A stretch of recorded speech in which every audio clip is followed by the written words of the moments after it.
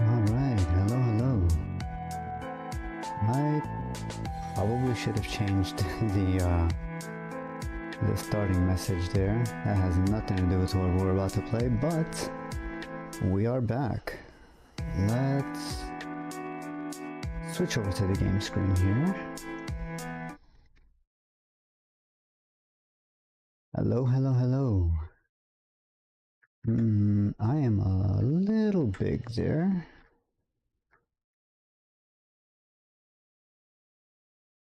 There we go. That's a little more comfy. Yeah, we're gonna do Terraria today. Specifically Master Mode, obviously, as you can see there. We're gonna try to get to hard mode today. I don't want to drag the stream on for too long, so we may skip over a couple of things like building up a proper base and everything, but we'll see how the stream goes. This should be fine. Let me just close a couple of things. Okay, so I've already done the character creation. It's nothing super important since a lot of armor sets kind of cover your character anyway. But yeah, let's generate the world here. Let's see what we can get into. I have no plan for any builds since the world is generating fresh. It could give us amazing things for melee, or it could give us you know, really good things for magic or summoning. We kind of just need to go with the flow here. Yes, welcome in light. Yes, we are playing Terraria today, as I had maybe not promised, but I did say I would try, right? This is not a public lobby, unfortunately. I don't have the VPN stuff set up just yet, but I figure I might as well get back into the practice of playing the game before I set that up at least.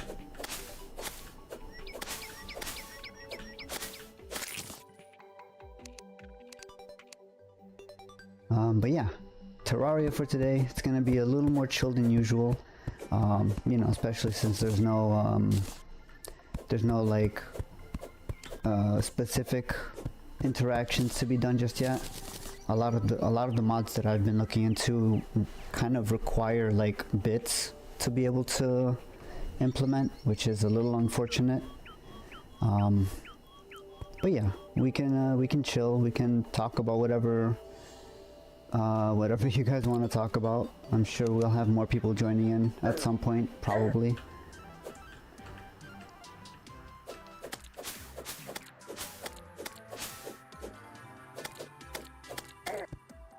Oh, please don't die. Another streamer I watched started playing the hardest version of Calamity mod. I doubt they know that. Oof. That sounds that sounds like a challenge. I have seen gameplay for Calamity mod. I've seen some other streamers like go into it with groups, and maybe not even in the hardest setting at some points. Cause I know it's supposed to be like Terraria, but like ×2 or ×3, because we just add so many different new things.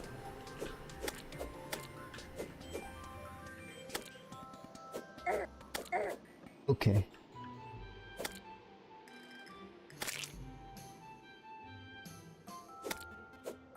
Please die, slime. I don't want to die here. There we go. Okay, let's... They also add ways to craft annoying drops. Ooh, that sounds fun. Let's make a little house here. Mostly related to the phone. Oh yeah, the phone was a nightmare when I first went for that. I'm assuming it's, hopefully it's the fishing stuff, because that was the biggest time sink for me, was trying to get the fishing things. Oh! Why would you do this, Bradley? You betrayed me. When was the last time you played? It's been a few months. but it wasn't like really super involved. It was just like grinding, fishing to get the last things I needed for the phone.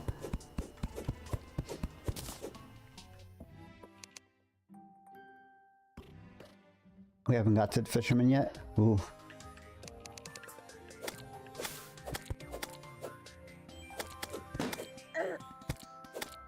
Shell phone. That surprisingly I already had the materials for. Because between all of the fishing in like hell and all of the other biomes and stuff, I got the other two things that I needed. I think it was like the conch and some other thing that teleports you to hell. A fire conch, I think it was, or hell conch, whatever it's called. That one, yes, the demon conch.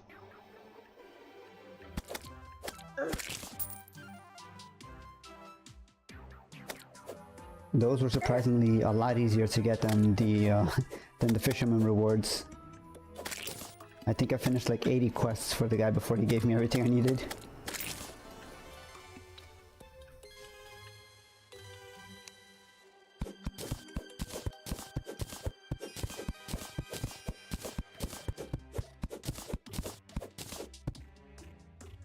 Okay, let's cut down a couple of trees here. That should be wide enough for at least an okay starter area.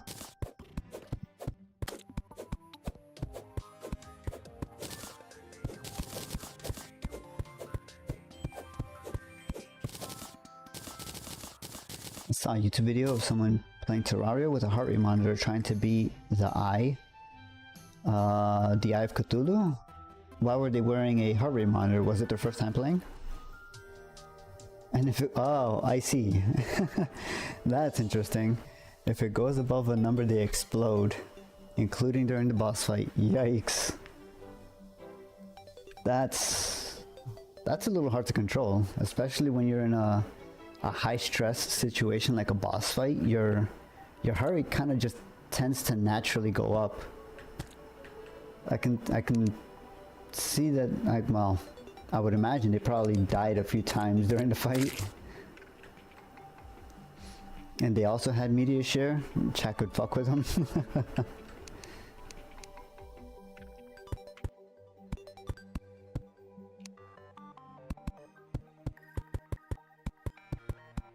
Yeah, those sorts of things are for actual Terraria experts. I am not good enough for that sort of thing. At least I don't think so.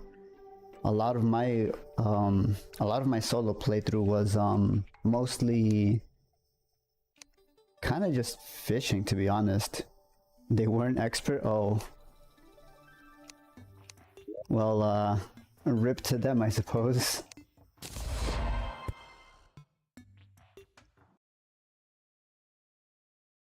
Oh, it shows the. I guess Terraria does have the internal achievement stuff, so that's fine. Let's see. I need doors. I might do stairs. I could do a second floor for the traitor Bradley. He's shooting slimes at me when he should be defending me. I'm very proud. Me and my sister killed Empress of Light during the daytime. Ooh, congratulations. That is no easy feat. I was doing a summoner build, so I also did my Empress of Light run-throughs to get the whip and the what is it? The summon that gives the summoned blades.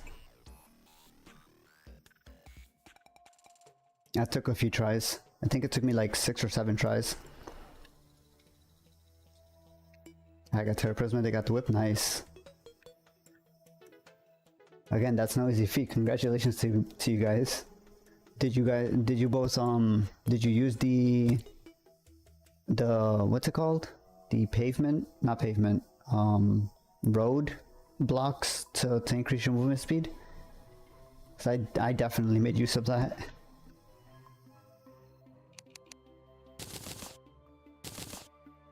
No? Oh.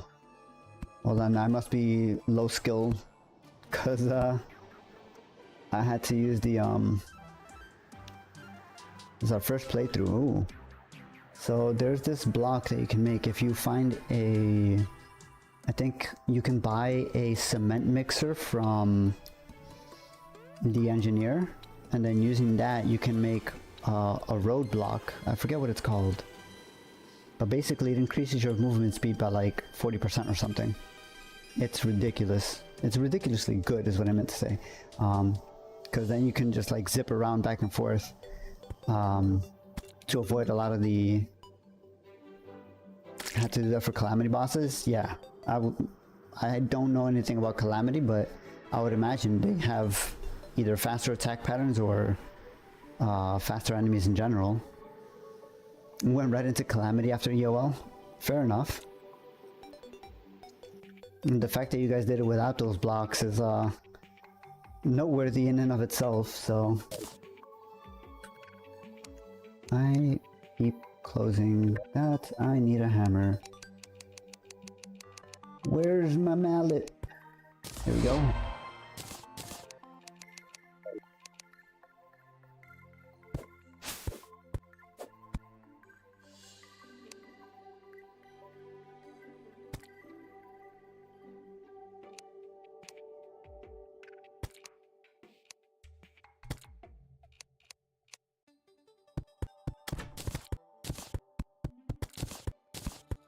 Badly, why have you done this? Okay, that works.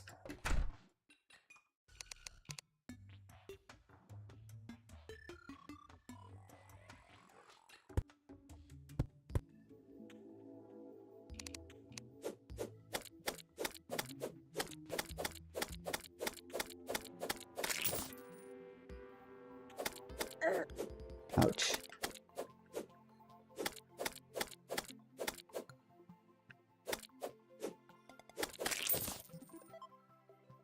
Out of curiosity, would you trust Steam's remote play? The remote play...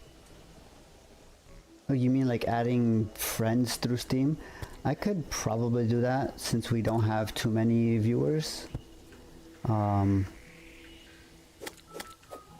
I would want to dedicate a world specifically to that through Tmod Loader. This is just the regular Terraria client.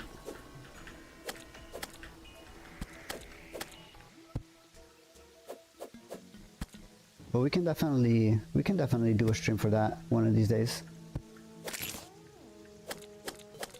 So many slimes. Oh, please don't kill me.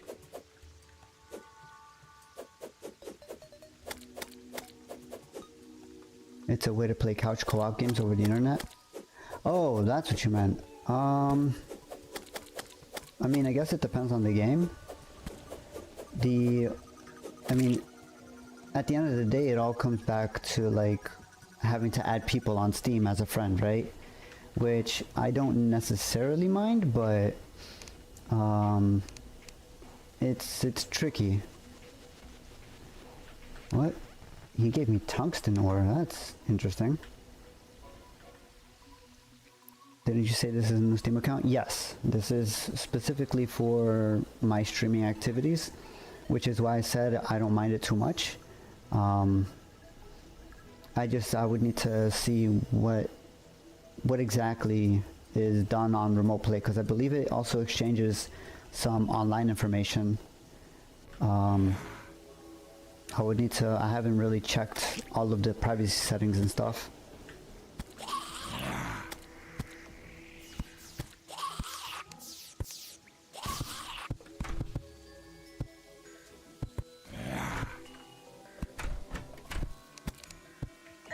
Okay, I'm about to die here. Okay, yep.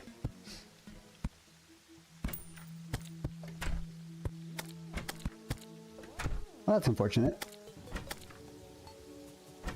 No worries. No, yeah, like I said, once I figure out like the privacy stuff, I'll definitely be more than happy to add people as friends. But I do need to be a little cautious since the internet is the internet, right?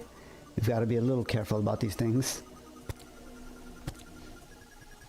I've tried to help another streamer with Terraria multiplayer. Fair enough. Let me I mean, like, oh, that range is ridiculous. They have a personal account linked to their Steam account and was nervous about stuff. Right, so that's the thing, right? That's why I created a whole different account.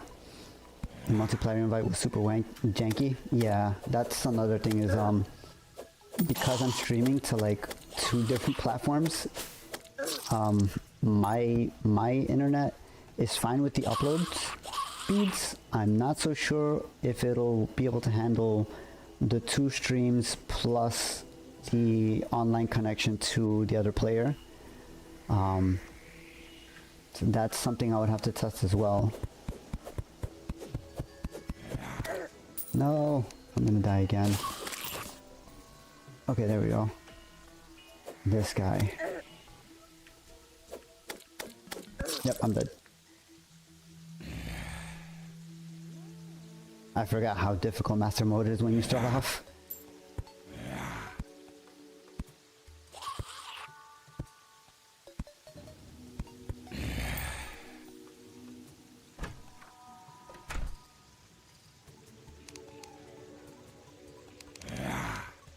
Let's take this moment to start building up that wall so they can't keep jumping over. That would be a smart choice of action. It's really a little different though. Sony unofficially doubled down on PSN stuff. Yeah, I figured that would be the case. Sony is not very well known for their charity with crossplay and all of that. They're very annoying about online connectivity to their servers and stuff. And before Graveyard Biome, I think we're already on the way there. We have what, 2, 3, 4, 5, 6 graves. We're well on the way there. Did Bradley die? I think he died. That sucks. Okay, well. Rip in pieces, Bradley. That's what you get for betraying me early on. Could hoik your doors. I tend to not to use too much of like the hoik stuff. I could hoik it, but I don't know, just it doesn't feel right. It's like I know that it's a well-known quote-unquote feature, but I'd much rather just have the door there. It's easier. It makes more sense in my head.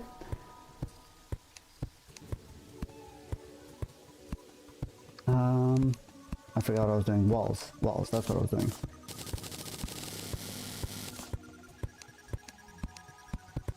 Could also build a moat and rope. Yeah, I could. I might actually. The moat is definitely useful for some of the invasion stuff with like the goblins and the pirates. Although that's not really a huge concern until much later on. I think that's the goblin invasion I know could be in normal mode, but I know for sure the pirate invasion isn't until hard mode, so we have a little bit of time to set up a proper base. This is more so just so that I can have a place to craft in peace. I think it's after you break a demon orb thing. Oh, that might be it, yeah.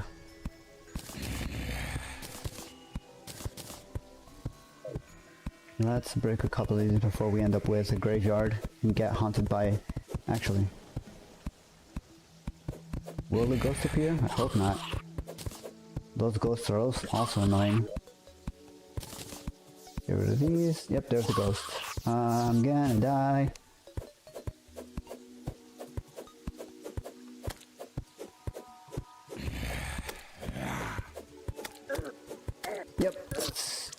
Yep, I figured that would happen.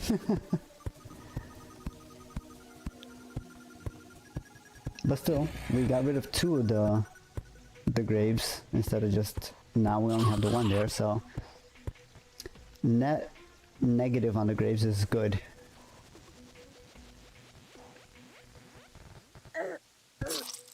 Of course. That's not good. Let me back in my house.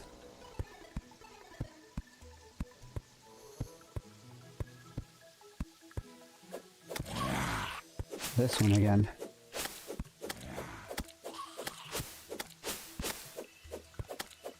No, you don't. Oh, I'm dead. Those things with the arm are always really annoying. There's the starts of the graveyard biome. You see the mist.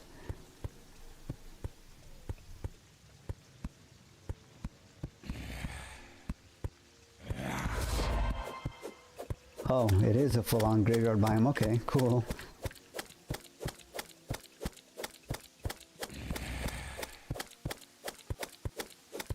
Well, let's hope we get an Abigail flower here come morning. That would be a nice addition to have, just to protect us a little bit. I'm so dead. There's so many zombies.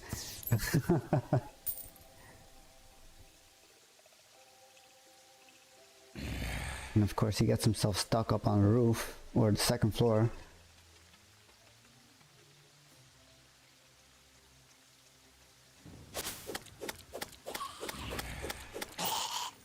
Finally. And let's collect those stars. We could definitely... well, hopefully we'll be able to make use of the mana.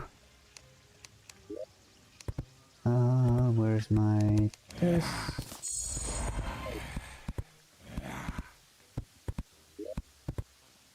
Might as well make armor, although... oh, here we go. Zombies again.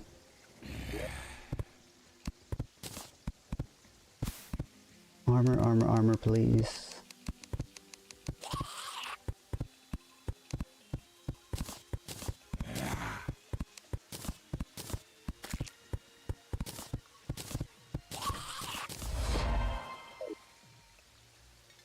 That's so many zombies.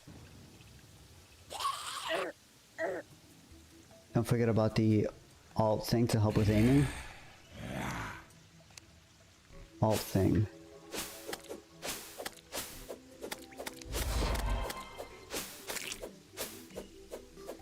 I'm not sure what you mean by the alt thing. Is it like an alternate setting, you mean? I'm gonna bring over some of those sunflowers to the base. Hopefully that'll slow down the monster spawns here. Okay, none of these have an arm, so we should be fine with range as long as we keep backing up slowly here.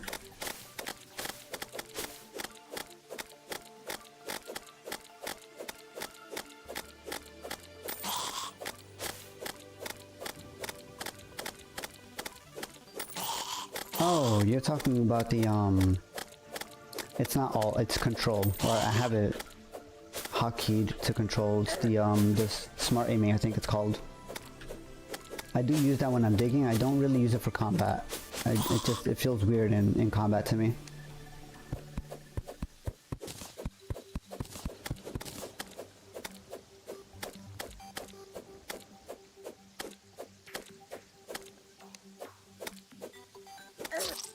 Oh, of course. Well, at least I have some of the flowers. You never turn it off? I could never. That's... kudos to you for being able to do that, but it's really hard to... I like to be able to like click specific blocks whenever I'm doing things. Especially in combat, I want to aim like in specific directions sometimes.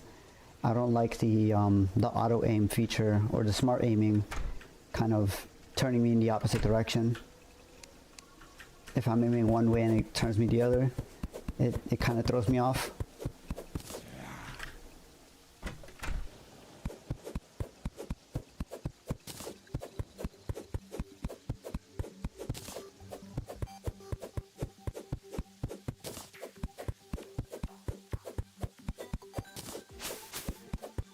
The whip aims where the cursor is? Yes.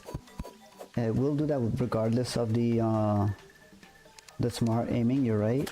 But it doesn't work as well with melee weapons if I were to do a melee build. Oh, I'm so dead. This flying fish. Leave me alone. Of course. Well, at least the ghosts are gone, and this thing is well away from the base. Let's go ahead and plant our sunflowers now that, well, once we respawn here. Sunflower for, nope. Sunflower here. And sunflower here somewhere.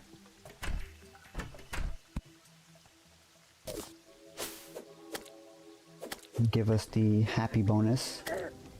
And that'll hopefully slow down, not stop the monster spawn rates.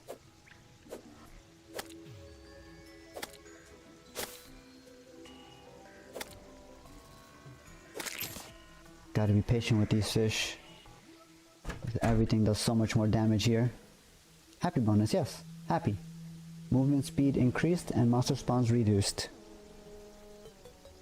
You get them from sunflowers, and you also get them from I don't remember where else, but I know there's another place you can, another way you can get the happy bonus. I'm just drawing a blank on where the other source would be. But yeah, if you ever want to build like a more secure or safe base, try to bring some sunflowers into the area, and that'll give you the happy bonus. Let's make some stuff for what's his face to come back.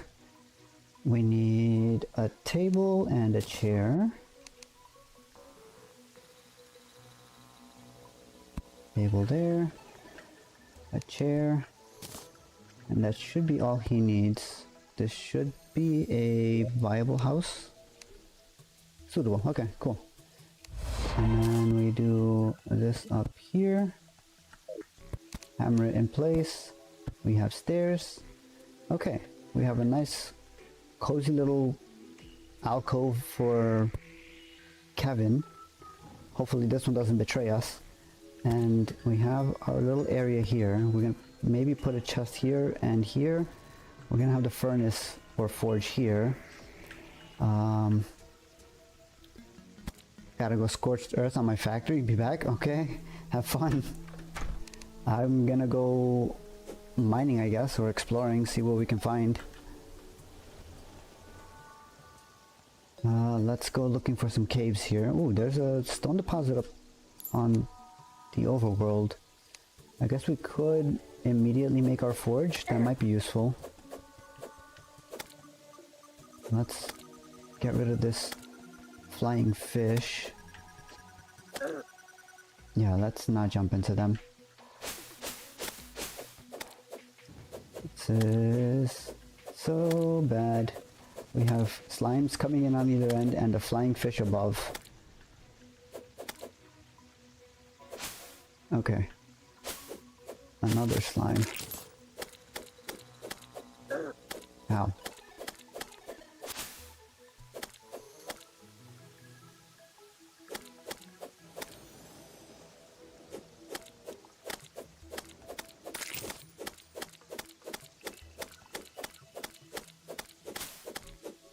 Noob Master Gaming, hello, welcome.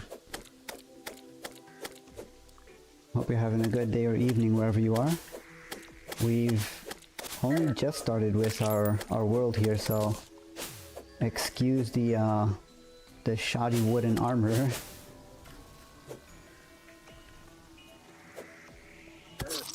Okay, well, I should have seen that coming. Make a grave for the slime. Well, there's a grave already here, so that'll work for the slime.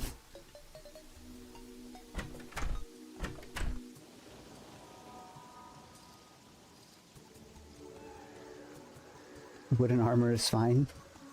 I mean, it's armor. I wouldn't say it's fine until you die. Okay, yeah, fair enough. Everything is fine until it's not, right? Oh, I don't have a bug net. Those worms would be really useful for fishing.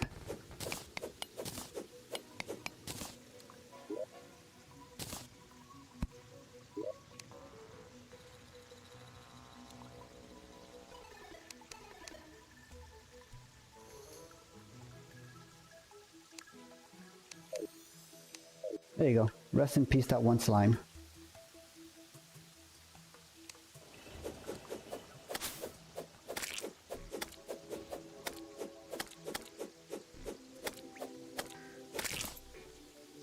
I guess maybe we can make this a general marker for the slimes that we kill.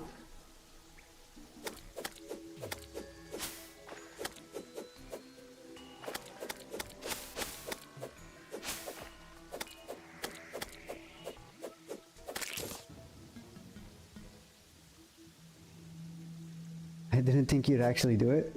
I mean, why not? We have the gravestone, we might as well use it.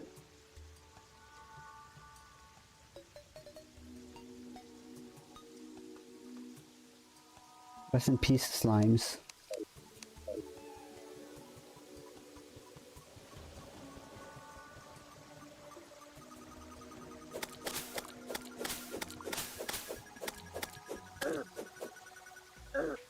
Okay, let's actually look for these caves that I wanted to find. And hopefully, well, hopefully we don't die to these flying fishes here. And yeah, typically, normally speaking, I don't usually use graves in my own worlds. Or at least the like 2 worlds that I've played by myself. I've never really marked any graves or anything, but since this is, you know, a public stream, if the viewers or you guys want me to mark something down with a grave, I mean, we have the ability to do so. I'm not against it. And we're gonna have plenty of graves to do such things. Master mode is not easy in the beginning.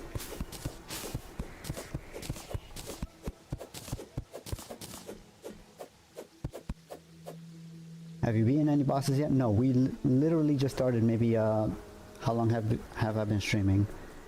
Like 20 minutes ago, 10 minutes ago ish. So this is the very beginning.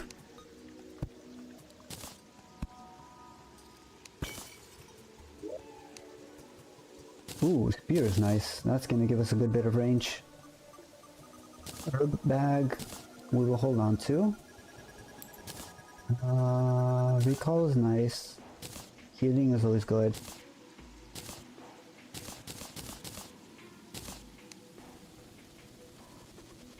I need to know something about you. Sure. What's the question? Corruption or Crimson? Aesthetically, Corruption. For mechanics, probably Crimson.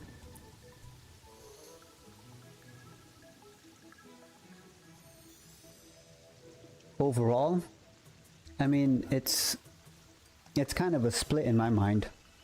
Corruption just looks cooler in my opinion, but the Crimson, mechanically speaking, is more interesting. I like the Brain of Cthulhu fight a lot more than I like the Eater of Worlds. That's just my opinion though. But aesthetically, like the color palette and everything, Corruption is more my style. As I'm sure you could tell by like my overlay and everything, I much rather the purple than the red.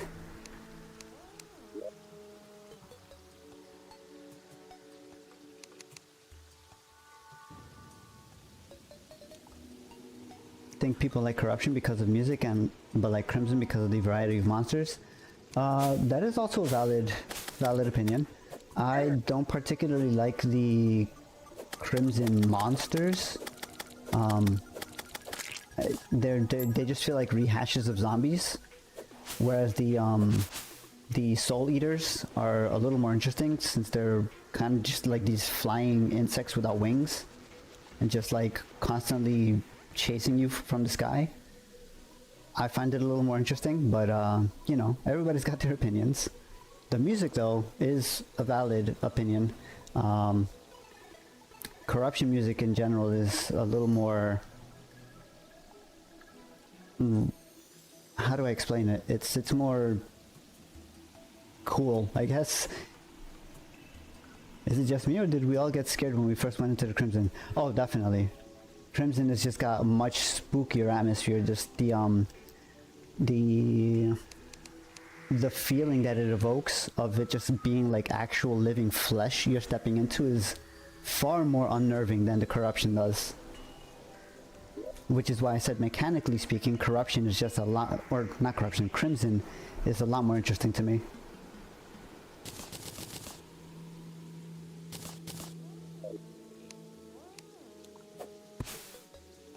Can I reach that? I can, okay. I'm mad because when I chat, it takes about 10 seconds to reach you. That might just be a YouTube thing. I'm pretty sure I have it set to low latency.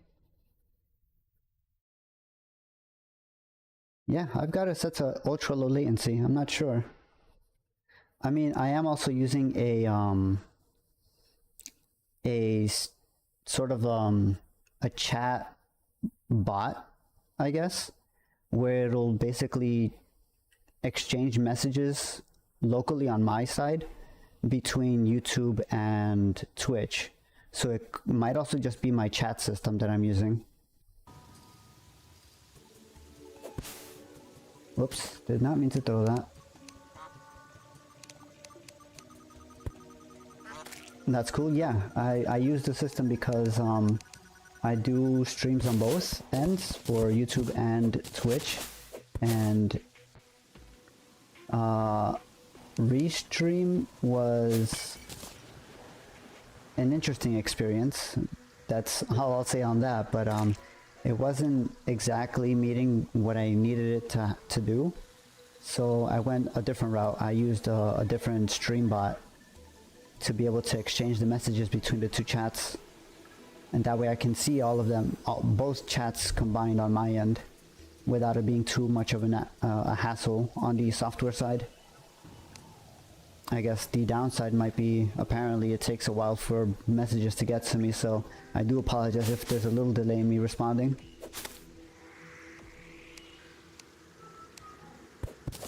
Can I see your house, or do you not have one yet? We have the bare minimum. We have 3 walls plus doors and a table and chair for the guide. Let's see if I can make a... Actually, we have recall potions, right? This. You have a cave too, don't forget that. Oh yeah, we have a cave too now, yes. But we have... This is our starter house. Of sorts. We're gonna have the storage, maybe 1 or 2 chests up here, another one down here, and then the forge maybe over on this side. And anvil and stuff like that to craft. Or I might be smart and put everything like a little more intelligently up here. But speaking of which, I should put this down. Nope, that's not trash. Do not trash the herbs. Mining potion. We'll store these. We might use these later on. Seeds, flowers. We'll keep this. Hold on to that. Acorns can be put away. I don't need wood immediately. Wood walls I should probably turn back to wood.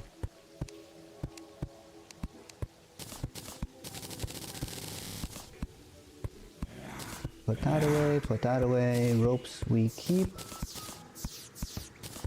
We can use potions for, or potions, mushrooms for potions later.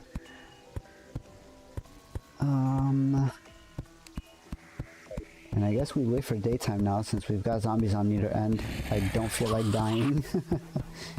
Or maybe we can dig down and start making a elevator under the house is probably not a good idea. Although we could maybe look for caves or something underneath.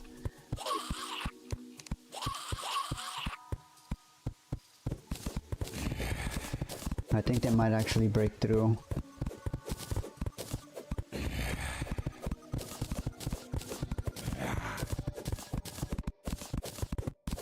Oh, of course I would break the 1 block I needed.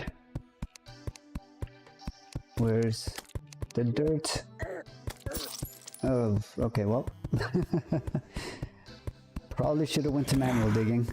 Try to get better weapons and armors before doing anything. Yeah, That's kind of the thing, right? With master mode, you've got to try and upgrade before you get anything serious done. I do have the spear, which is not bad. It gives us a good bit of range.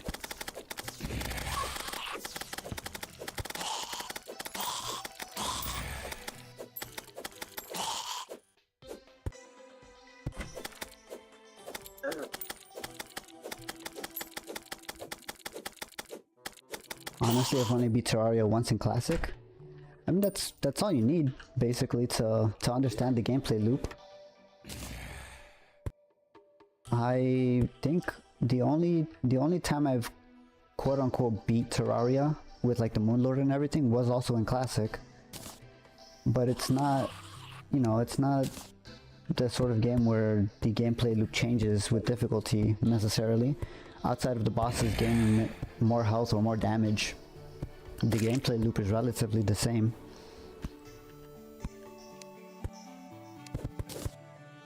Okay, so now we continue digging our little tunnel here. POV guide, why is there a gaping hole in the house? Don't worry about it, guide. We're making progress, that's why.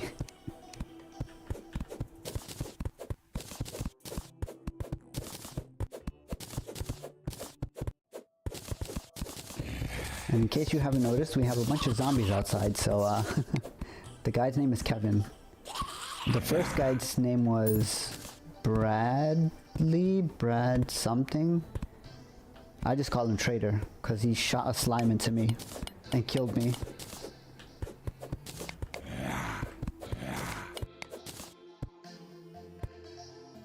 Like the guy from Home Alone, Kevin? Yes, Kevin.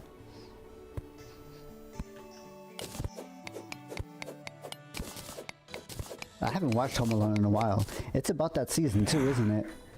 And like, I want to say we're in November already. So yeah, maybe a few weeks from now, we're gonna start seeing reruns of Home Alone everywhere. If you've got TV programming of any kind.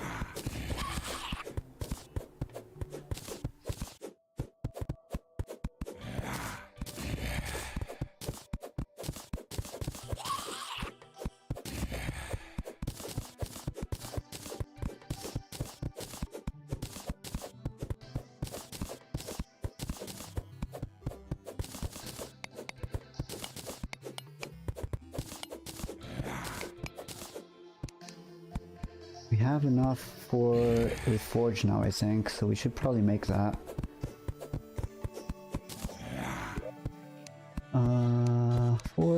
Forge, or maybe not. 26 blocks. We need more. Is it just me, or are the zombies above you dancing? They like to frolic a bit whenever they've got free time. If they don't see a target, they'll kind of just wander. No, I think the actual answer is, you know, because we're standing here, they'll kind of just walk back and forth while trying to pathfind to you.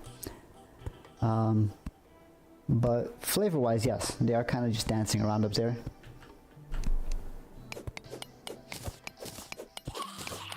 They've got nothing better to do since they don't see you right there, so they just spend their time waltzing around.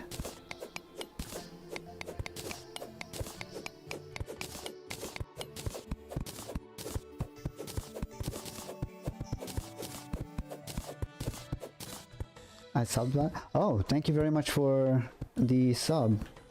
I do appreciate that. I haven't been super consistent about it, but I do try to put polls and announcements in the community tab if you want to check that out at any point.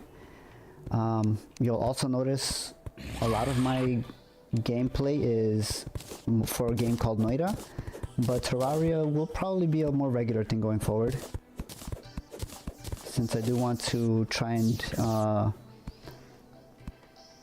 get this solo world going pretty quickly. I also want to do maybe a community world at some point in the future, but I need to figure out some like VPN stuff and everything like that on my end, just to make it easier for everybody, instead of having to individually add like a million Steam friends and everything down the line. Just putting out the VPN address would probably be better in that regard.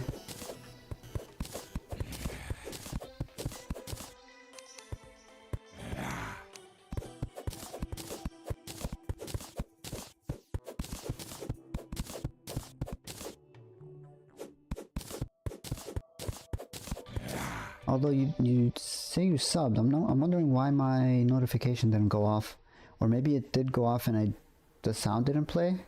I'm gonna have to take a look at that later. But thank you for letting me know, and again, I do appreciate it.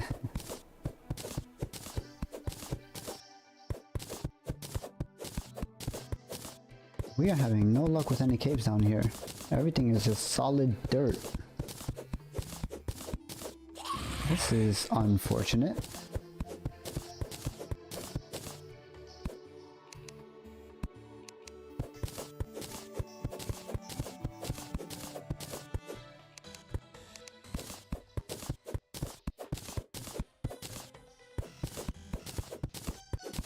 Okay, I think it's probably daytime, so we might want to go back to the cave.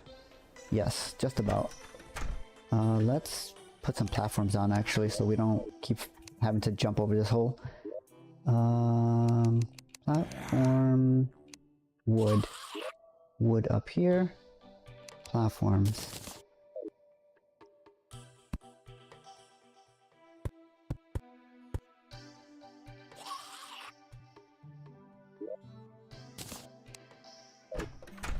It's still spawning zombies, okay. We'll keep digging a little bit.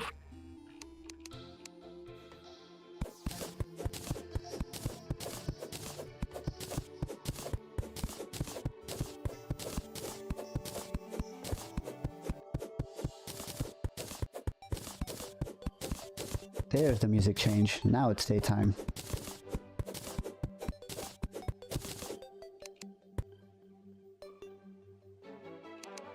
Up we go. Alright, so let's head back down to that cave that we saw. We got a spear out of that first chest, which was very lucky. It definitely is going to help us survive a few things now that we have range. Unless I run into them. That is counterintuitive to what we're doing.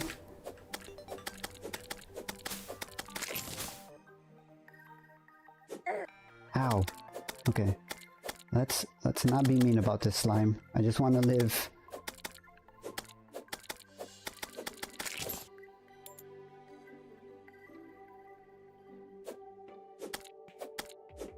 Oh, they have got some range when they jump.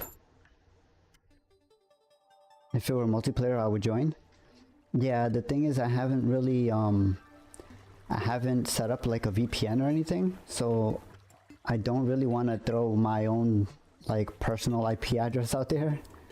So that might be a future stream. Once I get that figured out, I'm definitely gonna set up a public world. Yeah. It's just one of those things. The internet being what it is, you gotta be a little bit careful.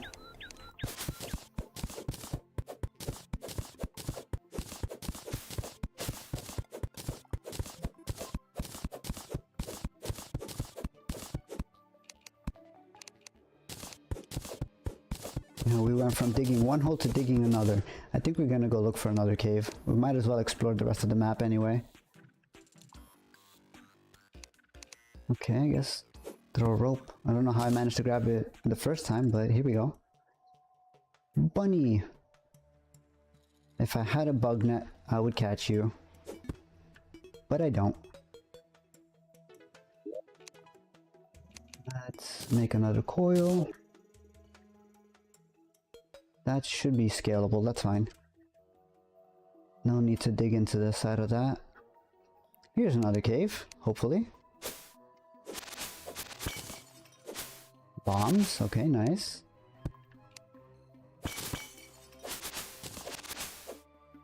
I'm a little traumatized breaking pots, because I did play a little bit of one of the,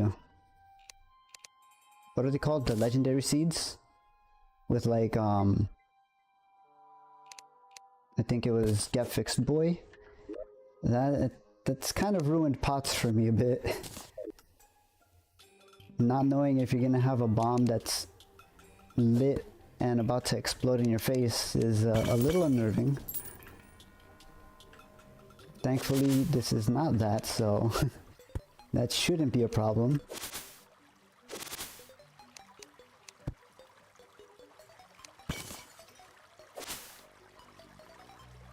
That's a very special seed combine. Yeah, the the legendary seeds are pretty wild.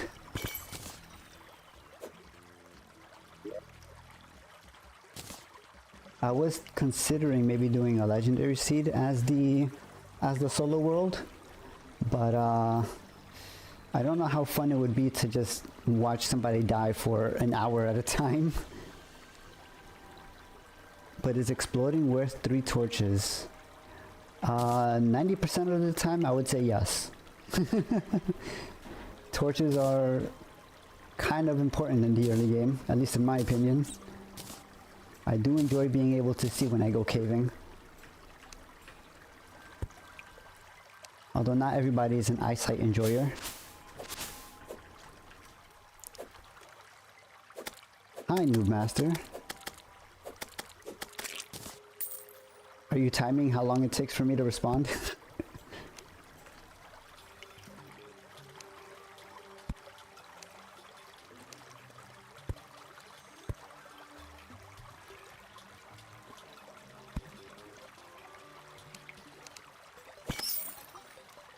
Oh, rest in peace, rat. I'm talking to 2 Jins at once. Oh, you also have the Twitch stream open? Okay, well, there's the trap. And thank you for, I guess, having both streams open. It's very much appreciated. On Twitch, it will say the latency to the streamer. Yes, there is an option to be able to see the latency. I forget how to get to it, but I know it's a thing. I think YouTube also has, if you go to the stats for nerds, I believe, it will also show general latency for the stream.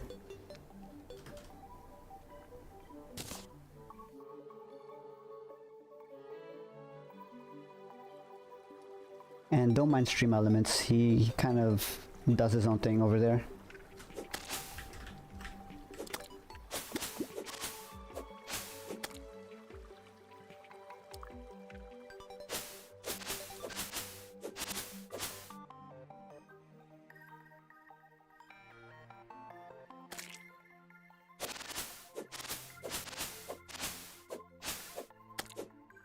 Gear advanced video stat. I'm guessing that's for the stream, the Twitch stream latency thing. Dun dun dun dun dun dun dun dun dun. I don't know which song that's supposed to be. Is it the cave music?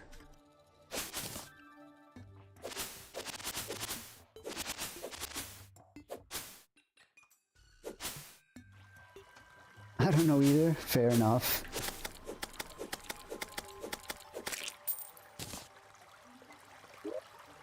I guess I should take the chest with me, right? We need storage. And we don't have... Well, there's copper here. I could make copper... tools. Oh, I have copper tools. What am I thinking? Ooh, shiny. Very shiny. What is your favorite biome? That's a good question. I don't think I've ever really considered what my favorite biome is. There is the regular forest biome. I think is really nice. Just being able to for the starting areas anyway. But in general, I think Shimmer is really cool. I like Shimmer. Mine is underground mushroom because it has a lot of chests and usually hard crystals. That is a good biome. It also looks really cool. Just the blue glow that goes on everywhere is really nice. Aesthetically, I would agree. Mushroom biome is probably one of the better ones. Shimmer is really good for some items. Yes, shimmer is very nice for items, and just like general like weird mechanic and shenanigan stuff. Aesthetically, shimmer is also just really nice. Having like the backdrop of like outer space as you're walking around, just like all the stars and everything, is really cool. Outside of that, Hollow is a little too bright from like hard mode.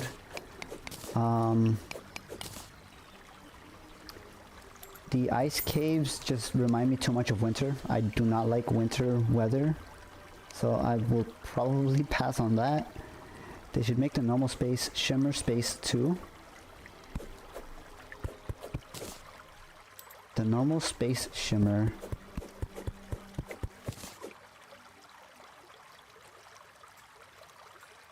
Uh-oh, decolon? Oh, we're getting into the weather talk again, huh, Light? Yes, I am a winter disliker. I do not enjoy cold weather. Oh, magic mirror. That's a really lucky find. Although I guess it is kind of common, but I wouldn't have expected to get it this quickly. That's really nice.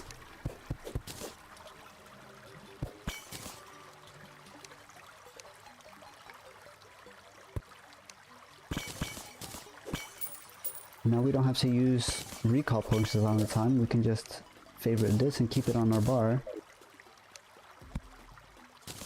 Topaz. I could... If I find more topaz, I'll mine them up. And that way we can have a dedicated magic weapon with maybe a topaz staff or something.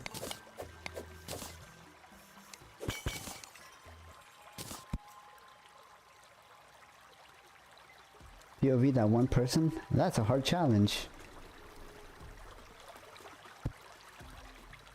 Now do it in hard demon god kill mode.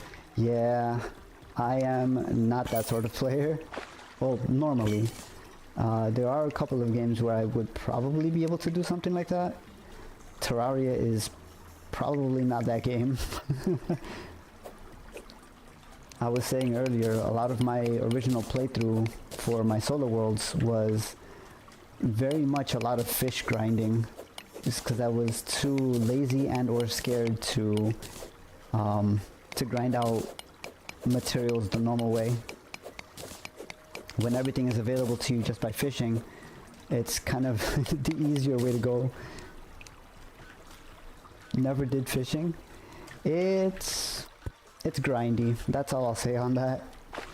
It's definitely not my favorite system in the world, but it does facilitate quite a few things, especially if you're trying to mass grind out different ores without having to visit a bunch of different worlds or generate a bunch of different worlds. Fishing is probably the easiest way to get that done. That being said, it is a grind fest, so it's not the best system in the world. Okay, let's kill this slime first.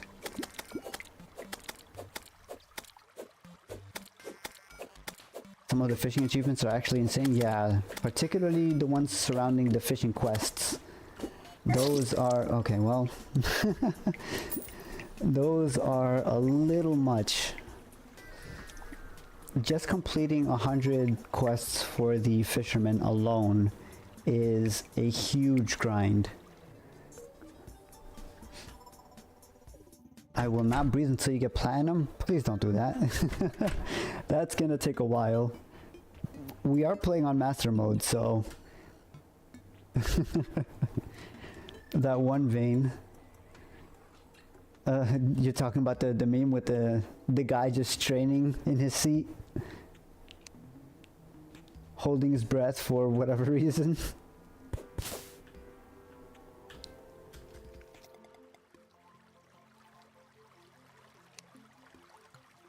God, that would actually be an insane thing to try to do, like as a stream goal or whatever.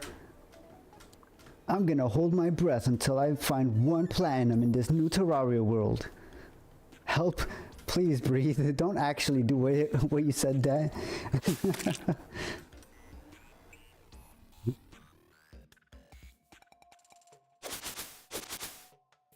can't do this anymore. Yeah, I would imagine.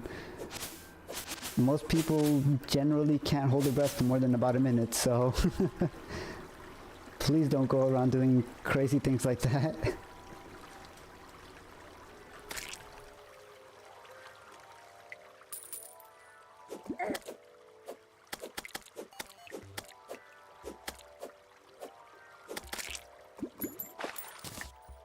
Oh, you're talking about this.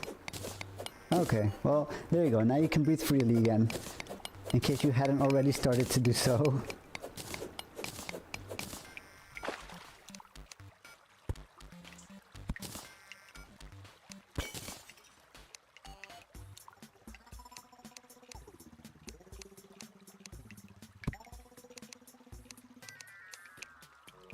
I can see my family tomorrow.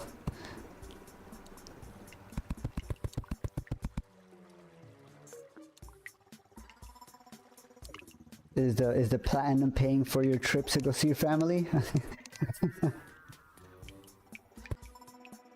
Although I guess having platinum in real life would be really nice. It does have a pretty high exchange rate in most places.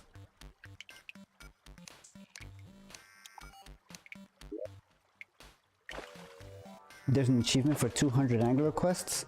Yes, and it is absolutely insane to try and grind that out. Believe me, I would know. Just doing the 80 quests that I needed for the phone was a nightmare for me. I can't imagine going all the way to 200. My question is, why is there sand in the cave? Do you want the geologic answer or the in-game answer? Because the in-game answer is because why not? It's just, it's there.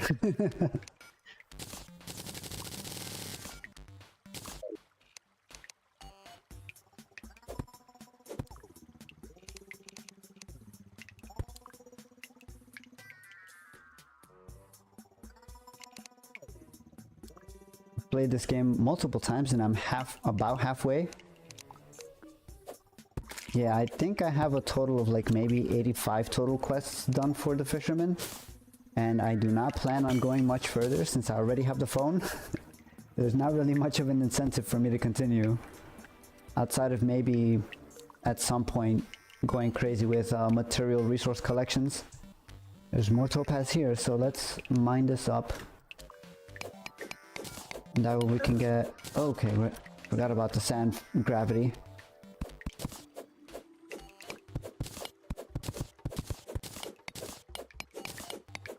Mine up the topaz and then the topaz up top also. So we can try and make a topaz staff and have a dedicated magic weapon for range. And that way we don't struggle with ammo stuff. I always see Terraria skyblock videos and I wonder how they fish for 9,999,000. Well, no, that's what, 99,999,999 years. Yeah, it's a grind. Like I said earlier, it is definitely a grind. And while I do enjoy mindlessly fishing every once in a while, I do not imagine that I have the patience to just sit there for 20 hours to try and grind a single thing that I need to progress forward. That is just madness to me. The absolute endurance that they have is ridiculous.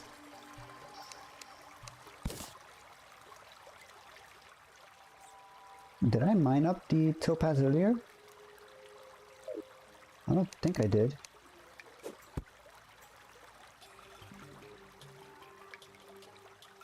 Most items from fishing you can get from somewhere else. Yes, but the opposite can also be said. Most things that you can get anywhere else, you can also get from fishing if it's not available anywhere else. Which is probably why a lot of skyblock videos incorporate so much mining. And there's the topaz.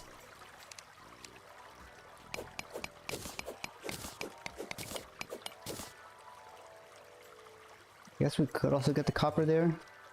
Is there copper armor? I'm pretty sure there is. We'll find out. Anything will be better than the wood we're wearing right now, I guess.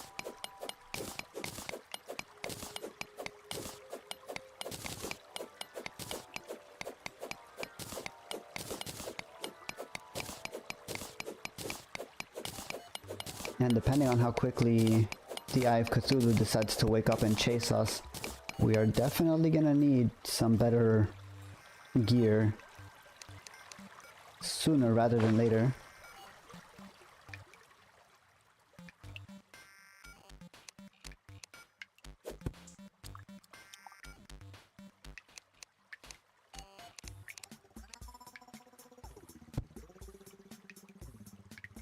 There's tungsten up there.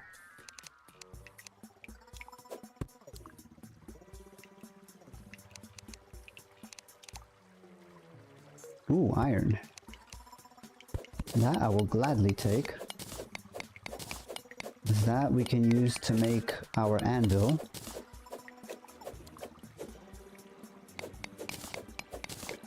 Okay, I've got to get my YouTuber voice for this one.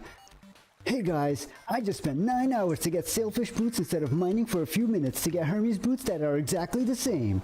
That about tracks for most Terraria videos.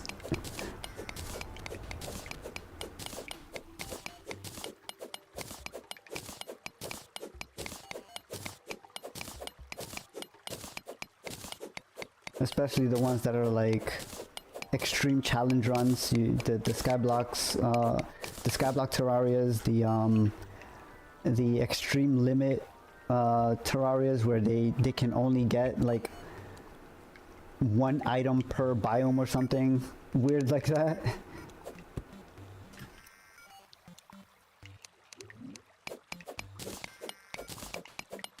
Do you play multiplayer?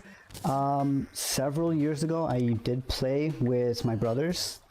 We had our own like little world, but they never got like super into the game, so it kind of died off after we got to hard mode, and then I kind of just switched over to playing solo afterwards. Created my own world and everything.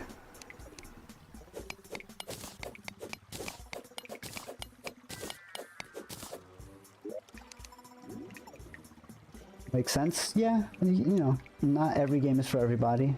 Everybody's got their preferences, and whether fortunately or unfortunately, my brothers were not too huge into Terraria, or at the very least they didn't want to like grind out for ages and ages to get everything.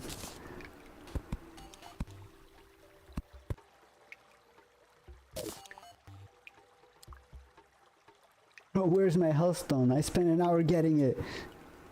What hellstone? I don't know what you're talking about. I found this hellstone. I went mining for it myself.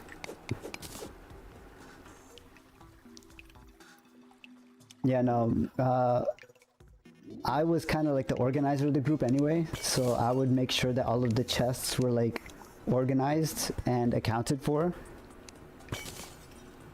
They would just go around crafting everything if we had the materials. I'll just be like, yep, okay, yep, you do that. I'll just make sure everything actually stays organized so that we don't have a mess of chests everywhere where you have like 4 ingots of iron in this one and then 20 ingots in another one, and you can't find either chest because none of the chests are near where the anvil is. I cannot stand having a world like that. Jellyfish chilling? Yeah, he's chilling. As long as we don't bother him, he won't bother you. Unless you're underwater, then he might bother you.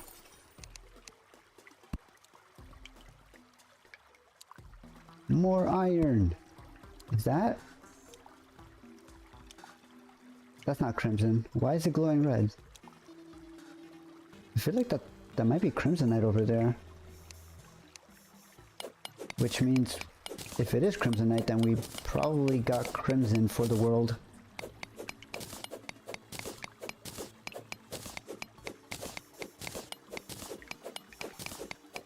Yeah, it looks like it's a single crimson ore. We'll check. I did hit random for the corruption method, so we're about to find out which one we got. I'm pretty sure it's Crimson, so that means we're gonna have to prepare for the Brain of Cthulhu. Of course it's a trapped chest. I should have known.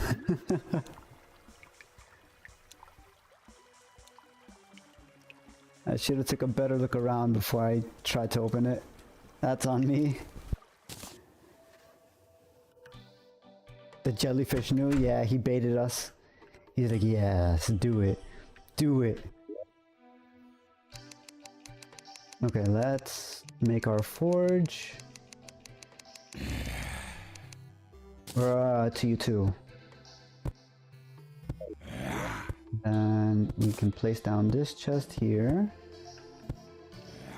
I have a platform. I should probably make more platforms. Platforms. That way we can put an anvil here to craft with.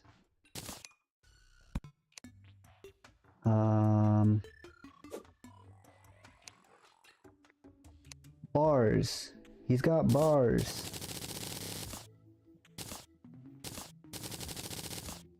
Okay, not quite enough iron. I think we have enough for an anvil, but not much else. Okay, so nope. Let's throw all of our metal in here. Should it be a war crime to make anvil away from the furnace? I believe so, yes. The penalty being maybe not death, but definitely 15 to 20 years in prison for having absolutely no common sense.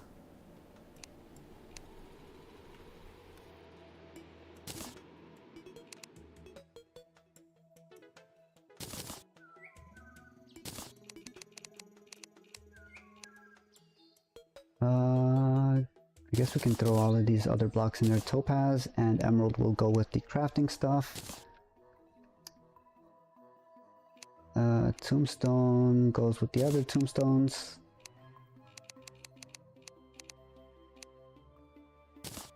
Fallen stars will hold on to. Waterleaf can stay here. Keen spear or... yeah, keen spear. Bombs. Recall potion, throwing knife. I think we're gonna wanna add another building over here for more NPCs to move in. I'm pretty sure we have enough, or we had enough to have the shopkeeper move in at some point. Let's craft another bit of this and throw the golden chest up here as well. That's not what I meant to do.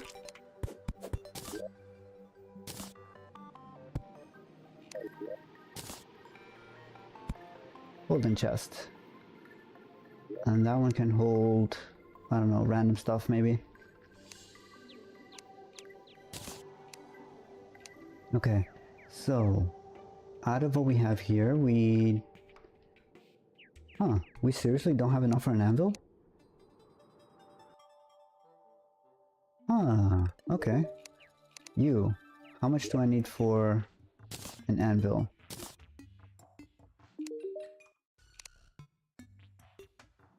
Crafting, iron. Where's the list? Anvil, anvil, anvil. Anvil. 5 bars. So why is it not sure? Oh, because I'm not at the stupid crafting table, right? I'm smart sometimes, just not right now. I could put it down here, maybe?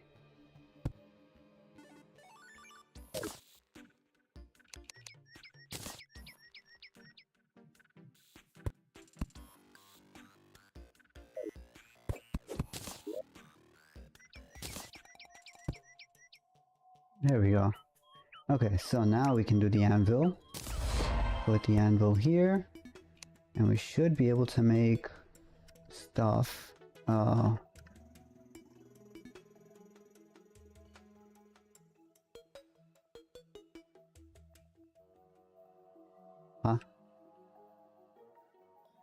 I'm confused.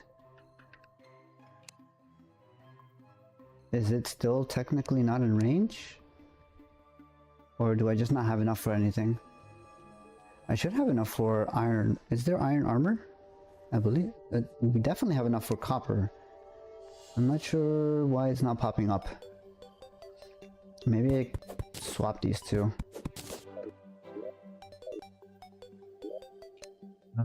Put the workbench up there. Yeah, okay, so if we're underneath the block, it doesn't count. That's really weird. Okay, well, the more you know.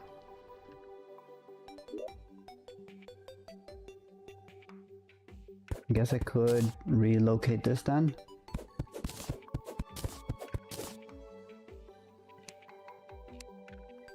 Where are the platforms? Platforms, put this here. Put another one there. And then we move the...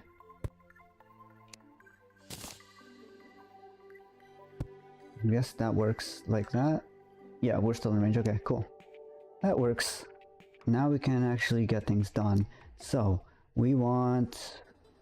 I don't think we have enough for a full copper set. Yeah, no, 32, 48. We have half of what we need.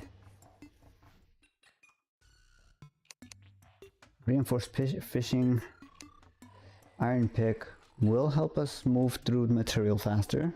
Also, welcome back, Noob Master. I forgot if I said that or not. Iron broadsword does have a higher damage than the spear.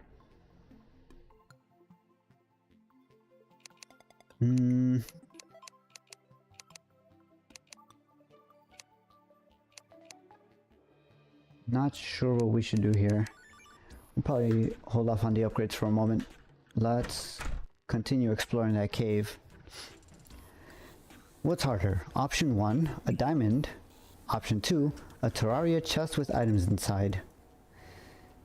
That is a very good question. I mean, the diamond can be mined pretty easily in Terraria, right? So I would go with the chest, the Terraria chest with items inside.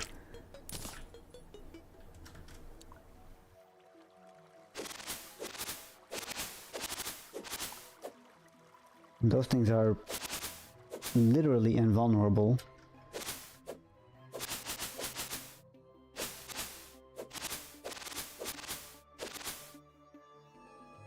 On the same note though, what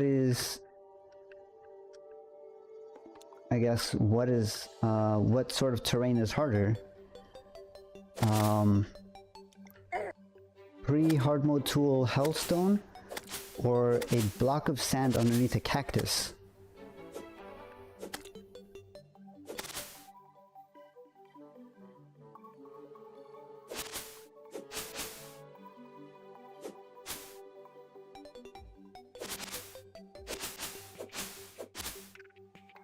Sand, duh.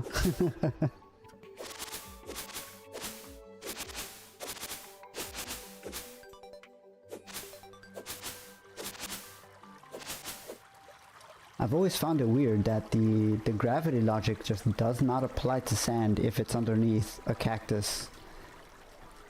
It just floats there indefinitely. And it's also impervious to everything.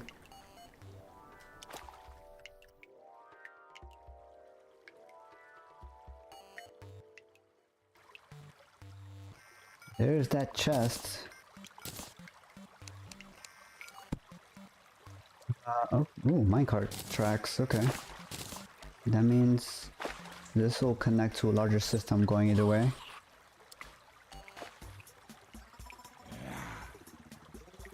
In Minecraft, the cactus just breaks if you break the sand under it? Yes.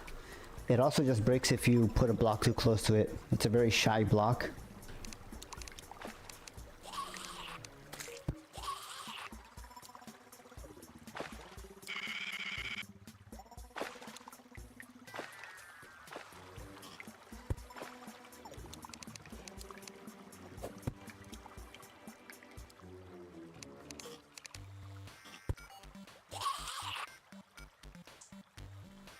That is definitely a crimtane ore.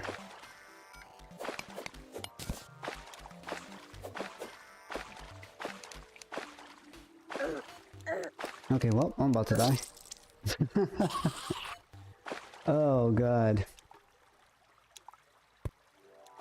The bat's giving that feral status is not fun. Terraria cactus are built different, true. And the Giga Chads of I don't even know what this would be, survival craft games.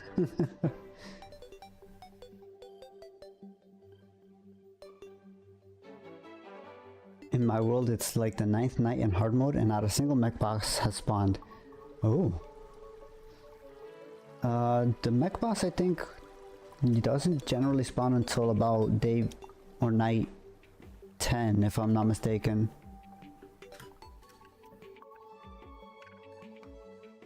But again, I could be wrong. I don't generally... Like, my first playthrough was normal mode, so my timing could be off there.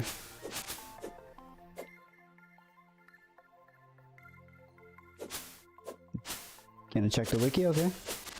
And let me know what you find. At least to my memory, we didn't see Eye of Cthulhu until... Or sorry, not Eye of Cthulhu.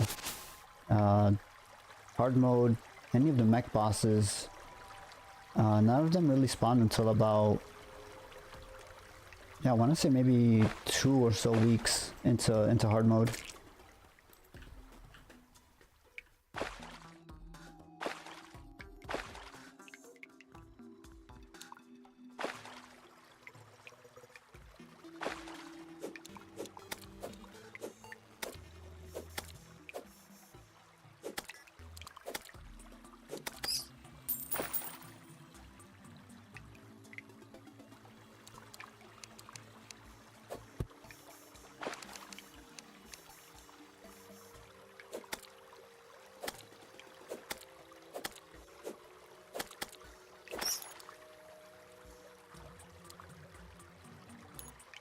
Only natural after you beat one?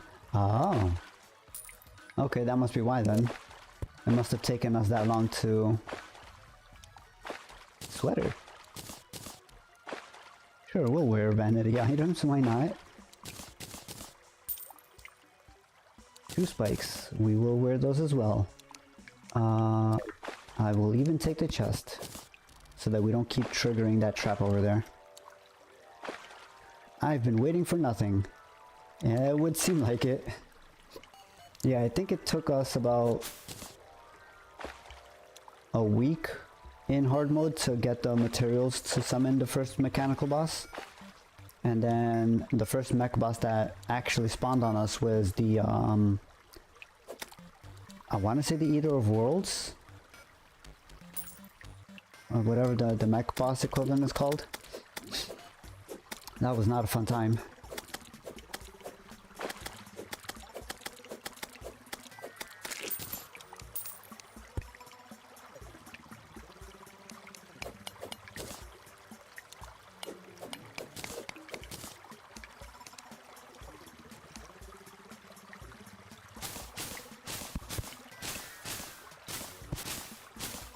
I think the mechanics for naturally spawning changed since I last beat Terraria.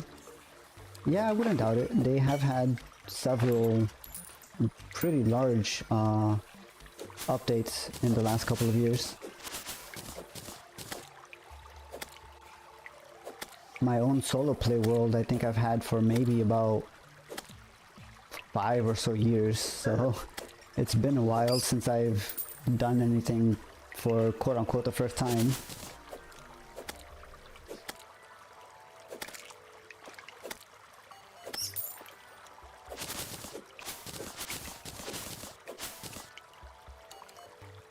And now it's a 1 in 10 chance. 1 in 10 chance every night? That does sound different from what I remember. I feel like it was time-based before.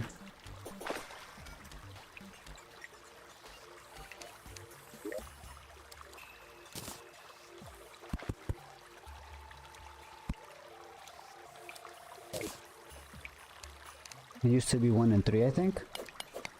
I'm not sure. When I first played through Terraria, like even now, I haven't really delved too far into the wiki. So I'm not sure about all of the spawn rates for things. And you didn't need to kill one? Yeah, that was a big, that is a big difference. I definitely remember there not being, or at least I don't think there was any requirement back then to kill one before you see them spawn naturally. I could also just be confusing with like the normal mode bosses, because I know the Eye of Cthulhu is the first quote-unquote natural spawning boss, and that one doesn't happen until I want to say maybe about a week or two into the natural generation of the world. But again, I could be completely wrong about that. I didn't know there was a wiki until I beat the game. Yeah, and I knew there was a wiki because I have played a lot of survival craft games before. I just never really like dove super deep into it. Eye of Cthulhu spawns after you get 200 HP. That's what it was. Okay, that sounds about right.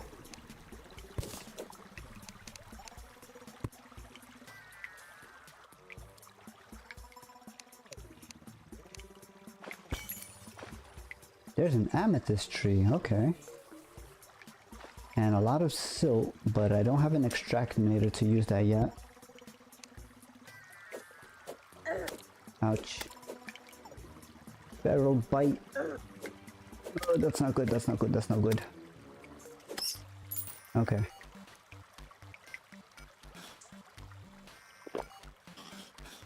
There are other natural events after getting to 200 too. I wouldn't know what those are because I have no idea what triggers when. I just know collect HP and get good. Unless you're surrounded by bats. Is it just me or should you need to mine a stone tree with a pickaxe? Oh, the goblin army and stuff happens after 200 also? Interesting.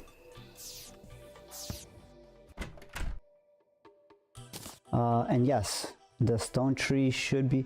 Actually, the stone tree being made of stone feels like it should be mined with a pickaxe, yes.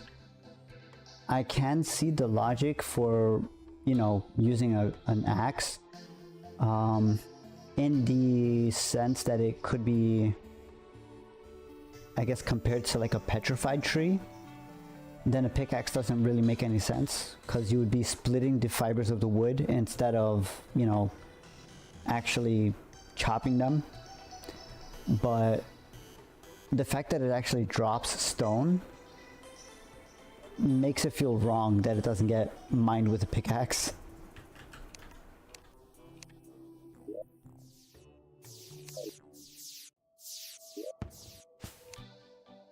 More copper bars.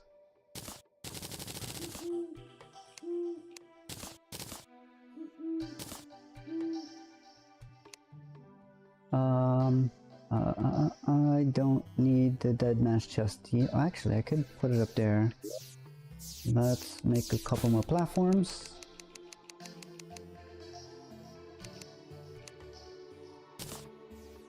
Underrated channel.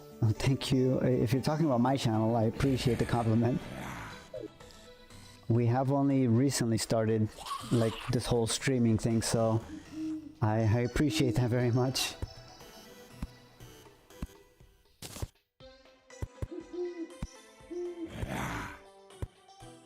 Let's put our... Actually, we can separate our, I guess, building blocks away from everything. Since we have another chest here.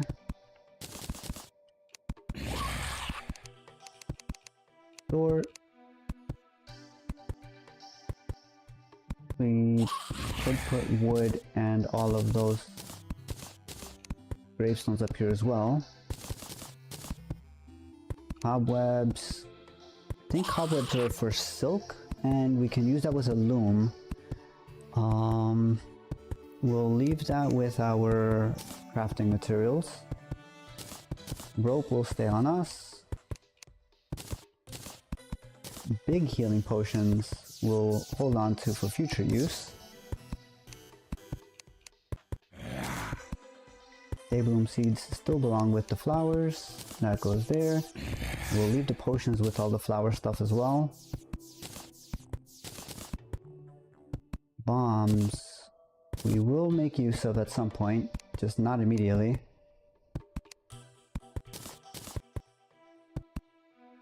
Platinum ore goes there. Sort. Average Terraria first night. Blood moon is rising. You feel an evil presence watching you. A meteor is coming to your house. A moon lord is gonna spawn somehow too. True.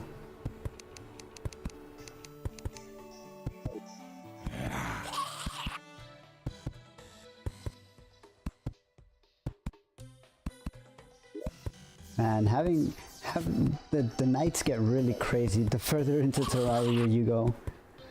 I have had blood moons with evil presence show up. I have had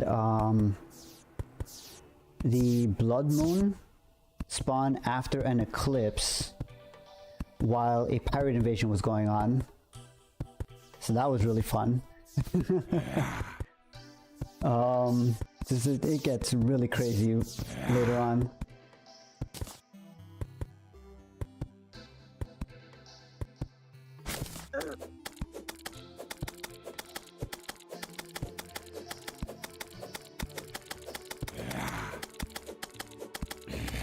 The star's gonna get Thanos snap? Not if I've got anything to say about it. I do want to at least get to 100 mana to be able to make use of any magic weapons we find.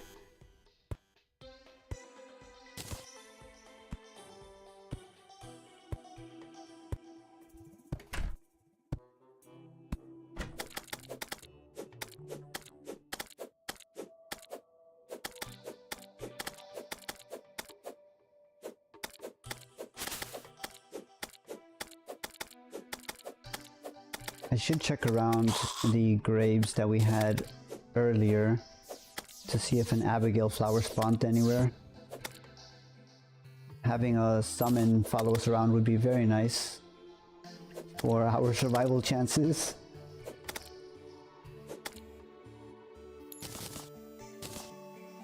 Oh no, the strong zombie with the long arm. Nope, nope, nope, nope, nope. I'm staying in my house. No Abigail flower here.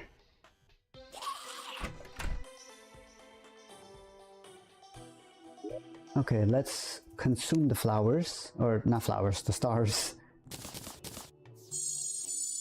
Oh, just enough to get 200. Nice. Okay. I will take the free lens. Thank you very much, game.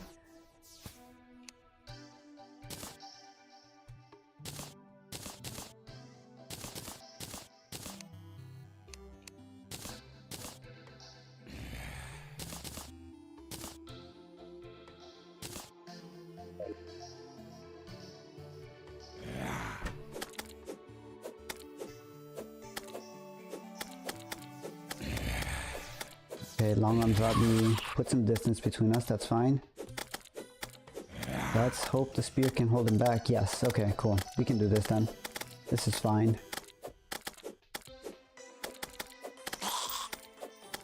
Finding that spear in that first chest has really been a huge help here. At least for the times I've been able to use it anyway.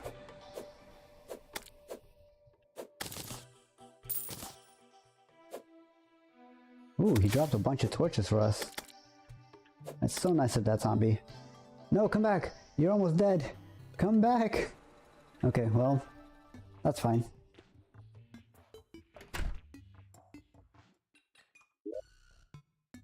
Let's see. Do I have enough to do anything here? We have 36. I believe it's 48 for a full copper set of armor. So we're not quite there yet for a new armor. Although, I don't think that's any better than wood, right? Only the chest piece gives us a bonus. And even then, actually, I don't think they state the armor bonus if you're not wearing it, right? Yeah, okay. But even then, it's only... It would probably only give us maybe 1 or 2 extra armor above what we have, so it's probably not worth it. Copper broadsword is 1 damage higher than the keen spear, but the crit would drop. So I think we stick with the spear for now.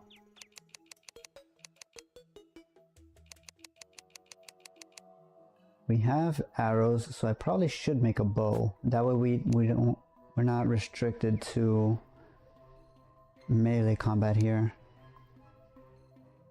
We'll do the iron bow, and that'll be our range.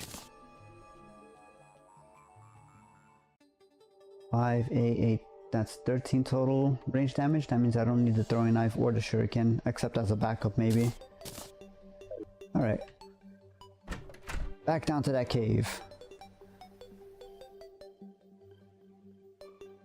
I'm kind of hoping we find more iron so that we can get an iron armor set.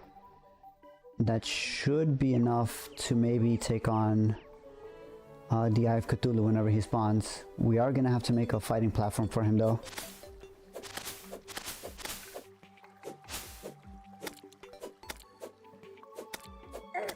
Ouch. I also desperately want to find some health hearts. We haven't found a single one yet. We're still at the base 100.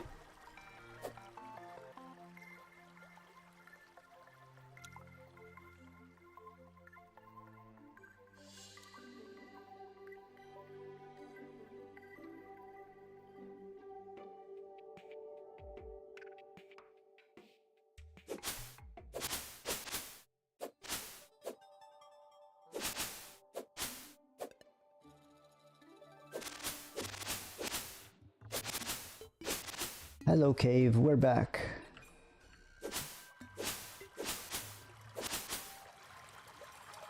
I probably should have left my money in one of the chests. Oh well. I'm sure it'll be fine.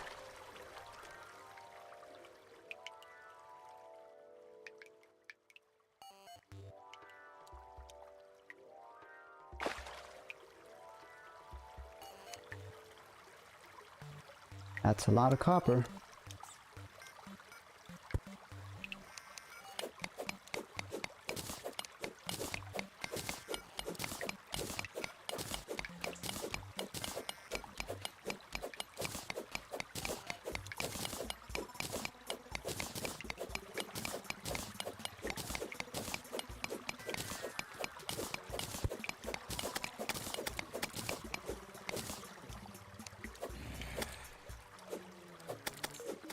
Ooh, more platinum. We've been getting really lucky with platinum we're generating here. It's a little concerning, if I'm being honest. Whenever the game decides to give you good stuff, it usually means bad stuff is about to happen. Although I guess to be fair, we have died, what, 4 times now in this area? So I guess that tracks.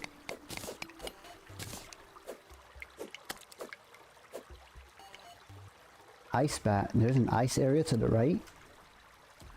That's interesting. Oh god, so many cave bats. I'm gonna die to slimes, yep. That's unfortunate. That's a lot of enemies, Jesus. What was that? 2 slimes, 2 cave bats, a skeleton, and an ice bat. Okay, we're definitely gonna need to upgrade some stuff here. Back yet again, welcome back. We've also returned to our base by means out of our control.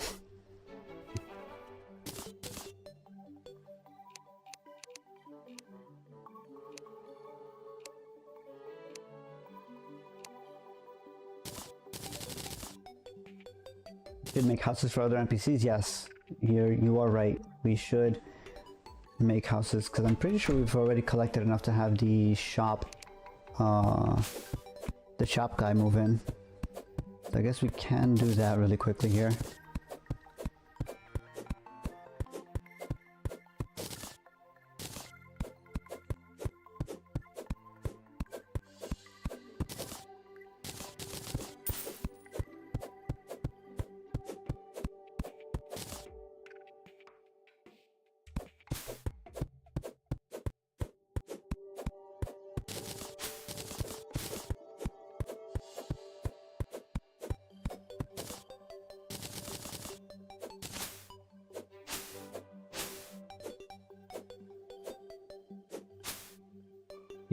Give some good rooms and give Goblin Tinkerer a tiny box because he's a scammer. You're not wrong. He's definitely got a good business model, I'll give him that. Having to roll lottery essentially for your upgrades is a little dishonest, if I'm being completely fair. I do want to make them each their individual houses though. Normally I would make like a giant tower for all the NPCs, but you know, for stream, I think we should make it at least a little presentable.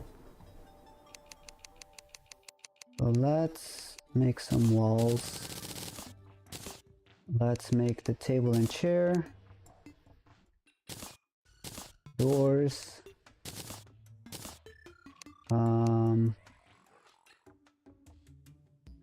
Can I do a lantern or chandelier of some kind?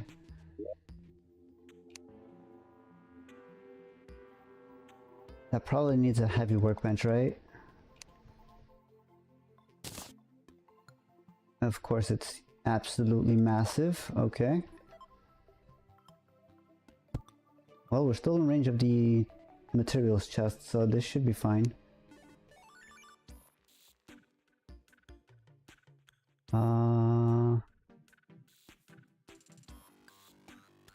I can make the emerald staff for magic, and that is a decent amount of magic at that. Can you replace workbench with heavy workbench? No. So the heavy workbench is specifically for what's the word I'm looking for? Decorative items. It has nothing to do with like actual functioning doors and stuff like that. Yeah, it's a little weird the way they separated them.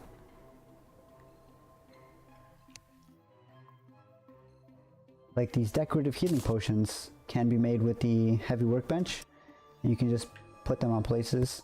If you break it, it will still drop the healing potion, but it's a smaller sprite than the normal one if you just place it down. Although I don't think these are placeable, right? No. It doesn't need little things. Let's make this emerald staff so that we have consistent, unlimited ammo for range. As long as we have mana anyway.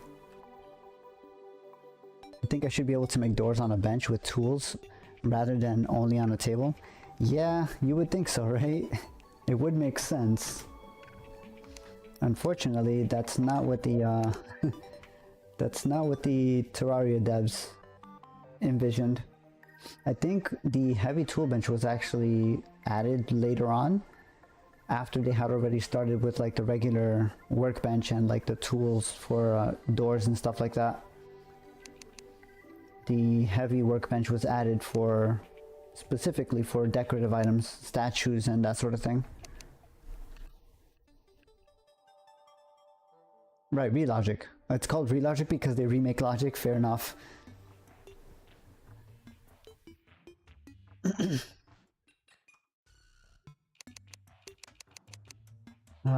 Okay, I guess I can only make a tiki torch. Doesn't look like I can make a chandelier or anything. which is really odd. I'm pretty sure we have enough material for it.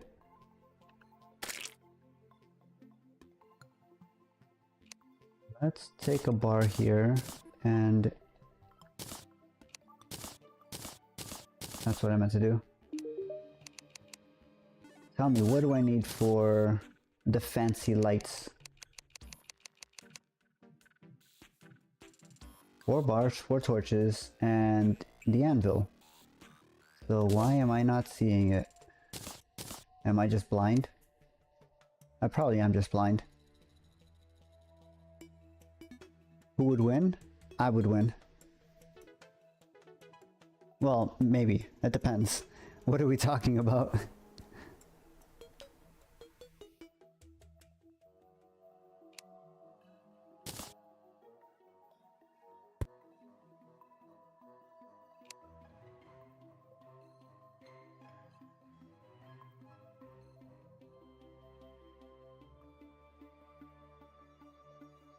That is really strange. I am not seeing the chandelier.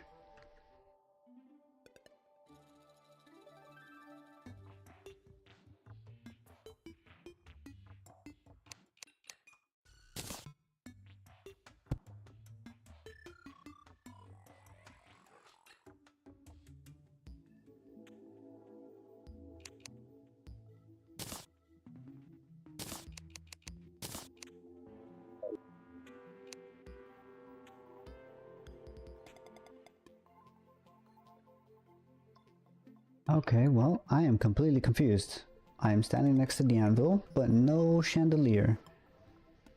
Is it because I have this favorited? Nope, that's not why. Very odd.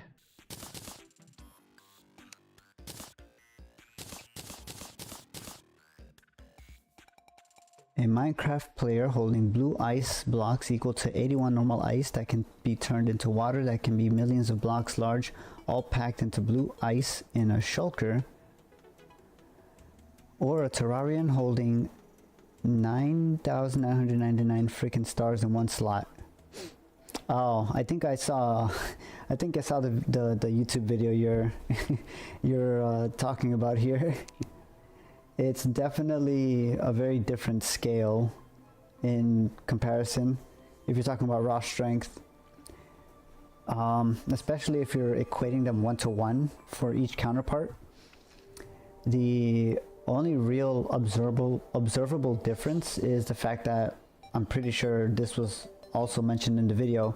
One of them is 3D, whereas the other one is 2D. If you could have an infinite layer of 2D overlapping into the 3D space, who's to say that a single slice out of a Minecraft block isn't enough to encapsulate, you know, an infinite number of Terrarian worlds, right? Yeah, they did gold and gold blocks because there's a direct comparison between the two of them. Equating what is essentially a lake, let's say, is stored inside of a shulker box, compared to what would theoretically be a universe or a small universe by holding that many stars is kind of disingenuous to each side if you're trying to make a direct comparison to the two. Now it's night, so you can't do anything. I can still do things. I can just run through the enemies and pray that we don't die on the way to the cave.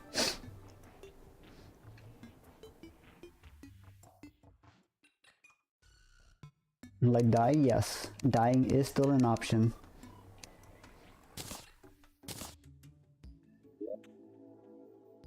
Okay, so let's put these bars back away, sort. Let's go finish building this little house. Door, walls. We probably don't have enough walls. Definitely don't have enough walls. Oh! We just need one more set of walls. Let's put down the table, the chair, and the tiki torch. And let's go make the last bit of walls here. Where is the wood? Here. No. Oh, there's enough walls here, I think. Should be enough walls.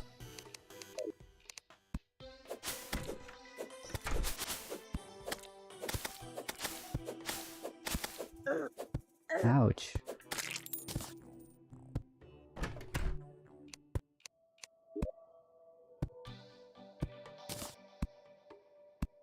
That's not what I meant to do.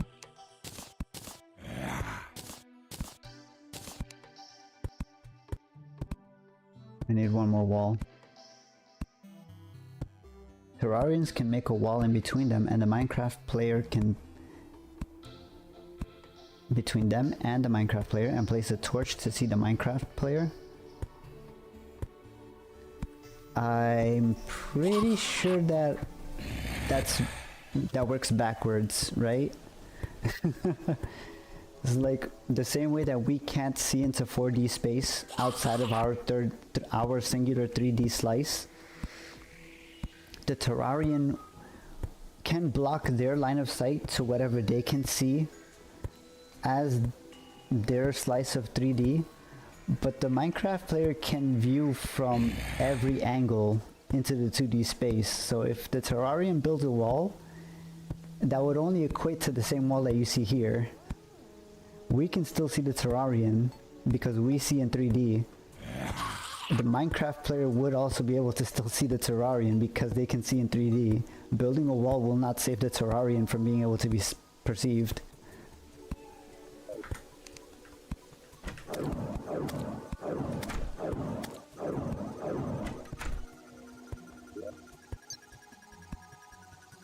But we're talking about like dimensions and stuff here, right? It's a very difficult topic to theorize and get completely correct all of the time. Since we only observe our world in 3D, we don't have the direct perspective of what 2D would look like.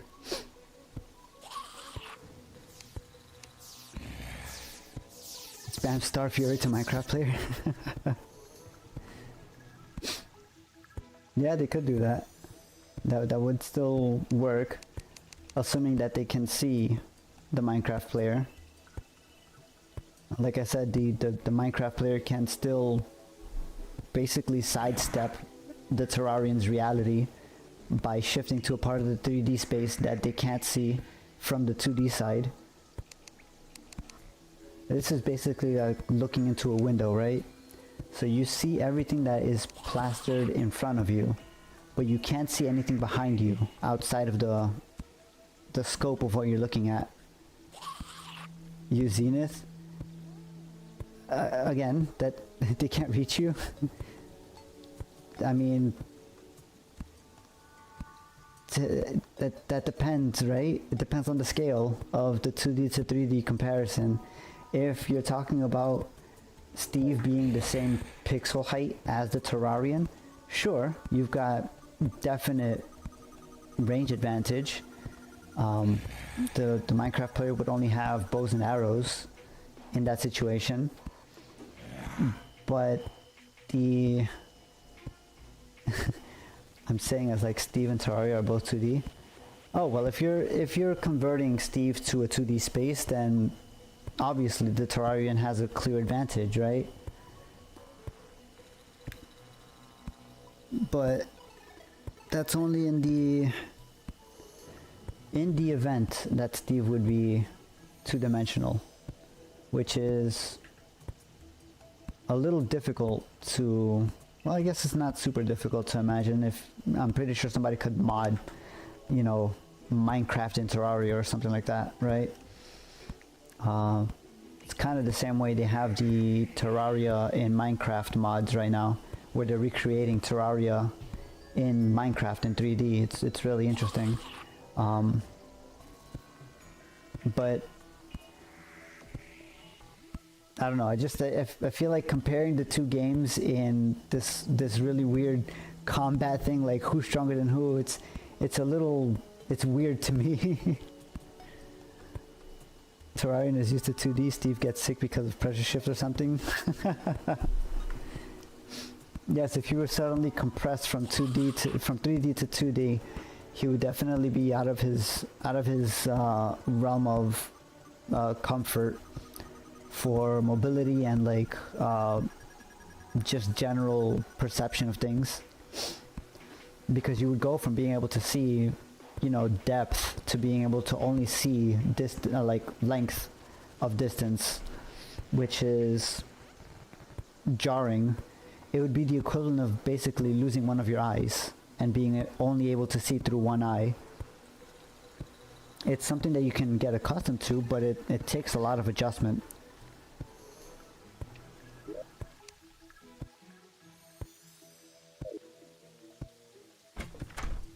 I completely forgot to make the walls. Where's my wood? No, I don't want to talk to you. I have wood. Walls.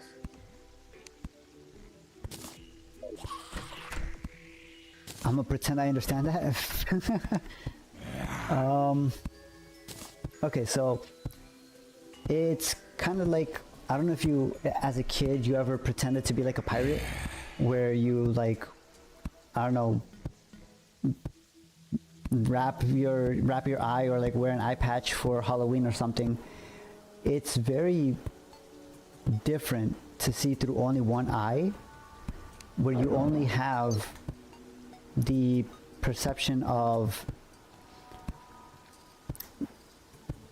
2 dimensions. You can only see anything on the x-axis and the y-axis. You can look up, down, left, right, but you can't really gauge how far something is away from you if you're only using one eye. It's very difficult to get a grasp for that sort of thing.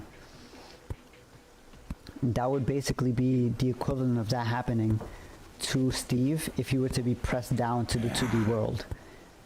He would no longer have any more depth perception. He would have to rely on the perception of how far he thinks something is based on, you know, how much something moves in either direction when he moves either up or down or left and right.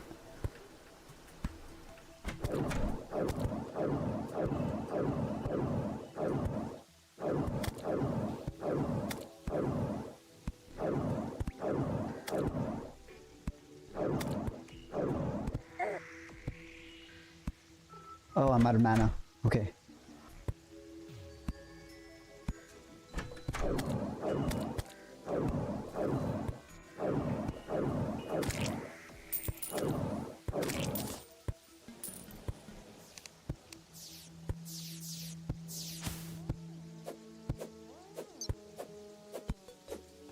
I can't reach. I'm 1 block too tall.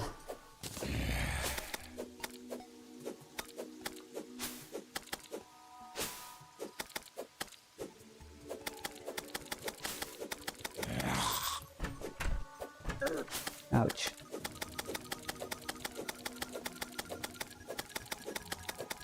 Okay, we're slowly starting to be able to fight off our demons here, so we may be able to focus on full exploration even at night now, depending on like whether or not we get hit too much. But they should be manageable. Let's organize our inventory, and we'll probably explore left now, since we have already seen the cave over to the right.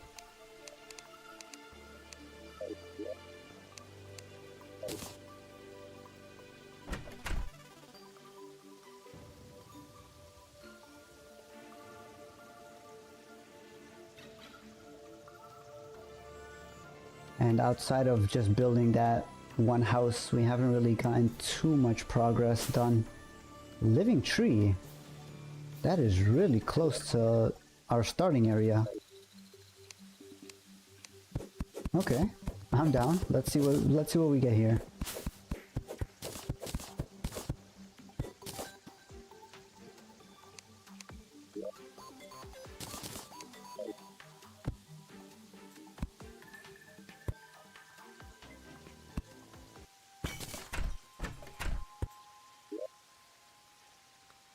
Living wand wood, leaf wand, okay. Both decorative items. Which we could use, I suppose. Make some fancy little houses or something. Is there anything further down though? That's the real question.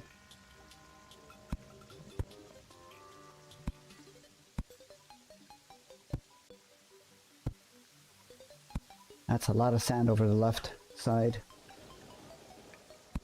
That iron? It looks like iron.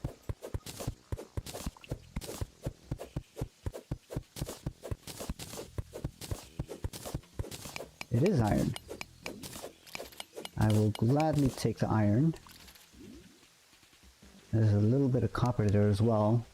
Don't really need that though. Another bit of iron. And there's tungsten over on the right side too.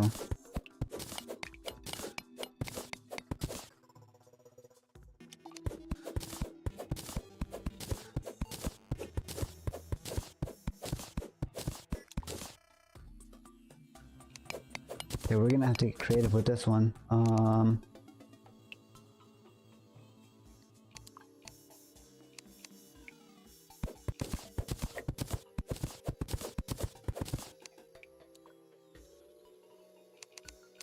Okay, what I think... Yeah, there's no way for me to hard replace the block there, okay. I guess we're just stuck forever mining this row of sand here. Barney the merchant has moved in, or arrived. Okay, so we have a merchant. We can start selling and buying things. We already have an anvil, so that's not a huge problem. But we can buy a bug net from him. We can also buy standard copper tools and I believe arrows, which might be useful.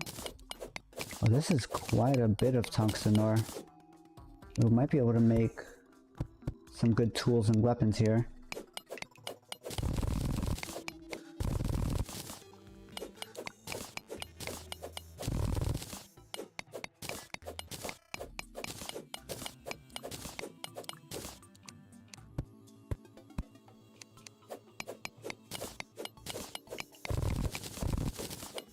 We have a bunch of sand now too, so we can make a good amount of glass. We can get some nice house buildings made here.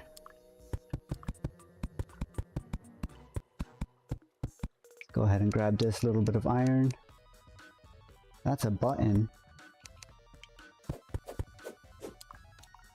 Or maybe it wasn't a button? Oh, it was a button. There's a boulder up there.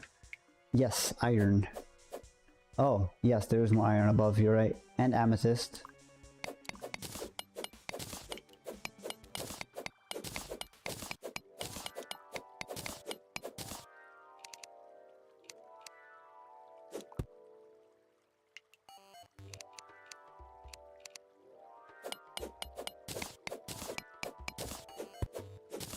Okay, did not mean to break that rope.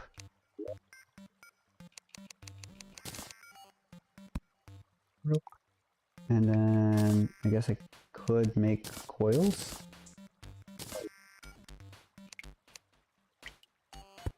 Make a little platform to stand on.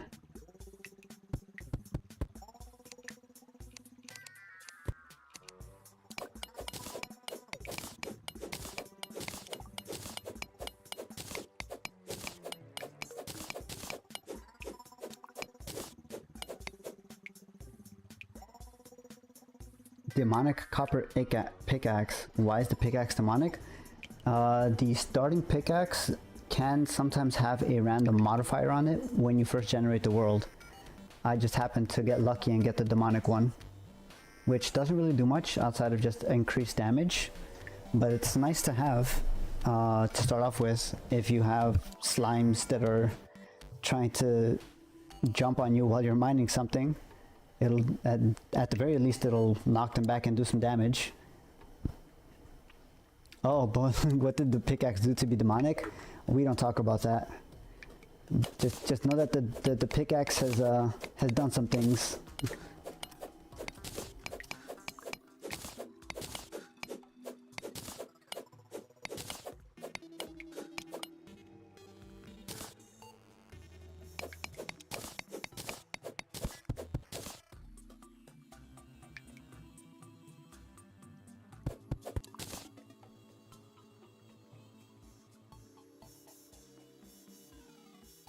Random boulder chilling. Yeah, there was a button here, but I broke the button. I did see the button when I put the torch down.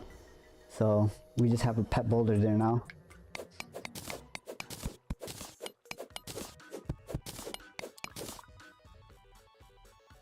We might... I don't think there is a way to mine the boulder, right? There's a boulder statue we can make to spawn boulders, but I don't think there's an actual way to like collect the boulders. Otherwise I would collect it and keep it as a pet.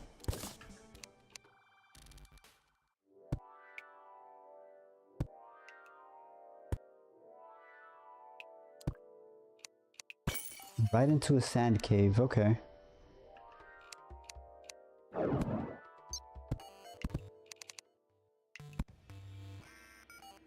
That's a lot of topaz. Or amber. Oh, there's the worms. I knew that would happen. I think you can craft it later on. If you hit it with a pickaxe, it will get rid of it. Yes.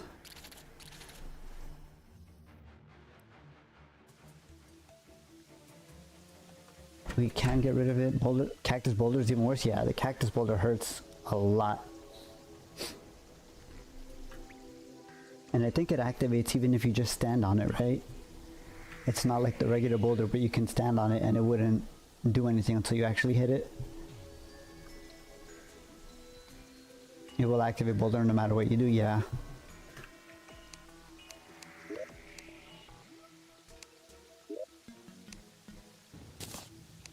Oh, not throw away. Put the dirt in there. Put the sand in there. Although I guess I should be making glass out of that sand.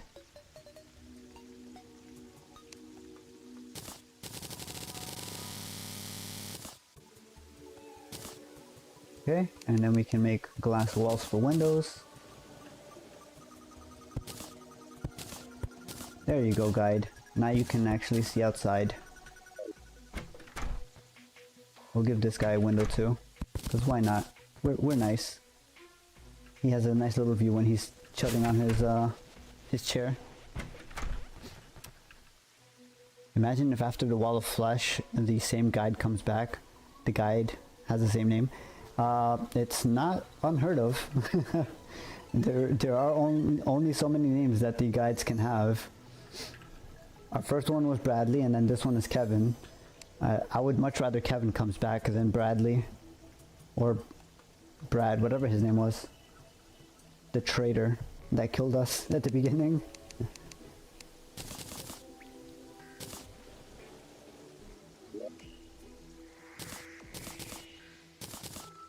Put all of that away. The living wood one, we can keep. And I guess we could decorate things. Could decorate that little house, make it a little more hobbit-like, I guess, since we're out in the middle of the forest, I guess. Best guide is Zach. Zach is the OG guide, yes.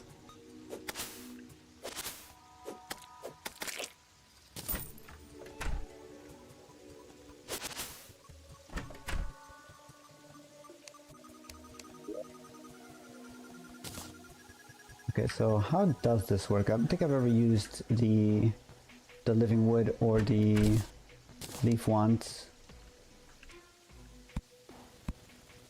Ah.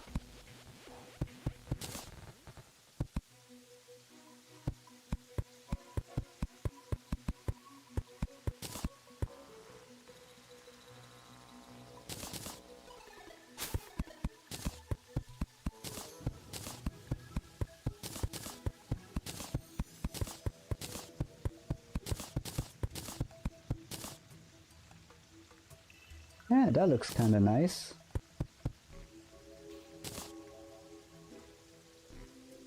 It's a treehouse, but an actual treehouse. Yeah, it looks nice. I like this. We'll leave the ones up here.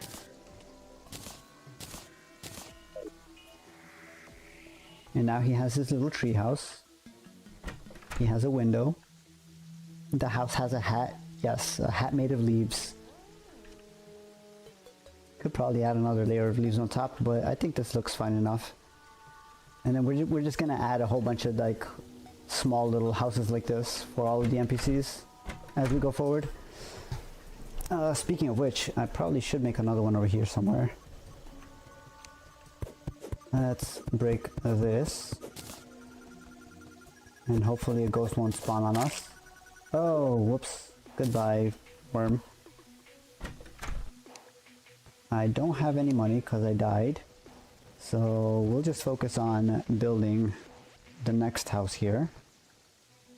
Which I guess can follow this same theme since we're still in the forest. Living Tree be jealous because Living Tree only has gnomes inside. Those gnomes are actually nice for decorations. I like having gnomes in my base, mostly because they increase the luck of the area, but they're also just like really funny to have. Just little garden gnomes chilling out on the patio.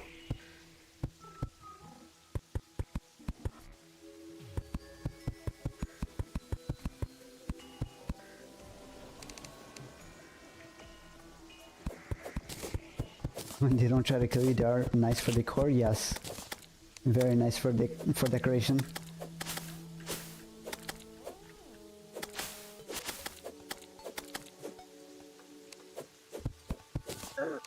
Ouch. Okay, so we need once again 2 doors, a table, a chair. Guess we stick with the tiki torch since the game doesn't want to give us the option to make chandeliers for some reason. Oh, I think I need a chain. Let's see if that's the problem. Yes, I needed a chain. Okay, good to know. So now we have chandelier options. I started a new world today and got Pinky instantly. That has to be rare. Yeah, Pinky, I'm pretty sure Pinky has like a really low spawn rate just in general. I'm pretty sure it's like a 0.1% or something amongst like regular slimes. So having Pinky instantly spawn the moment you start the world must be pretty up there with the rare occurrences.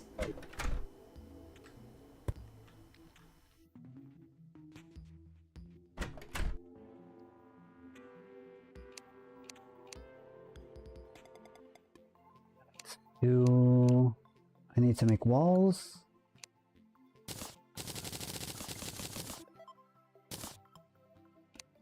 And I have not made doors yet.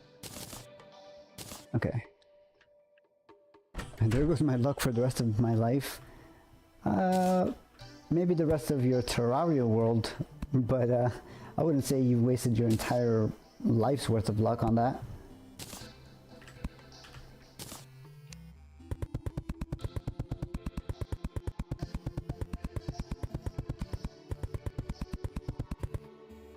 Although I do agree you probably shouldn't go out for any like lottery tickets or anything anytime soon, just to be on the safe side.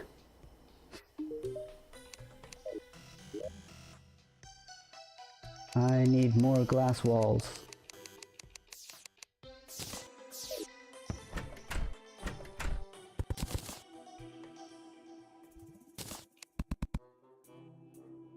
Really, we're short by 1?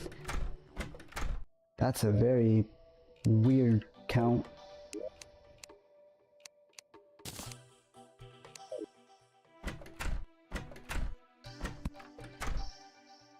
Mommy, who's that strange man fighting a literal god outside our wood box?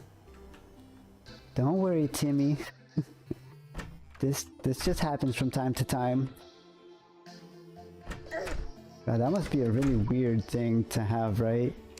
You just got this random dude out there fighting with some immensely huge giant that's spitting out fireballs and like shining, glowing boulders that are bouncing towards him, and he's just flying around fighting this thing.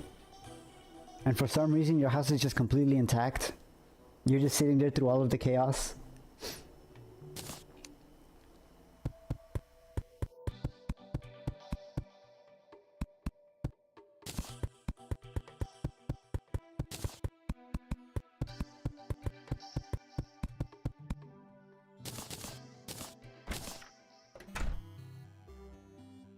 Good update would be making a spawn cutscene for each boss. I feel like cutscenes would be a little out of place in Terraria, just because it's never really been established as a thing in the game. It would be a very jarring experience to the rest of the game, since there's literally nothing else that would require or present any sort of a cutscene. It would basically be injecting some sort of narrative to a game that doesn't really have a narrative. Anything but them fabricating into existence. That I could agree with. If they had some sort of like spawning sequence or something, like a very cool, I don't know, rift opening up for some of them or something along those lines, yeah, I could get behind that. That would be really cool.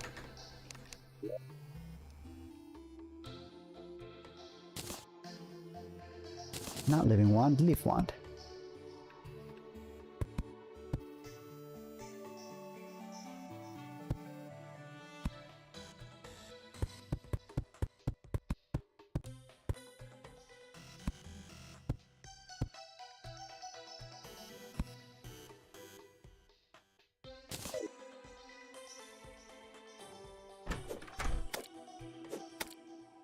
Moon Lord, Empress of Light, and Duke Fishron don't really need one. Right, because they already have one, is why. And the Empress of Light just materializing out of like pure light is really cool to watch every time. The Moon Lord coming in with like all of the haziness after the 4 pillars are destroyed, that's also really cool. Duke Fishron coming up out of the ocean with like the sea foam following him, also really interesting. The other bosses definitely could probably use something a little more interesting to spawn them in.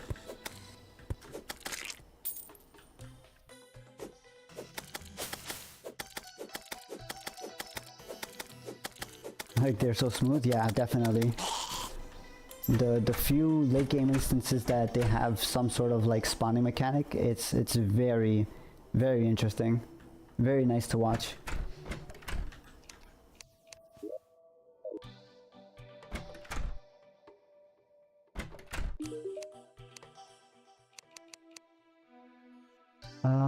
Okay, so we can buy lesser healing, lesser mana. The forest pylon might be useful once we start actually setting out into the world and making other houses and bases and stuff. Sickle gives us hay, which we can use for a training dummy maybe, or hay blocks. Neither of them are super important. The piggy bank I will want to buy at some point, just so that we have that separated inventory. Outside of that, none of this is really super important to us. Okay, piggy bank, 89 silver. I just make jail cells in the same area. Normally I would too. Like I said, I would normally just make like a huge tower and just separate each floor into like a small house for each of them. But because this is a stream and we've got people watching, I feel like I should at least try to make it look nice. Even if it's not the most practical.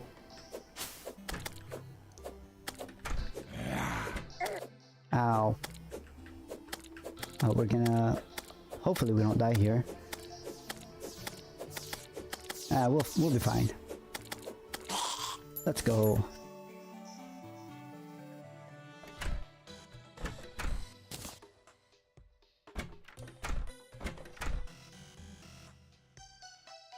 You can't look too evil in front of people.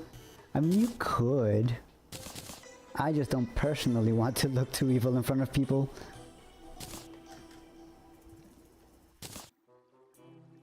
Especially not if we have the means to actually make things look nice. Like having a living tree give us both of the decorative wood block wands is pretty rare, and I might as well make use of it since I have them. I do want to continue exploring left though. I probably shouldn't have gone to the right. I want to see what's on the other side of that living tree. Okay, well, probably should have known that would happen.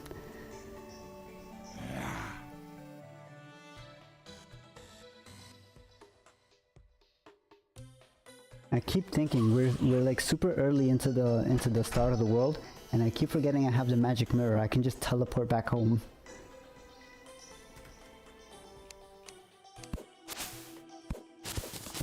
Knock the trees, maybe we get something good. I did see one of them drop a coin, I think.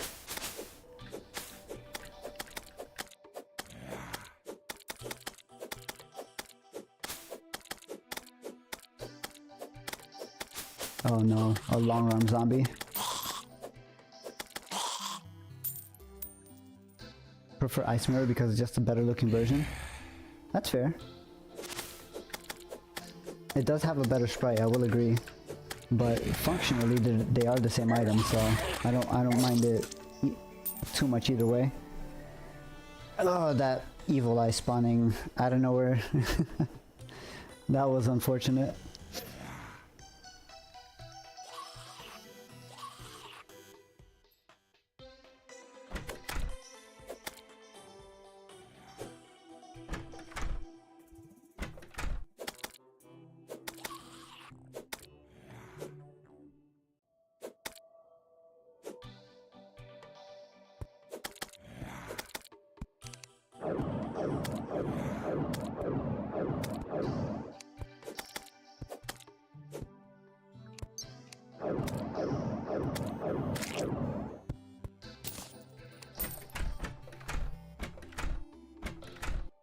An owl.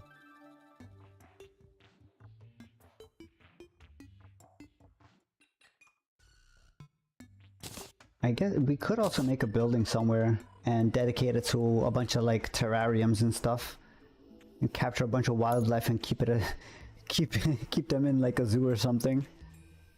That is also an idea. Oh, there's a desert to the west. Okay, that's why there's so much sand down below. Makes sense.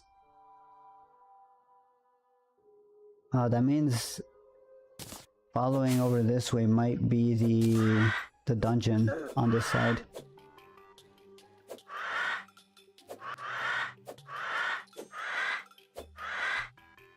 Why is the dragonfly coming up from so deep?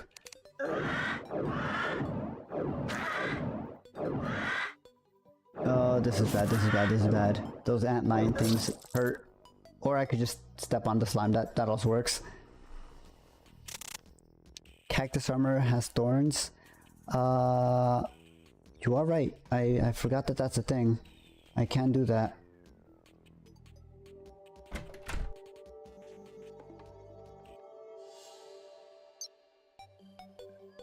I forget though, does cactus regrow?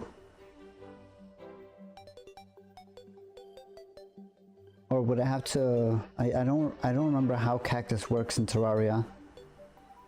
I'm pretty sure we... Yeah, it doesn't, right?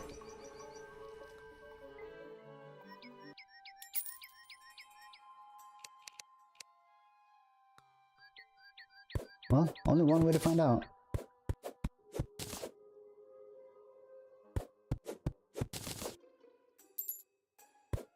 You thought it did that? Yeah, I have no idea. I've... Outside of making some potions with cactus, I don't generally use cactus all that much. Grave is stuck in a corner but it isn't placed? Yeah, they'll do that sometimes. They kind of just glitch out on their side when they can't, when the gravity pulls them into like a little pocket and then they just can't settle on flat land. They'll just glitch out like that.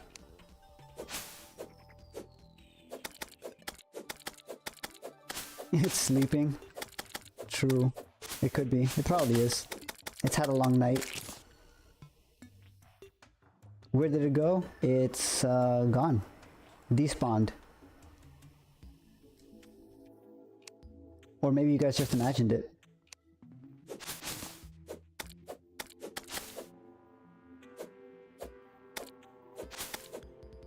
Backroom's not despawned.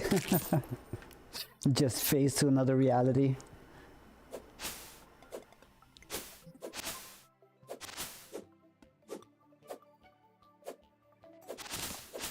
That is a build idea, I guess. We could make a slice of the backrooms. It is technically possible, I suppose. We could make a bunch of like isolated chambers and then just have them each connected to like different teleporters that just send you everywhere and like in like a random order. That could be interesting.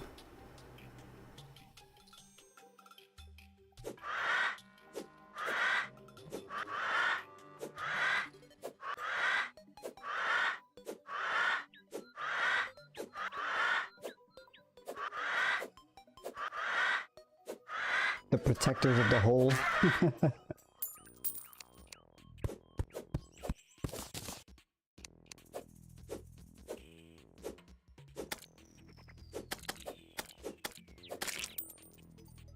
They're not gonna keep me out.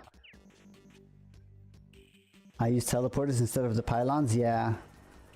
In my solar plate world, I had to use teleporters also. Just because all of my NPCs are stuck in a single tower at the center of my spawn area.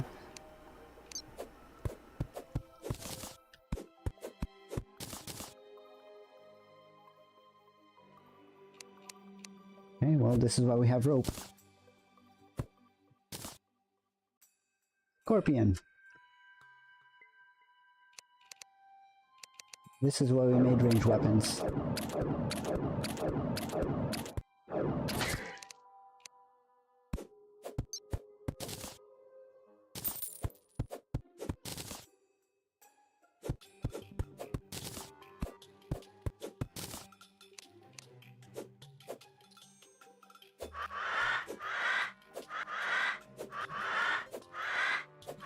I have no idea how wiring works in Terraria.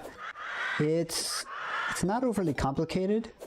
For the most part, it's very straightforward. You just connect one device to the thing that will activate the device, be it a switch or a lever or something, and then you just press the lever and it turns on the device.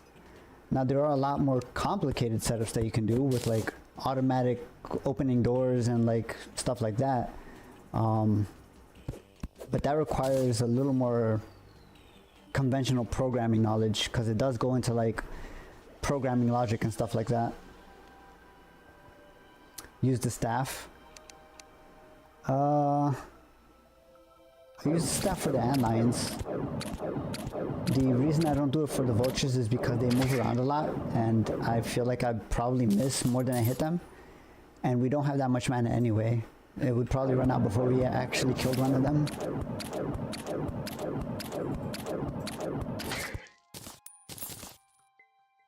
All that to say that I'm bad at the game.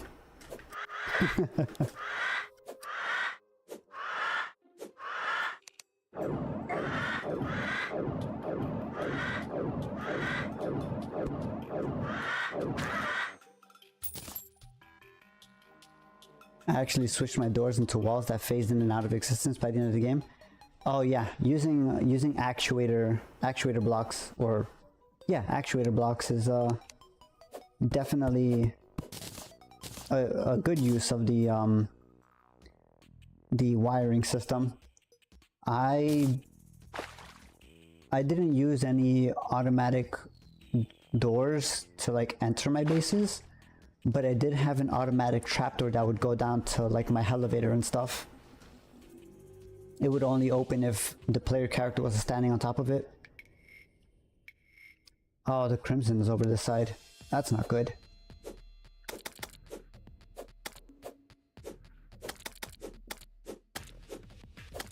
I haven't done this, but I'm considering making a hoik to glitch through blocks. I think I've done like 1 block high hoiks for a couple of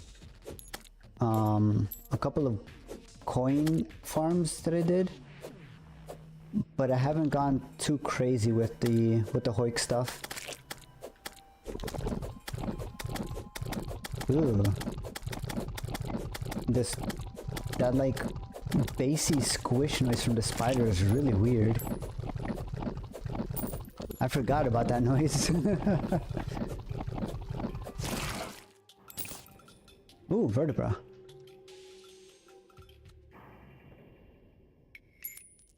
I love it during blood moons. You're talking about your automatic doors? Yeah, I would imagine. Being able to... Jesus, that's a lot of damage. Being able to just run into your base and have it lock behind you is definitely a good thing to have. I had a teleporter set up with, I think it was a blue switch on top, which only activates if a player presses it. So what I would do is I would basically teleport into my base, and the enemies wouldn't be able to follow me because the switch wouldn't activate when they stepped on it.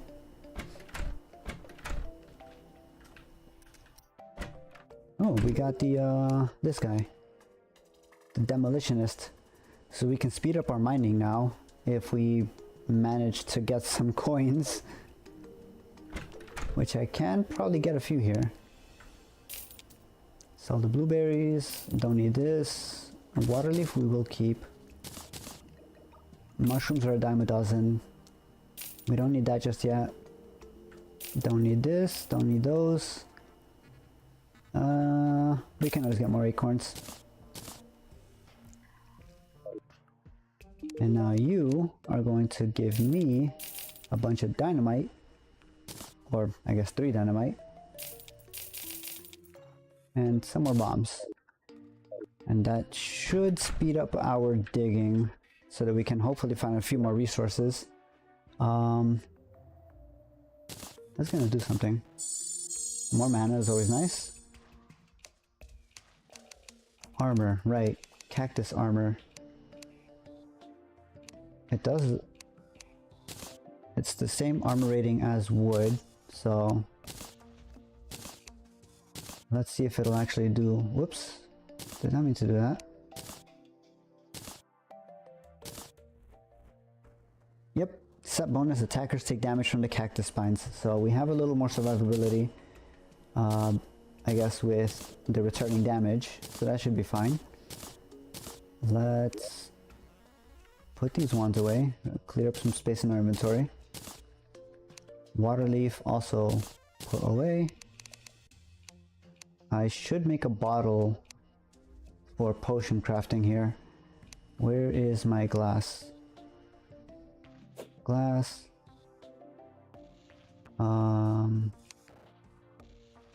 Bottle, make, place,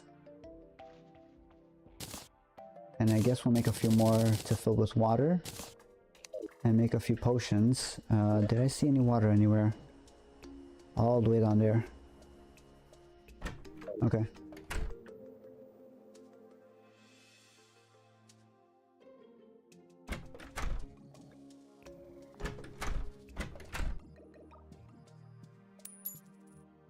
Few more coins never hurt nobody. Except maybe the world that we're about to bomb for its resources.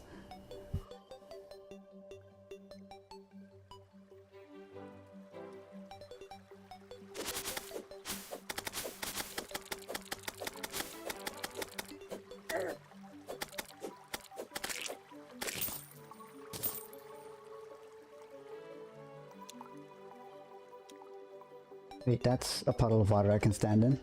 Get speared, noob.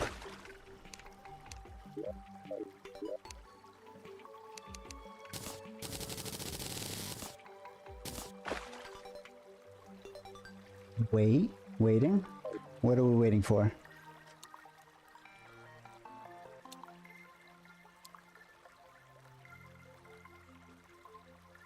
Is it something cool? Or are we just waiting for night? Tiny bottles of water is usually a sky above. We can take a look.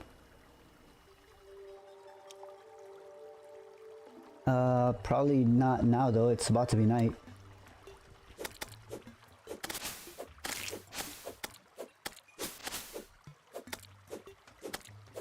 Although if these slimes don't let us go, we're probably gonna have to...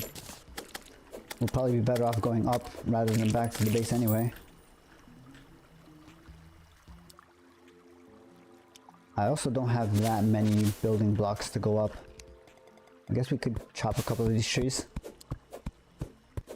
Run? Where are we running? Back to the base? We have magic mirror. We should be fine.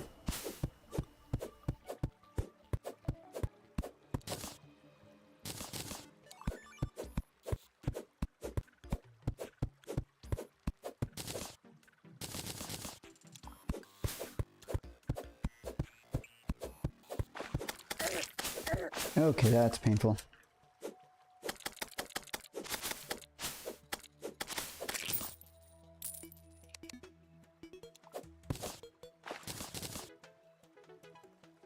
Alright, I don't want to lose all the coins that we have, so we'll teleport back. Merchant. No, not merchant. You. Give me more bombs.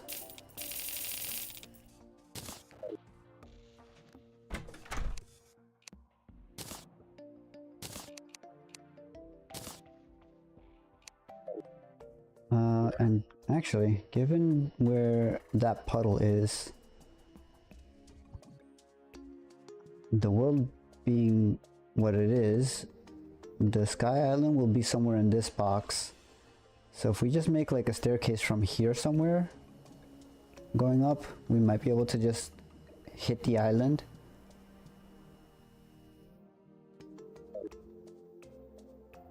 Growth goes with all those moms will not be mentioned. Yeah, don't worry about it. We're doing a science project.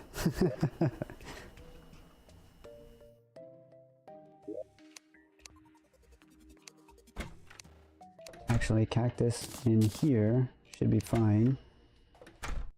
Sort.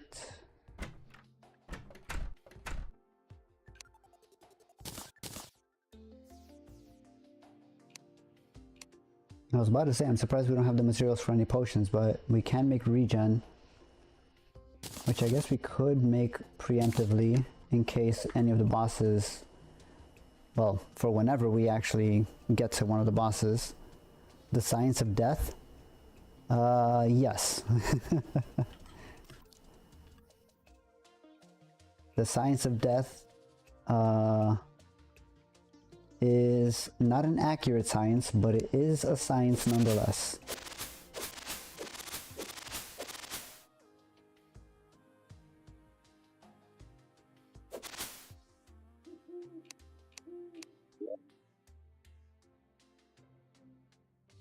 Vines are so annoying. Yeah, I could replace the entire ceiling with stone, but that's also really tedious.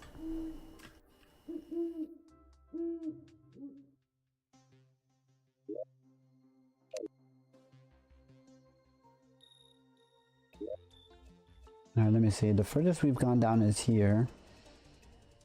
We could maybe blast a hole in here and check out what's in this section. Or I could just continue down from here. That's probably the smarter idea, since we're already here.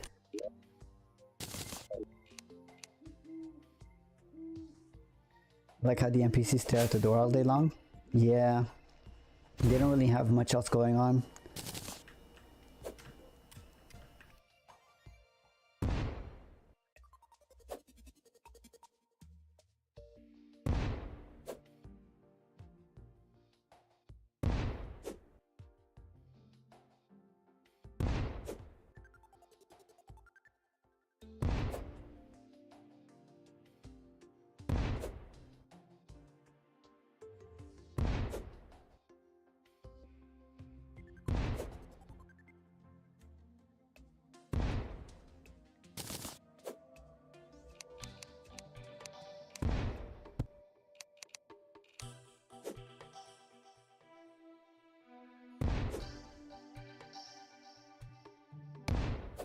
If there is a sky island where I said and there's a star fury, no need to thank me. Okay, I'll keep that in mind. I will not thank you when we find a sky island, if it's up there. I'm kidding, of course.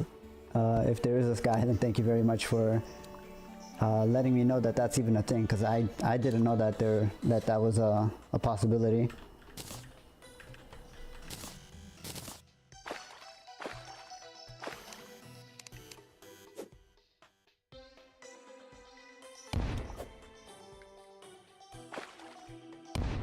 There's water splashing somewhere. On the left, maybe?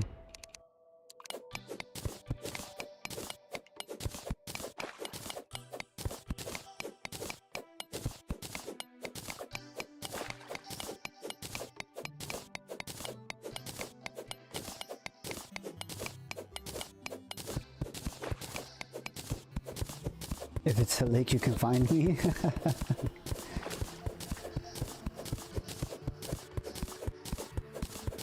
I actually wouldn't mind a lake. Sky lake fishing is it can be beneficial. You can find quite a few things out of the sky island chests. Or not chests, crates.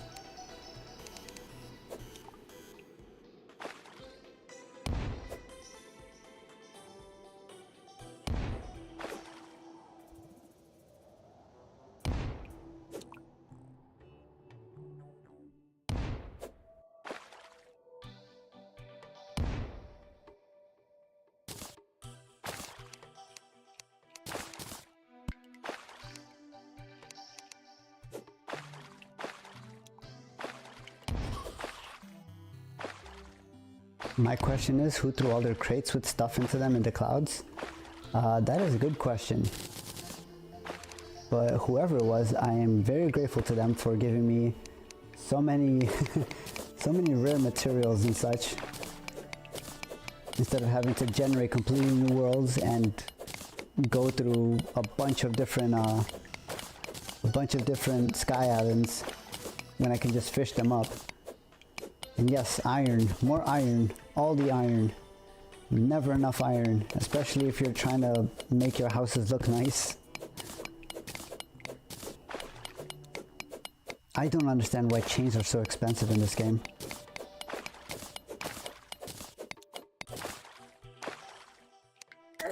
Hello, gnome. Please don't kill me.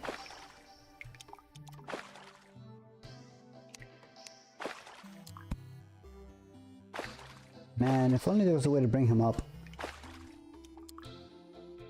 I could really use a garden gnome.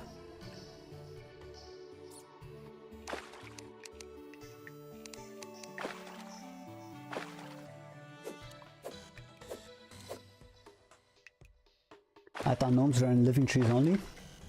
No, they spawn anywhere inside of the underground, as long as it's under a forest biome. The living trees just are kind of perfect for them because it's already an open, enclosed space underground without any natural light. As soon as they step into natural light, they turn into garden gnomes. Which is kind of what I want to do to this guy.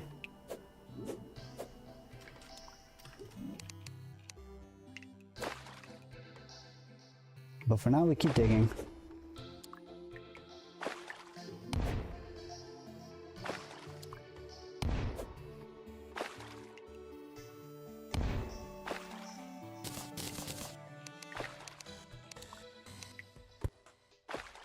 Ooh, what's this? Silver? Oh, iron. Okay. Nice. Cave. Yes, we are making our own cave.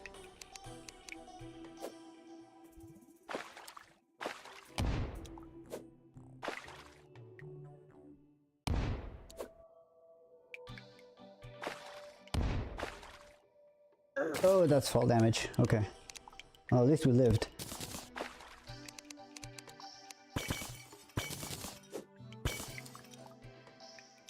Are you saying there's a cave? This? Yes, this is a cave. We may find more.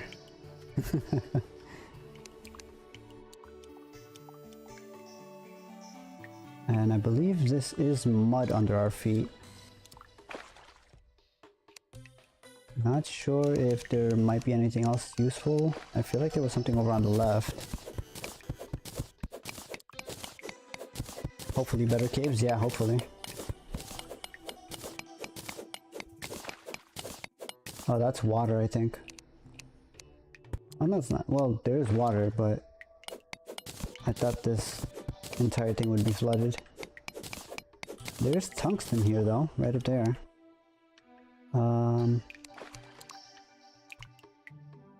Rope and rope.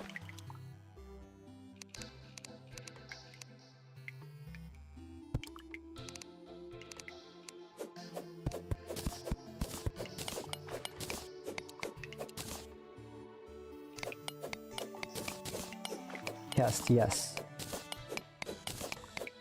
There is a chest.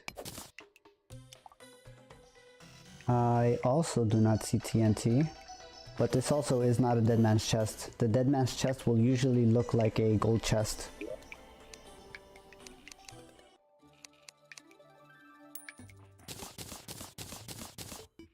Ooh, we got the other part of the climbing set. So now we can just stick to walls forever. And we will take the chest for more storage. More iron.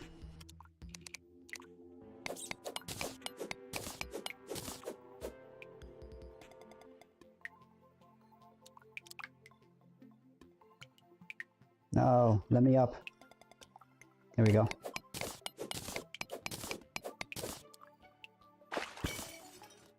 And bombs, and another hole.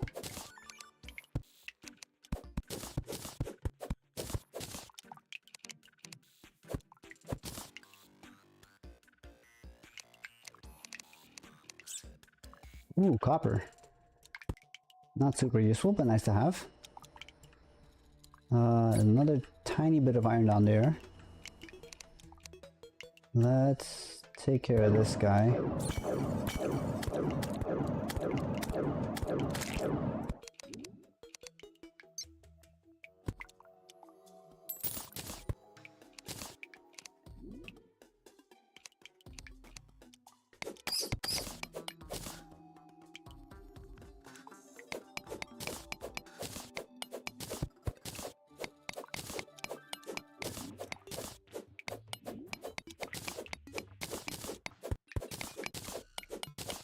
More iron hidden behind the copper.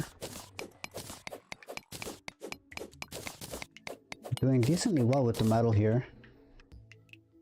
I don't think we have enough for a full armor set yet, but it's not bad.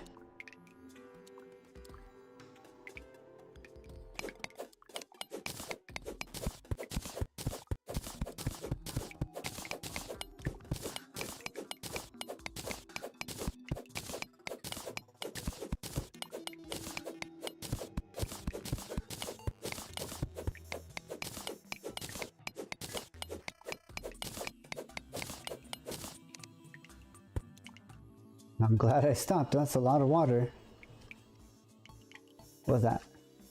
Copper? That is copper. Okay. I don't really need copper. We're a decent way down. It looks like there's more caverns beneath that water thing up there. Ouch. Where did you come from? He's gonna poke you to death now? Okay. Let's go back up to that water thing there. Let's see if there's anything interesting underneath it.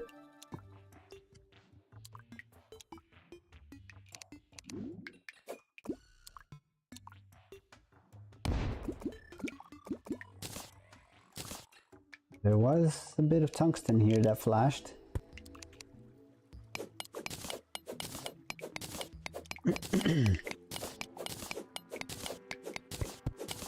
Tungsten is probably the best armor set we're gonna get, unless we really want to like search around for gold, but that's gonna be a pretty big chore.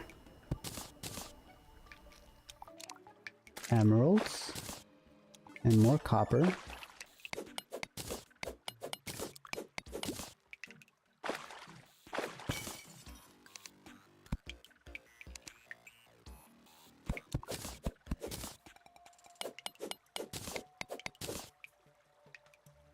I have to go soon, but I'll still watch the stream on my phone. Oh, thank you very much. Yeah, go do whatever you've got to do. I appreciate all of the views, even if you're just lurking. That is very much appreciated. And thank you for stopping by and hanging out.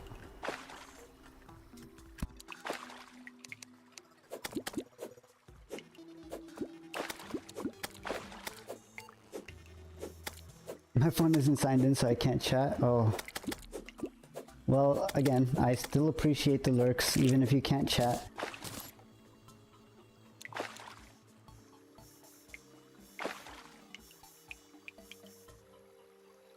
I have one last rope thing, so let's go throw that. And get this little bit of iron and tungsten.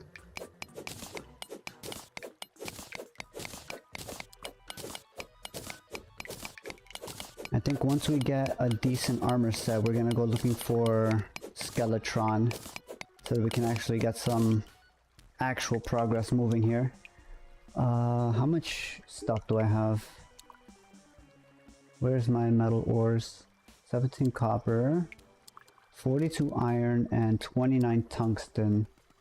I think we might have enough for an iron set. Let's go check.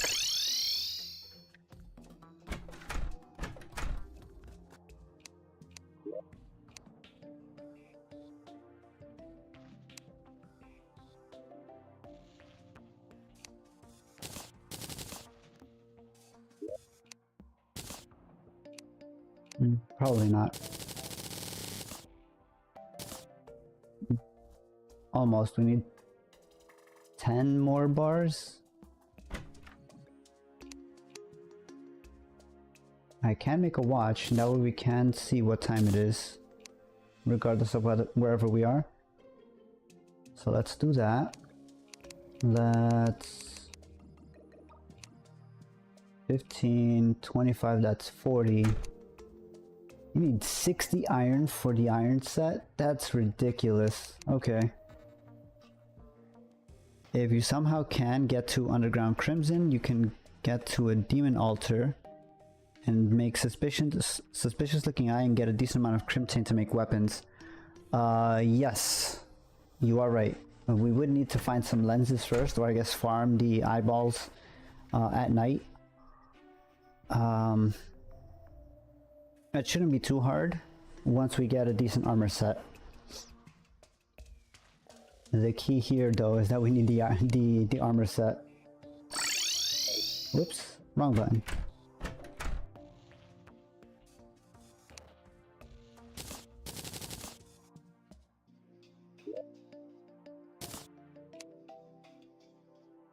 Yes, the eyes. The eyes. It's always been the eyes. Okay, let's put the clay blocks with the other building blocks. Copper ore with the metal. Chest. I guess we can do one down here for random equipment maybe. The eyes. The eyes. They're always looking. They're always watching.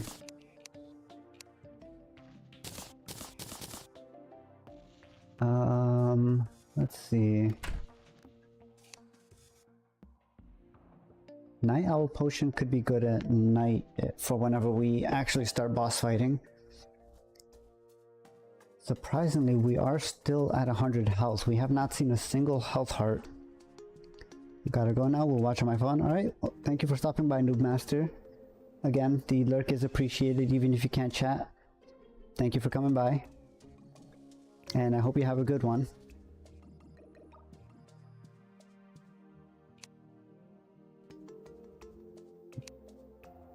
What was I doing? I forgot what I was doing. Right, we came back to see if we could make armor. We cannot make armor just yet. So we need to still find some more iron. We'll still be here just on my phone? Okay, fair enough.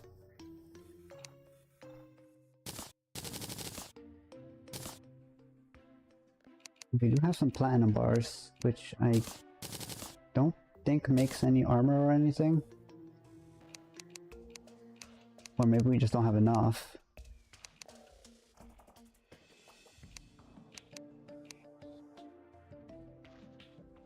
Can't keep chatting on my phone. Oh, okay.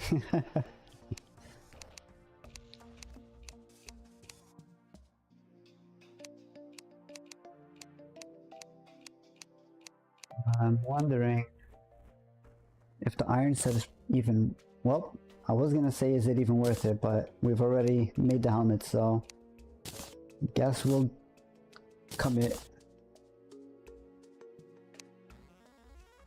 Higher defense I think is better than... Actually, maybe not just yet. We'll hold on to... We'll put these aside. And then once we get the chest piece, we can swap out our current armor. Crimson is on the left. I really hope the dungeon is not beyond the Crimson. Let's go check over the right side and see if we can't find anything else. Because I'll have to cross the Crimson every time I want to go towards the dungeon. That's going to be a bit of a challenge right now with our armor.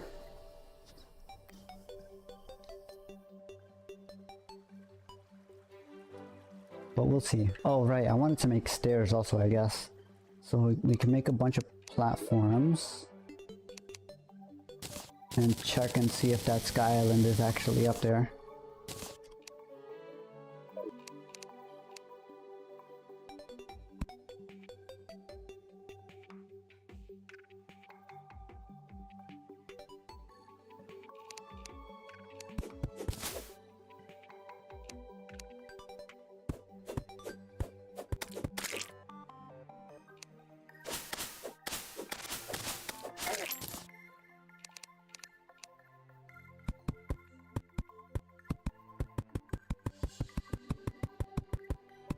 Making a stairway to heaven here. Hopefully it pays off.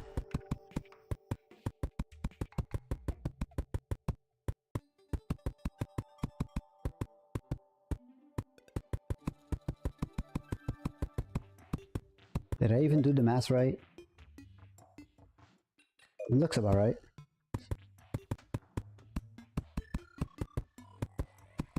Man, that's gonna be a long way down if there's a harpy or something that spawns.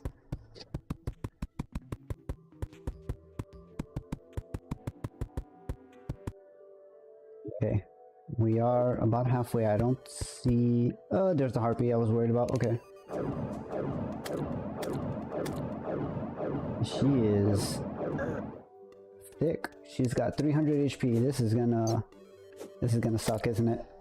Yep. Damn, a single feather does 99 damage. That is crazy.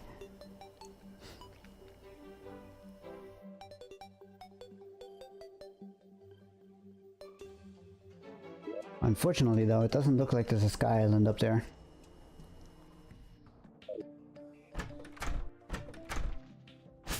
But at least we have a little bit of a stairway going up now. So...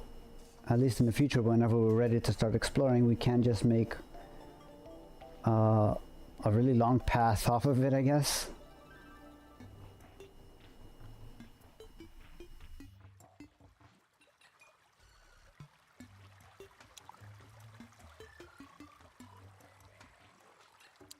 In the meantime though, let's stick to the ground for now and explore a bit.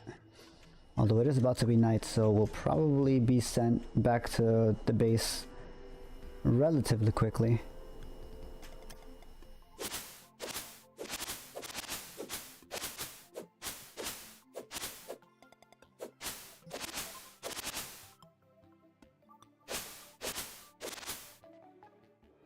Okay, I think I have enough ropes for... yeah, we have enough for some coils.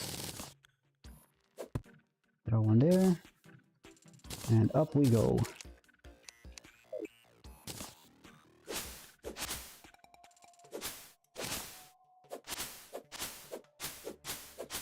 There's another cave here.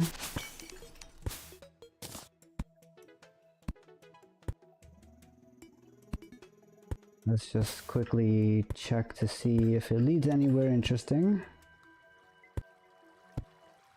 There's a little bit of iron, we'll take it. We'll take every scrap of iron that we can find.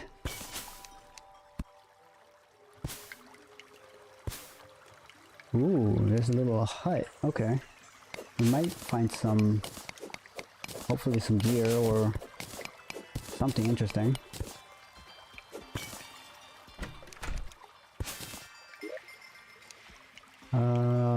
Okay, wood, money, iron skin potion can be useful for boss fights later. Boomerang is nice, but we have much better range options already, so not too exciting there.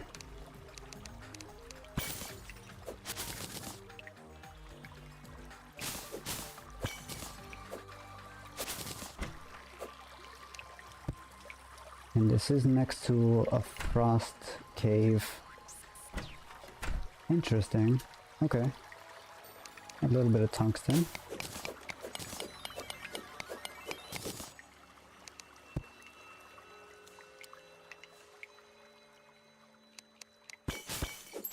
Mash the pots. Hopefully something good. Nope. We can't really make use of the heart statue just yet, but we will take it. Because free hearts.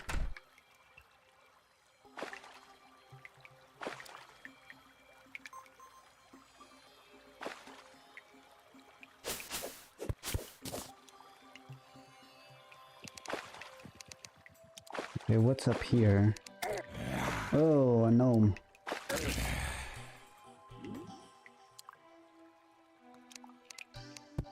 Okay. Gnome killed itself on our thorns. There's a little bit of copper there, but not super useful to us. That underwater cave doesn't have anything in it. Okay. We continue onwards to the east.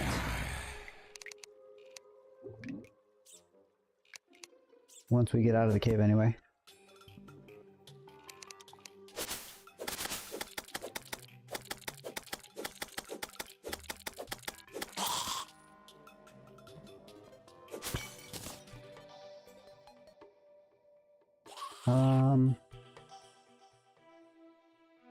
I guess we could always dig back in from the outside, but for now, let's focus on not dying.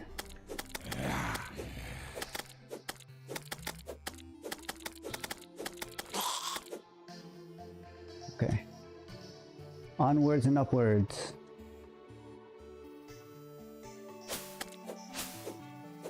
Die, zombie. Okay, don't kill me, please.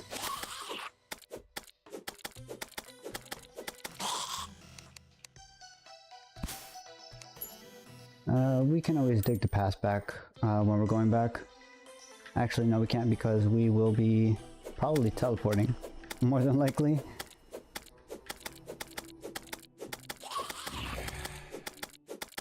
There's a fallen star on our right, just glowing. Oh, it's not a fallen star, it's a zombie. Okay. Let's dig. Dig faster, dig faster, dig faster. No? Okay. Let's not let this guy look any closer. Otherwise, we're going to be stuck inside that hole.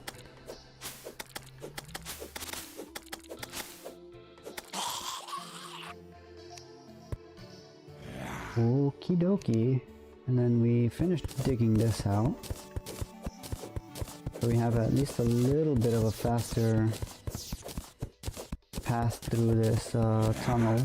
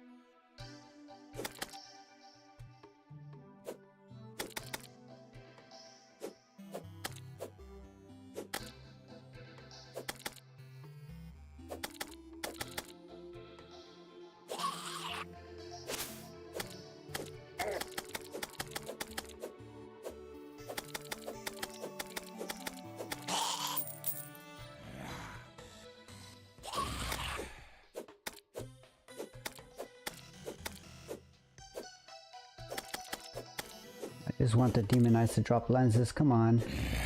Why are there so many zombies here? Okay, there we go.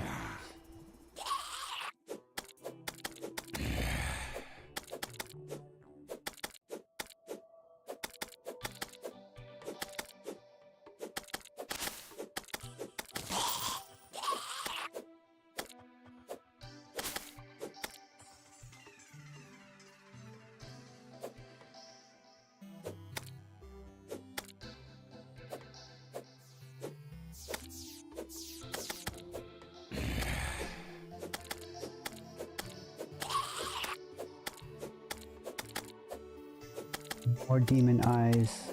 I'm glad we made this little cave. It protects us from the demon eyes having to, or not having to, being able to get us from above.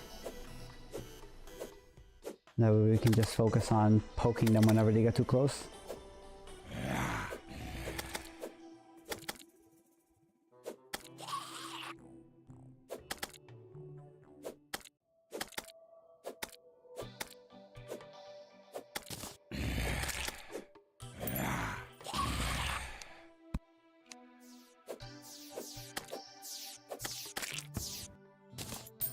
Good cooperation, Star.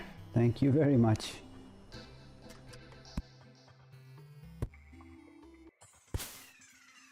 Ooh, ice cavern.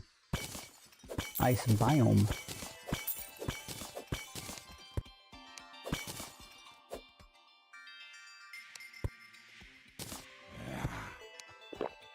Uh-oh. Did not mean to drink a potion. That's fine, we have a bunch.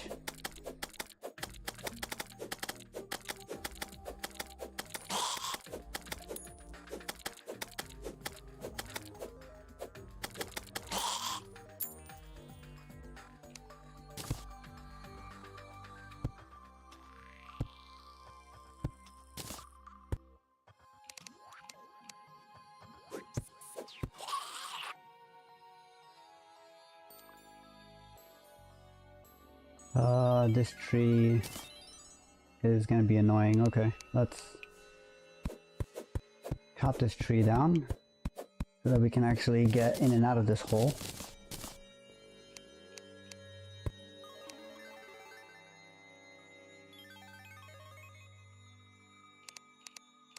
Oh, the zombie fell right on top of us. Okay, that's fine, we're still alive.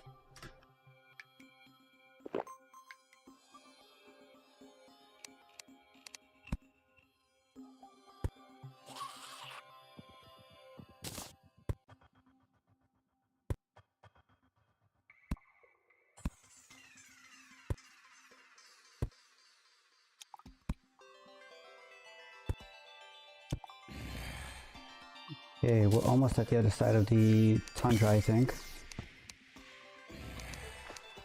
Or I hope anyway.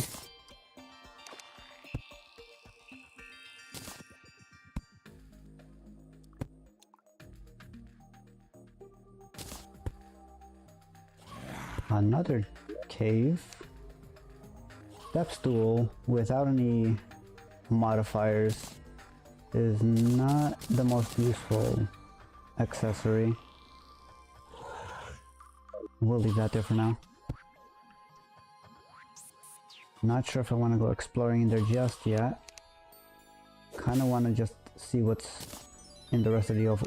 Is there another crimson biome to the right? There is. Oh god, okay, well. Looks like no matter what, we've got to cross the crimson to get to the dungeon. That's going to be interesting. There's a bit of iron beneath me. So we want to deal with these eyes here first.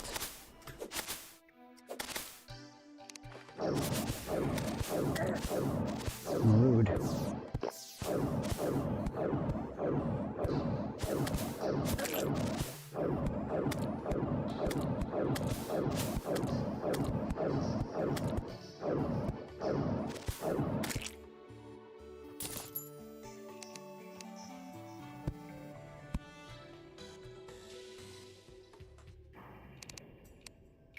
Okay, let's take up these few iron ore scraps. Throw our rope at that.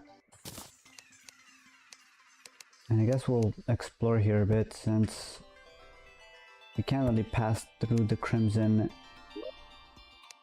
super safely yet. Ooh, Superior Spear. More damage on top of the critical strike and knockback. Sure, I'll take that. Take the copper bars, shuriken, potions, silver coins. Okay.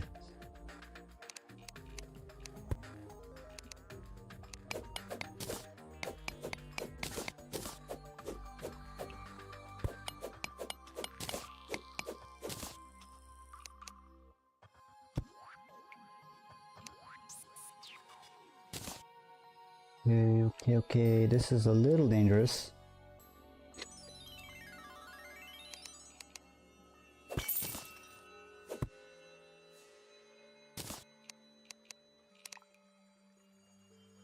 There's tungsten right below us, so we'll go for that.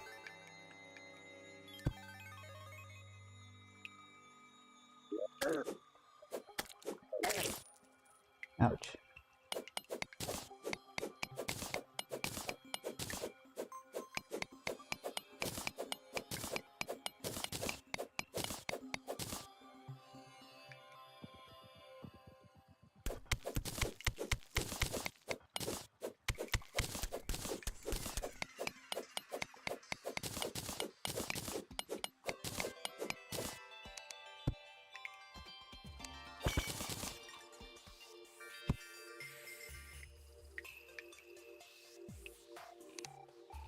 This is gonna require some ropes to get back up. Of course there's a trap. Why wouldn't there be a trap?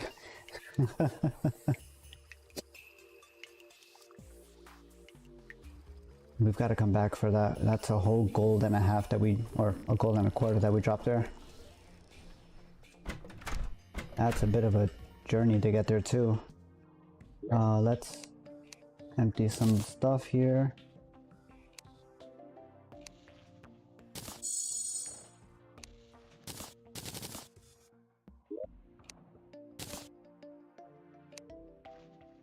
Goggles. Oh, cause lenses. Okay.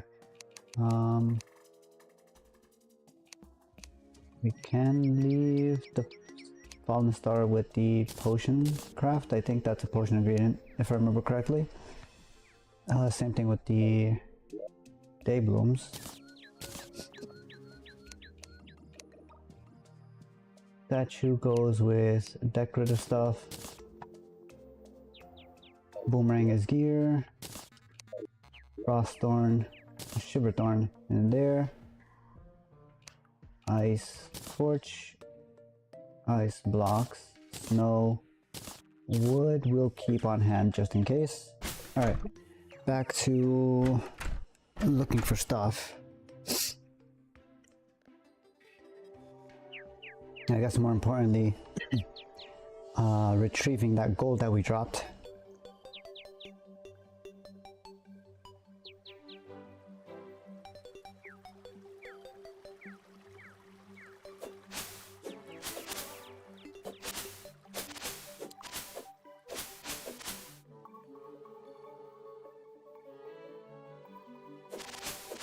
Thankfully it is daytime now, so our travel time to where we died should be a lot faster.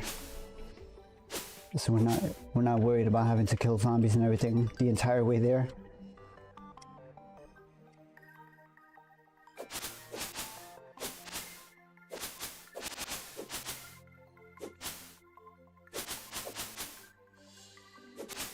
We are gonna have to go properly cave exploring in some of these areas though.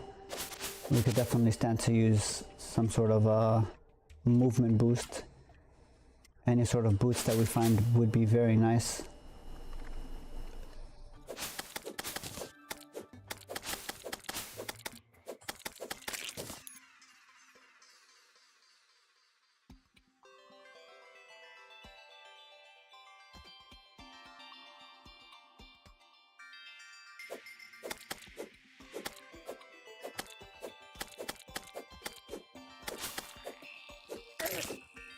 Ow.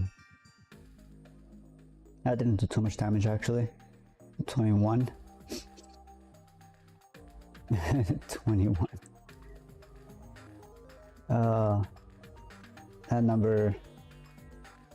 That number's a funny number.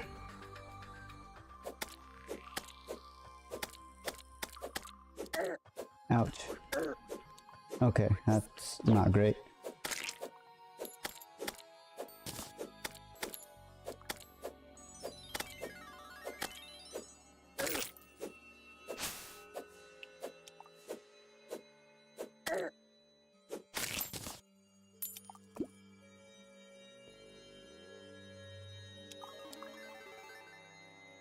Oh, they give me the chilly effect. I was wondering why I was moving so slowly.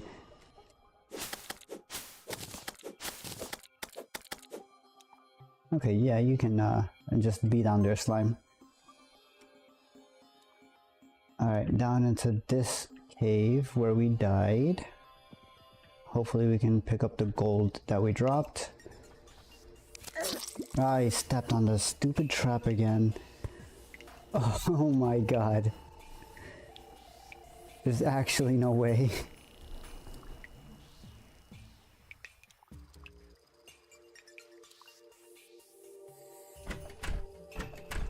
Dreamer brain is a real thing, I guess. I completely forgot that that trap was there.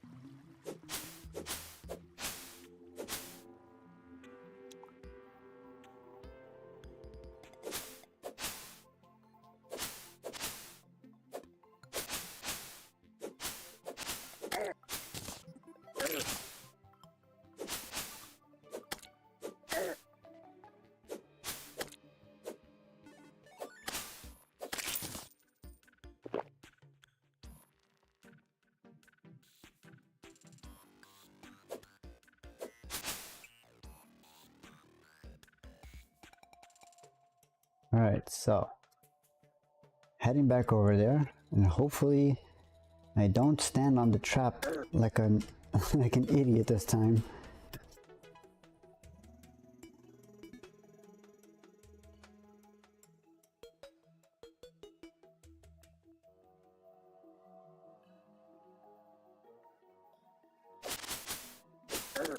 Ouch. Die, slime. Okay, I should make torches while we're headed there.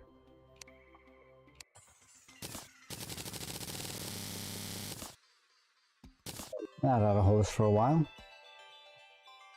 263 torches.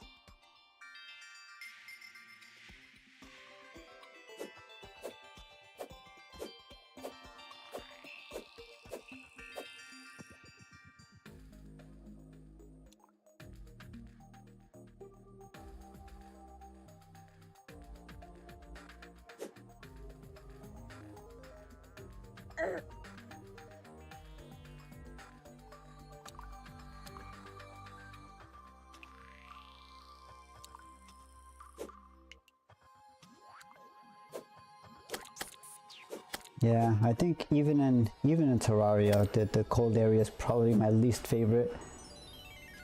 All of the enemies being able to slow down my movement is not great. Gold bunny! I don't have a bug net. That is so unfortunate.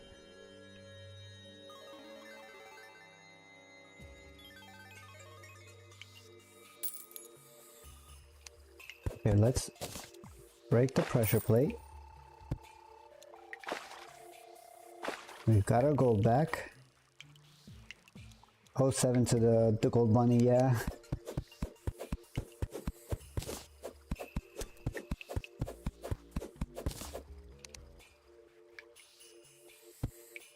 We finally found our first heart.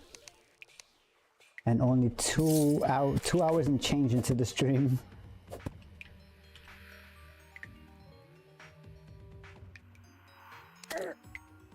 Ouch, why is there... Oh, because I broke the things up there, okay. Ghost.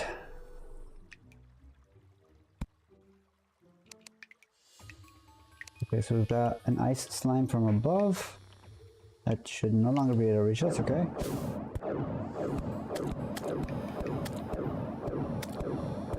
Factorio is hard. I believe you. Of what little I played, I got the impression that it's a difficult game, yeah.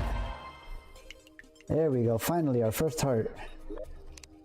Go ahead and use that right away. We're now at 120 HP. Very nice. We can now take a third of a hit more than usual.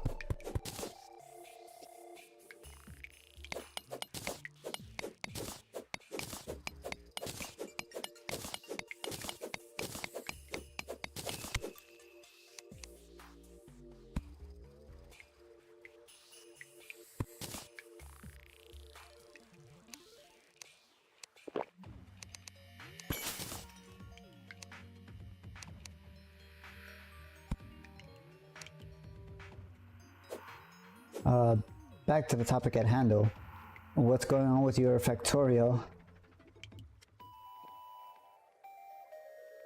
Is it just not cooperating with you today? Ouch. Slimes, please. No, I can't see. Where am I? Oh my god. I should have just teleported back.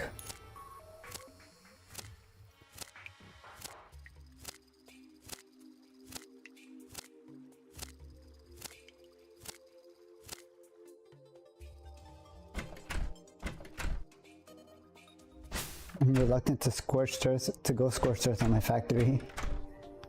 And space is fun but hard. You had so much dedication earlier, what happened? Never landed on one of the planets though. Oh. Just dropped off junk. Fair enough. Starting something new is never easy.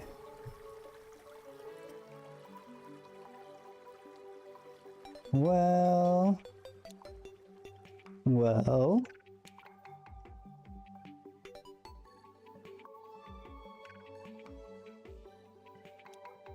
Is it the emotional attachment?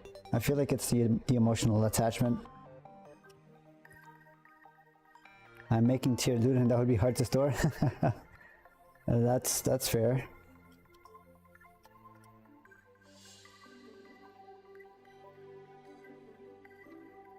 And I gotta keep the roboport. Uh-oh.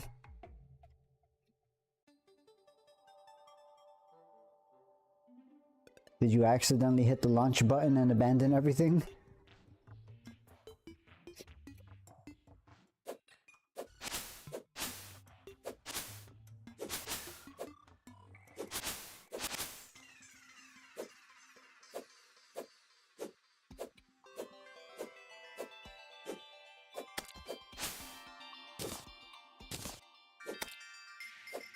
Oh, asteroid. So the game is just making the decision for you. I got shot though? Okay. So the game is trying to make the decision for you.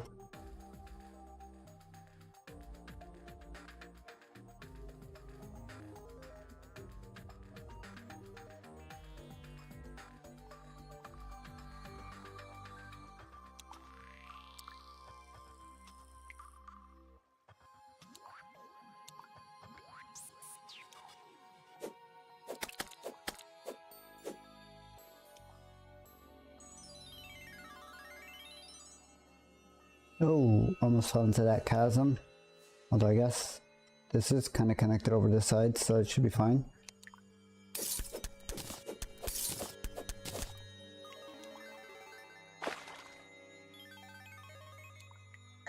Ooh, minimal fall damage, that's fine. Asteroid in space that's... Asteroid in space that stayed in space hit my space station, not the main factory. Well, that's unfortunate.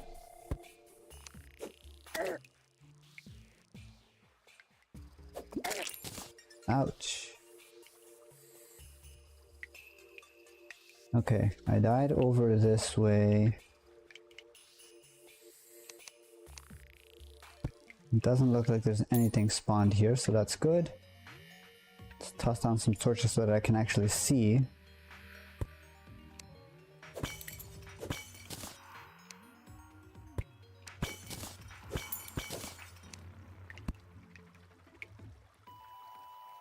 Just surprising more than anything? Fair enough.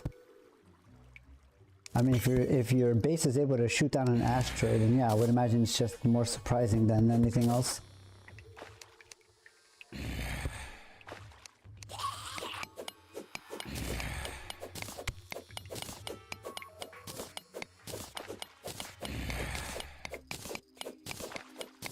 This is a nice chunk of iron though.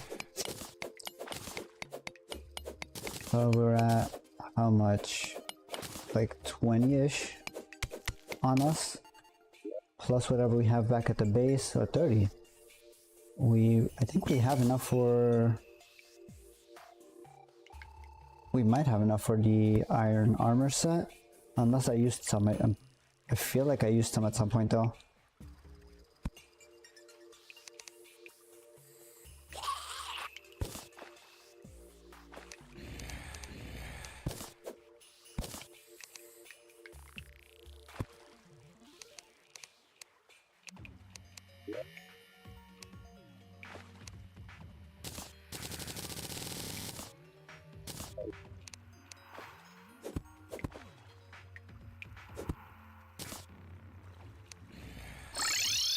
I did not mean to press that. Oh well, we're back at base, I guess.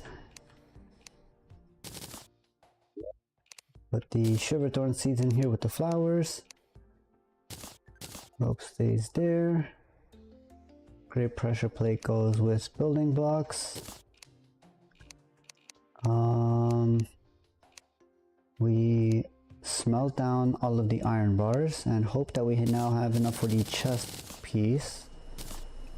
Nope. I think the chest is 25, so we're still missing 5 bars. That is expensive.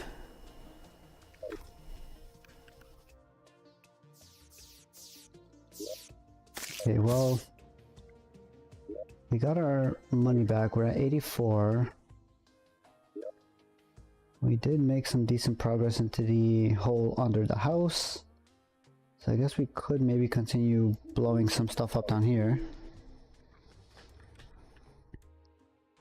Base stations are really passive income once you get them going. I mean, I feel like that's how a lot of the game is designed, is it not? You just set up a bunch of different contraptions to passively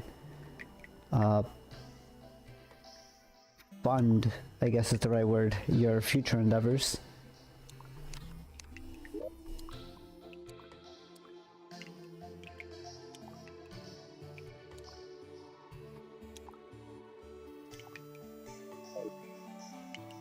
Truly passive income.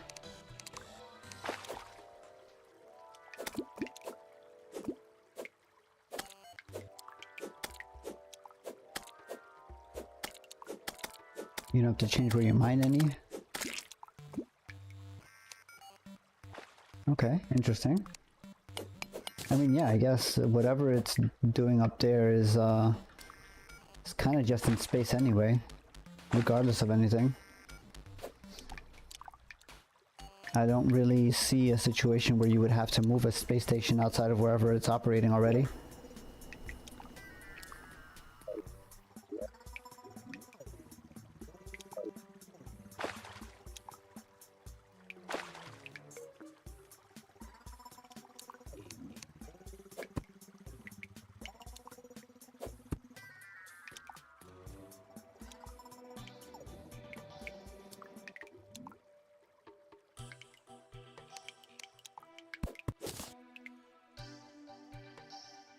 Moving space stations is how you get to other planets. Well, that's easy then, just make another space station. I don't know how easy that would be, but I'm pretty sure it's probably better than constantly moving the space station.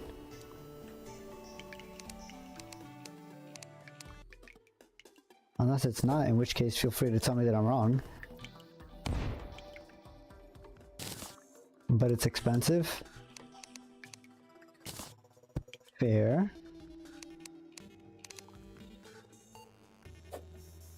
I mean, it's either that or you uproot your entire base, right? Or I guess maybe not base, but whatever you've got going on with the space station.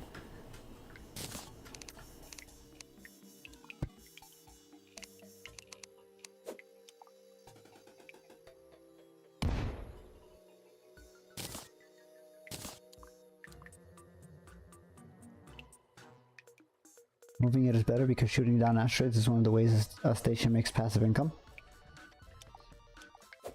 Okay, fair enough.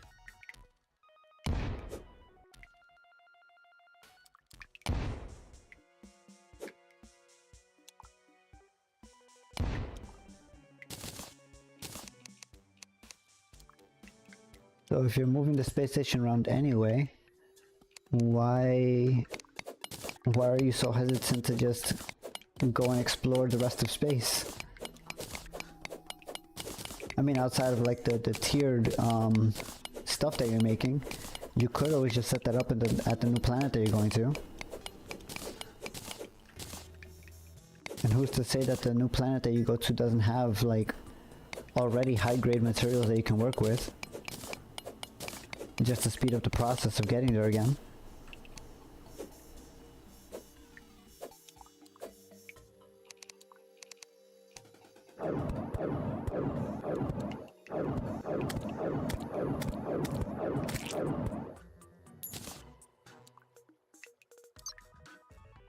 It takes so many rockets to send up my factory.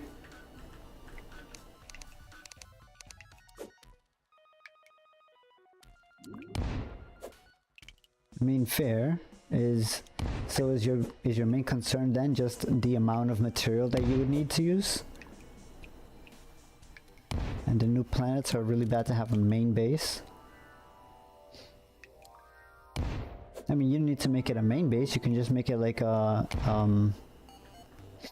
like an outpost or something.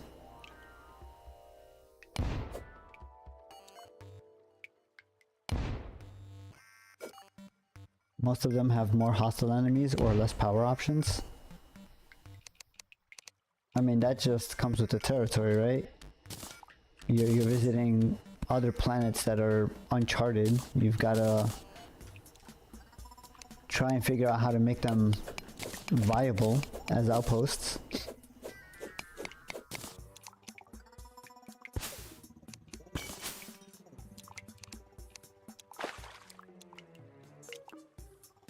I'm underwater.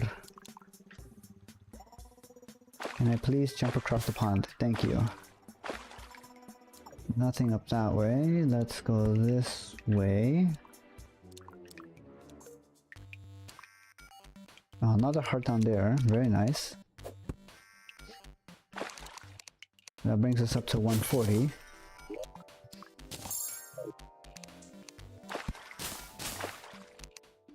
Actual progress being made to be able to fight the bosses and stuff.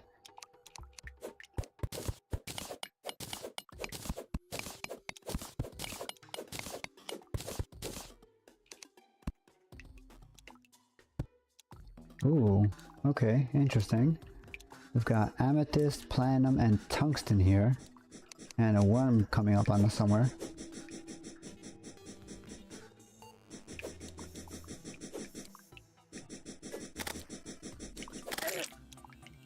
Goodbye, worm. Get a rope. I guess lay down a stone thing here to walk on.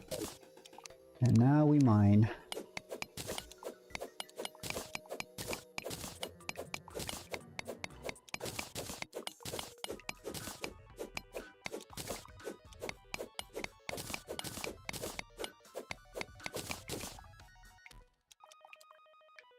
More tungsten, more amethyst, all of the platinum.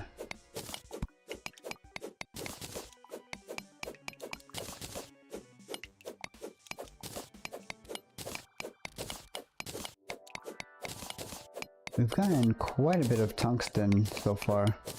I'm wondering if maybe it's better to change course and focus on tungsten as the next armor set instead of iron. I'm pretty sure tungsten has a higher defense rating anyway.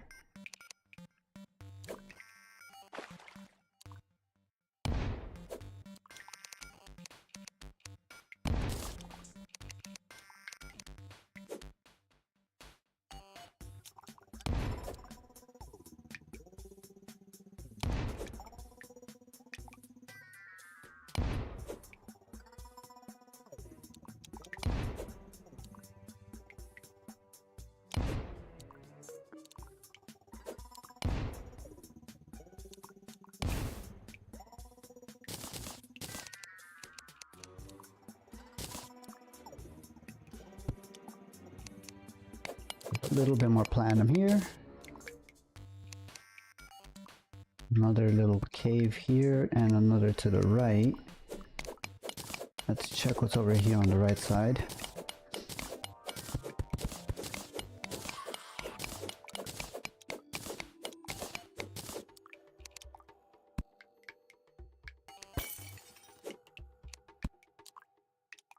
Nothing special, it looks like. There is a chest underwater. There is a TNT beneath it, so that's a trap chest. Trying to think. Let's put rope there. Let's mine up all of the traps that we can see.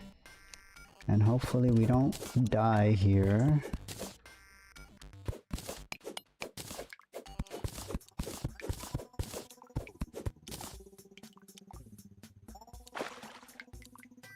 Okay.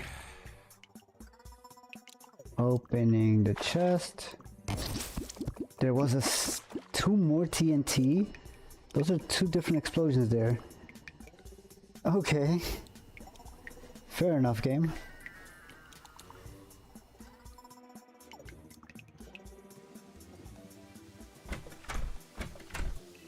Traveling merchants here. What have you got? Extendo grip, paint sprayer, callus, the chef's set,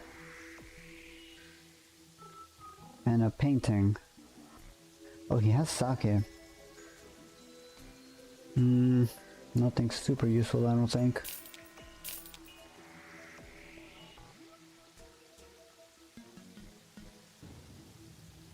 I will buy sake just so that we have the buff for food. Even if it is only a 4-minute duration, it's better than nothing.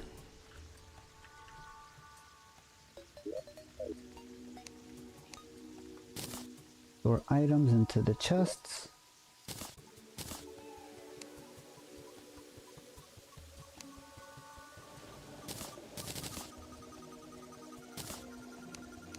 Okay, and it doesn't look like... Oh, tungsten does have an armor set, okay. But it's also ridiculously expensive.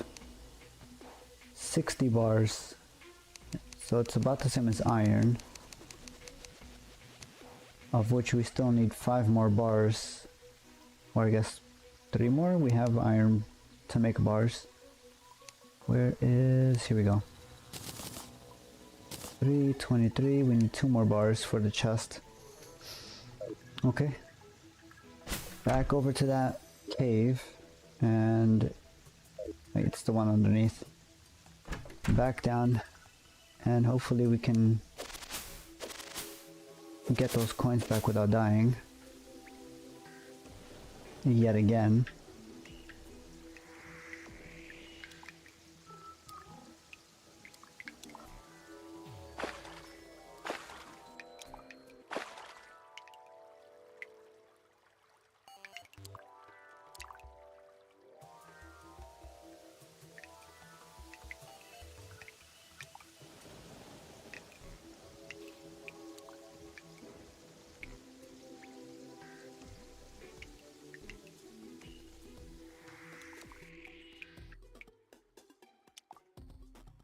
Since we did buy that that sake in the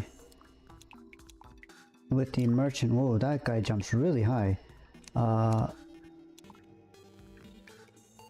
know one of you can't chat, but I'm not sure if there's anybody else watching maybe, but have any of you ever had sake?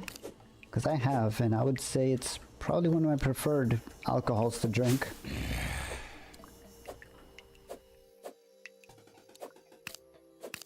Okay, let's kill this skeleton. Hopefully he drops something interesting. Okay, so Light has not had sake. It's very interesting, I will say. Although I guess I don't know if you're of a drinking age anyway, but if you are, I would recommend. Haven't had a ton to drink, to be honest. Fair enough. Drinking's not, you know, something that's, well, I was gonna say it's not something that it's a general activity that a lot of people do, but I'd be lying, because there are a lot of people that like to drink out there.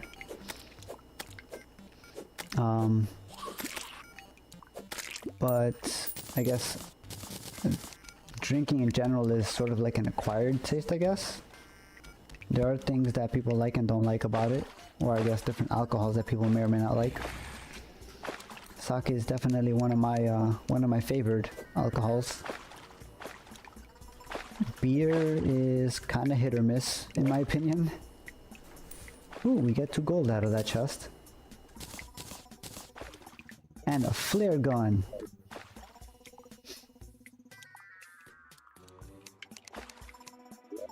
Flare gun does 2 damage, and the flares I think do 1. So that's like 3 whole damage. But it does illuminate things. Although very weakly.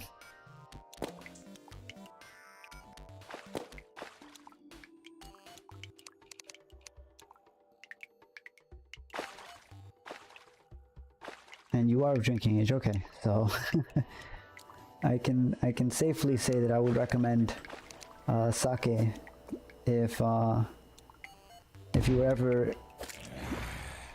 curious about it. I would definitely recommend trying it at least once.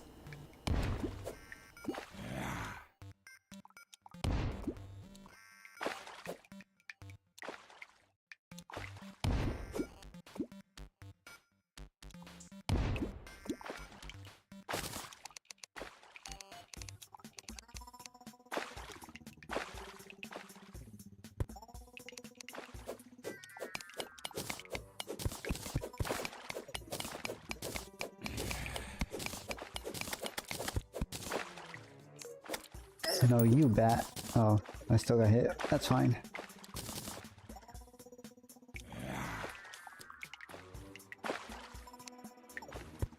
More tungsten.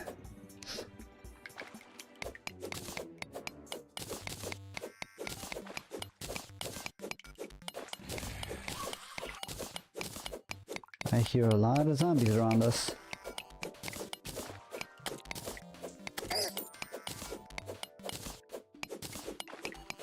This cactus farmer is putting in quite a lot of work, so thank you very much for the suggestion. What was Noob Master Gaming? If you're still watching, I appreciate that you brought that up earlier. The thorns damage is putting in a lot of heavy work here.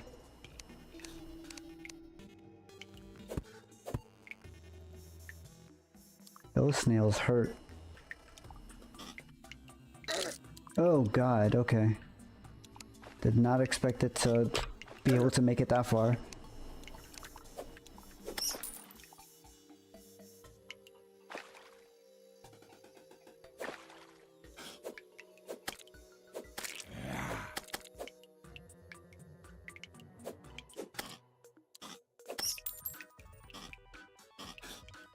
Okay, I don't think we can explore too safely down there with these shellies down there.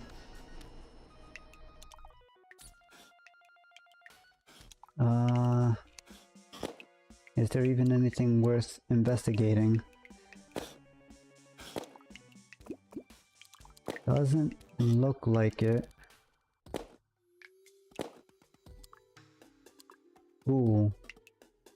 Pretty sure that's iron. Okay, we ball. Oh, no, no, no, don't fall. Okay.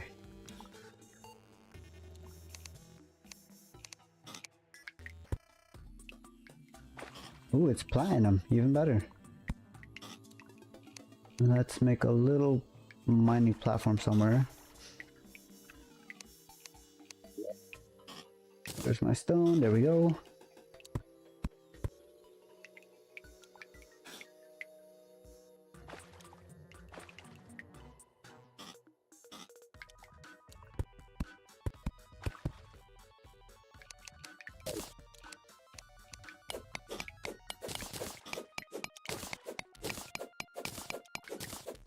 Free platinum.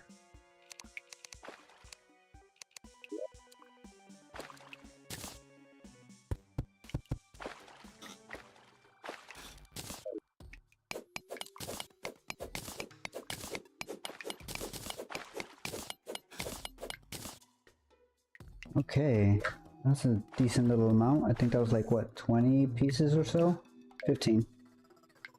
And there's a little bit of a cave up there as well. Can I reach? No. Okay, rope it is.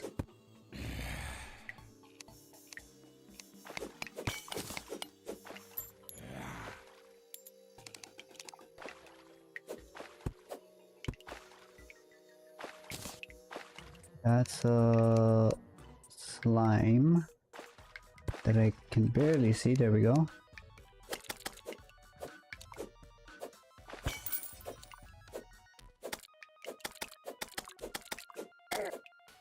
Rude. Okay. Well, it's dead, so that's the important thing. A lot more tungsten over here on the left. And the traveling merchant is now gone. I probably should have teleported back when we picked up our coin to buy a little more sake. We should be fine with 10 though, since we're probably only gonna be using it during boss fights.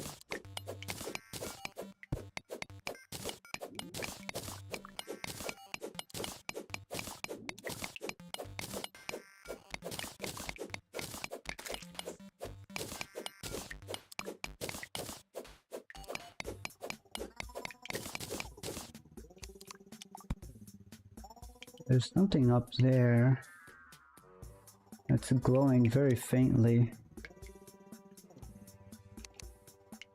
Probably like a buried gold pile or something.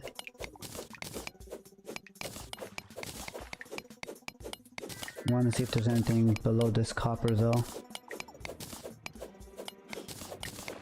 There's definitely water.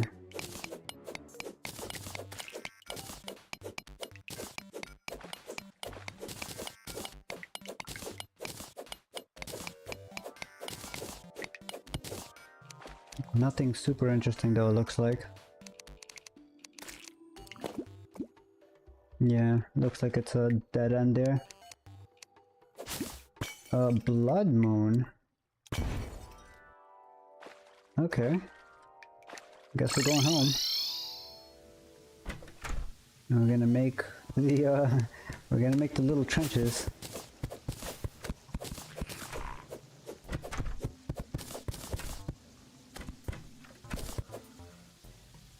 Oh god, they broke the door already.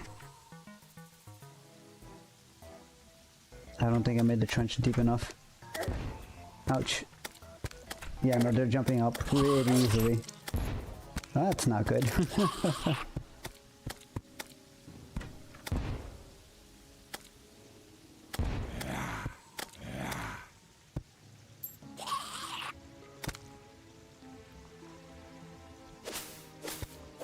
Give me back my gold.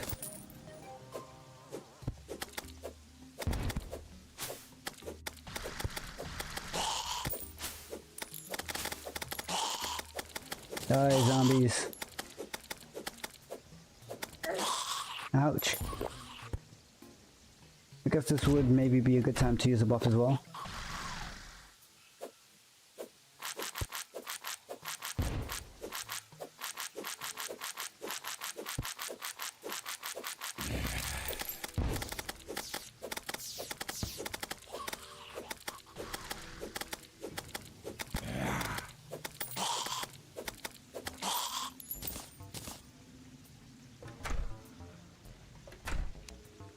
Throw down some torches here. It's a little difficult to see with all of the red shifted light and the darkness.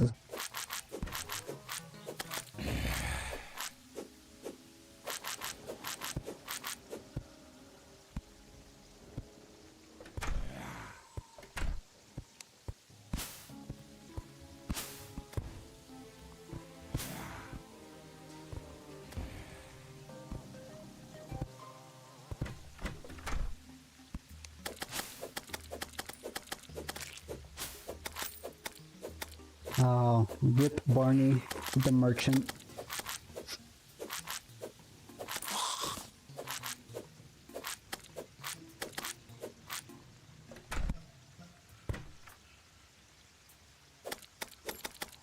Doors when enemies break doors usually. I mean, it took them a couple hits, but yeah, they didn't last very long.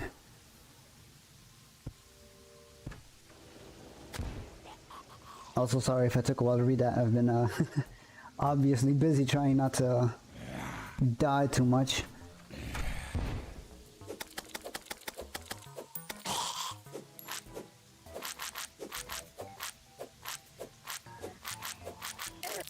Oh god.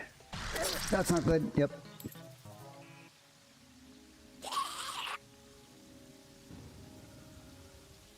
I gotta make these trenches a lot deeper.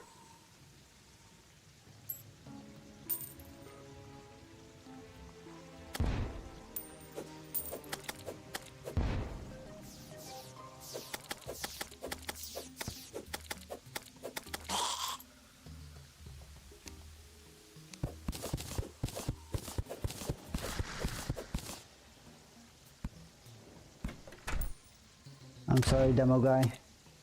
I've got to sacrifice you. It's the only way.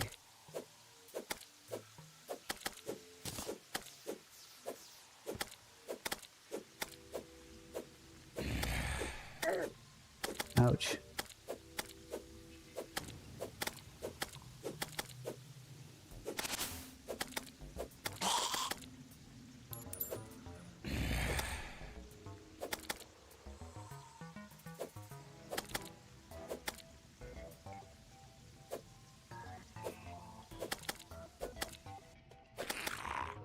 I'm gonna have to make an invasion event station somewhere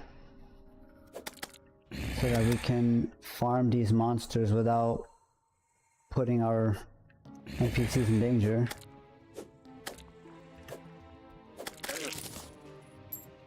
Okay, well at least I got one of my gold back. Let's get rid of this zombie here. And let's also... Well, first we want to close the door so nothing else walks in on us. Maybe get rid of this tripler too.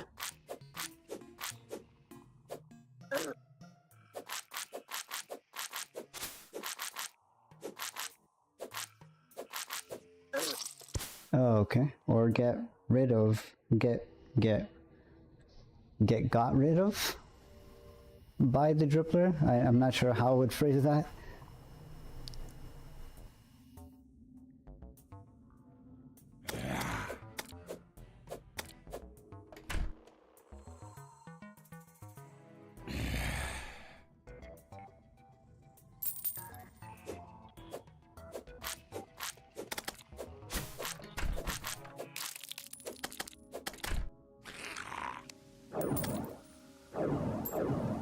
Get got by the dripler, that also works, yeah.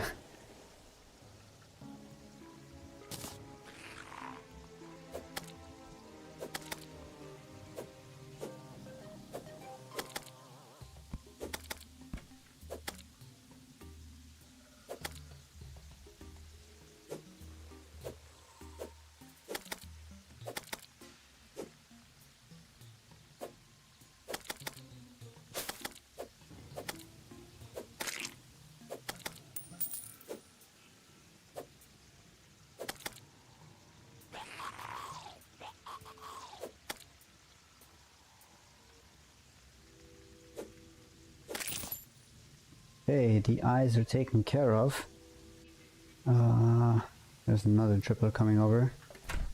Let's just close the door on him.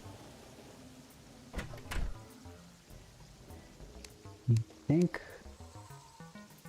for the moment we're gonna dig down and try to make a makeshift kill chamber. Since I have the spear, the range should work out fine with the 2-block difference.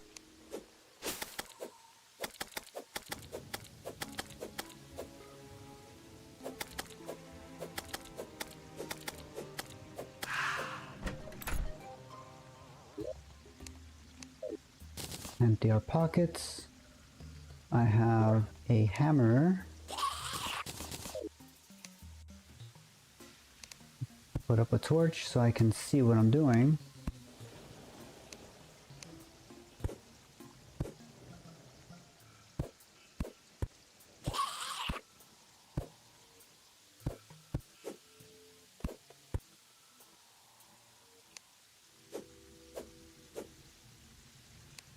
Not quite what I'm looking for.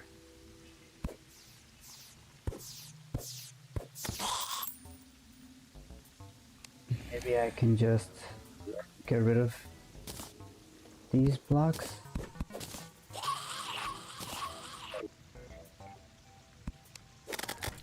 There we go.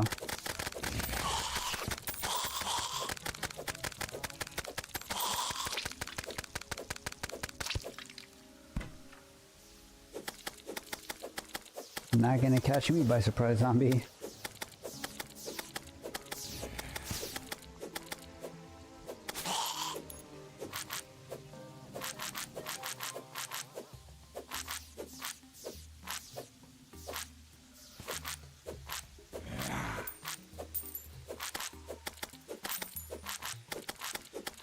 Okay, we're doing pretty well here. Aside from the rough start, we're surviving decently well.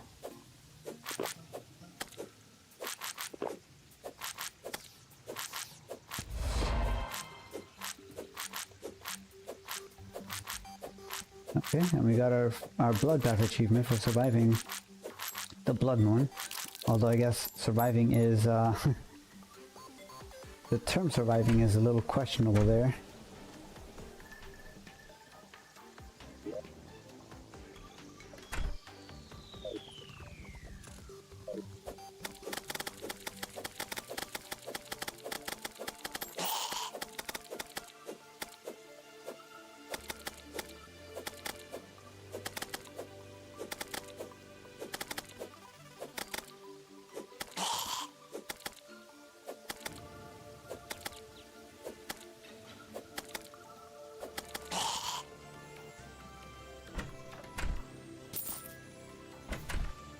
Alright, so now let's make proper moats, I guess, on either side of the starting area here.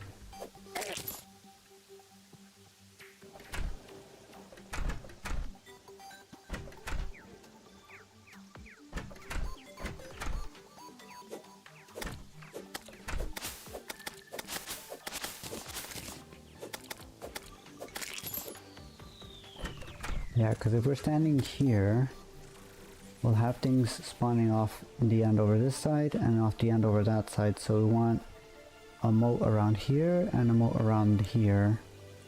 That should work.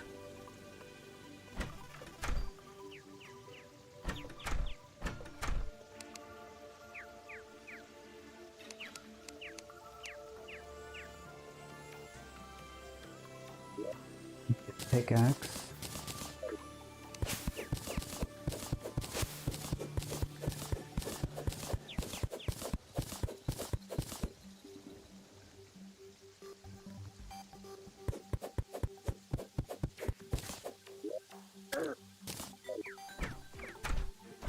Frank the merchant has arrived. Now you're kind of stuck down there, Frank.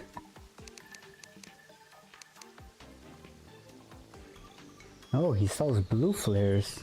That's interesting.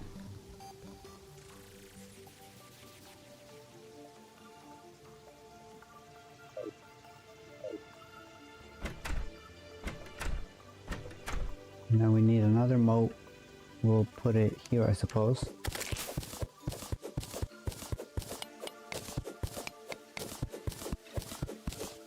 That should be deep enough.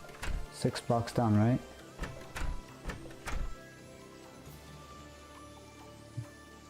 This 1, 2, 3, 4, 5. It looks like 6. Should be fine. It probably won't be able to get out of this. Hopefully. We'll see. There's the Abigail flower.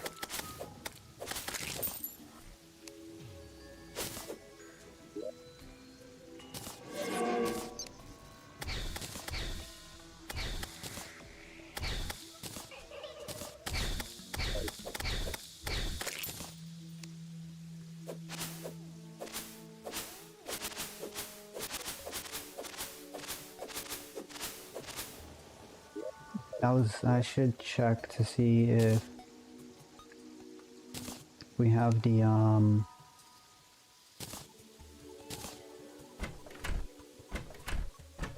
resources to make a new armor set.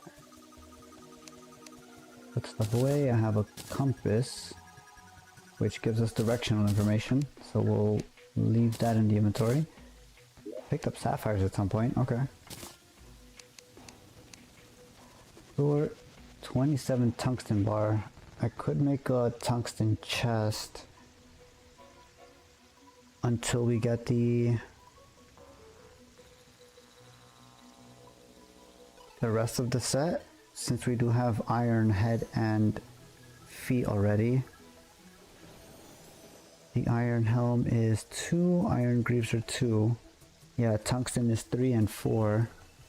So it would be a direct upgrade anyway. Might as well start working on it. Where's the rest of my stuff here? Oh, we got a nurse that moved in. Okay.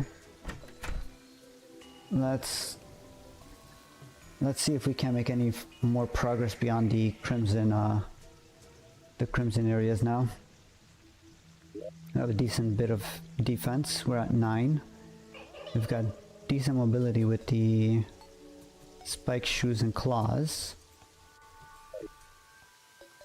And now we have a decent idea of what time it is, so we can at least warp back if it becomes a little dangerous.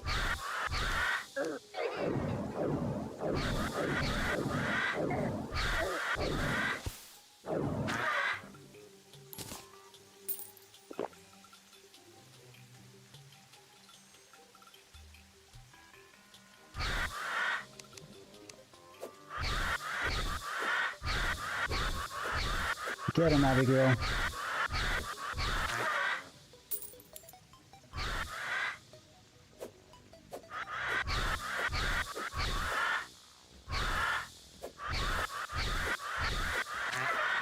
Abigail, having any summon is just such a game changer.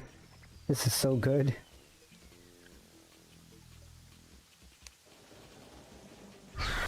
And we have Maxwell the guide. I mean, he's not Zach, but he's probably better than Kevin.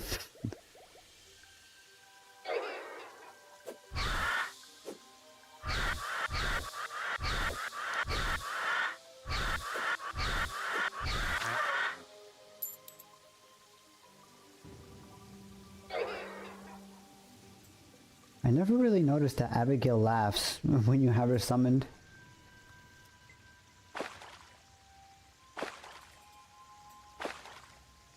I guess since usually I don't play with a headset, I never really like paid attention to the lower noises.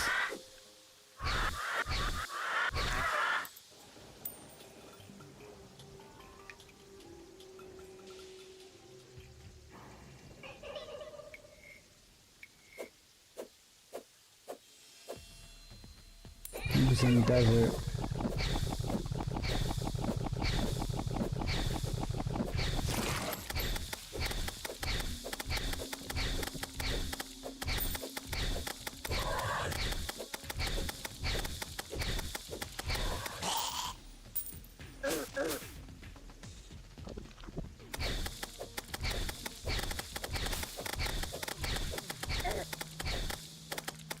Okay, this is probably not good.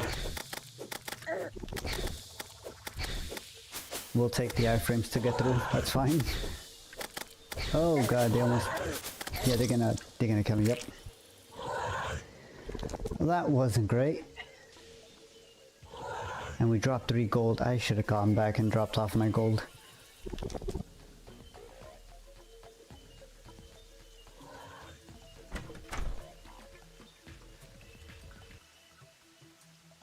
Hopefully, we'll be able to go there and just warp back this time and be a little smart about it.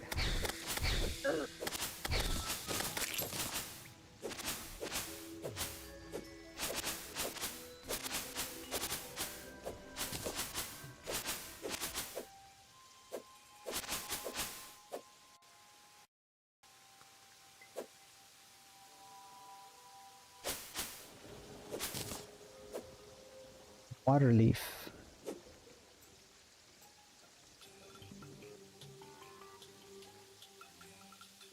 feel like water leaf is one of the more important alchemy ingredients. So picking up seeds for this right now while it's raining is probably a good idea.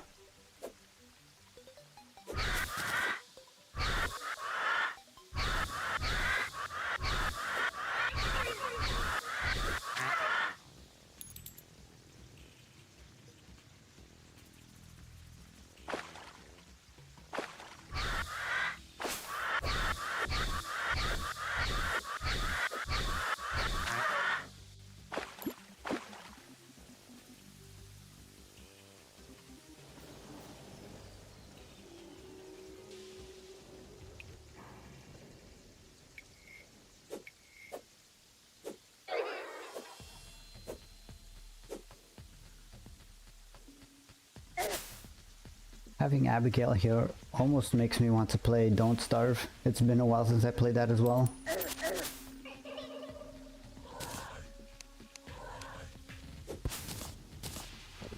And the only reason I say almost is because I very vividly remember how difficult that game is.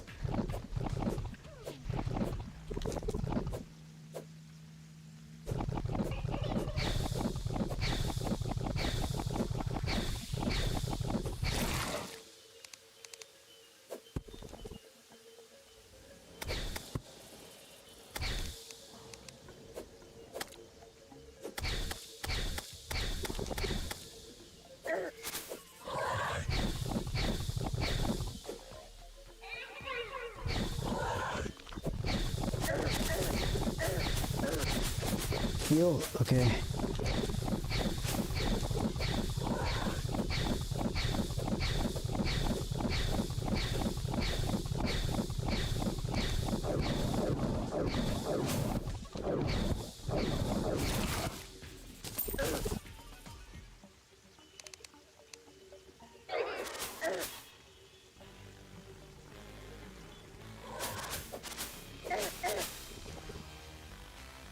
This is a lot of crimson out here.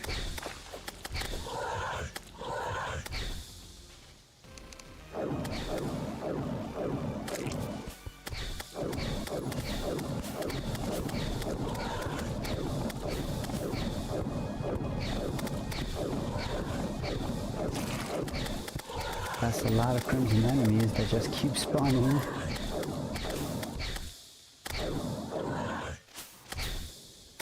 Okay, I think we're clear. Go, go, go, go.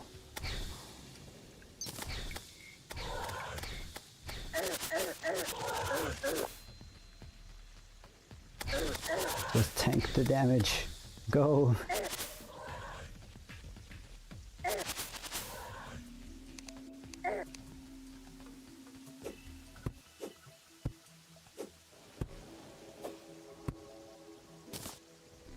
Okay, good enough on the rope.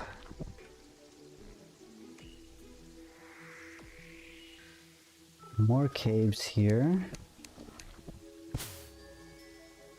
If there's anything immediately available. Doesn't look like it. Oh, here's a chest. Another spear. A weak spear. not the most useful item.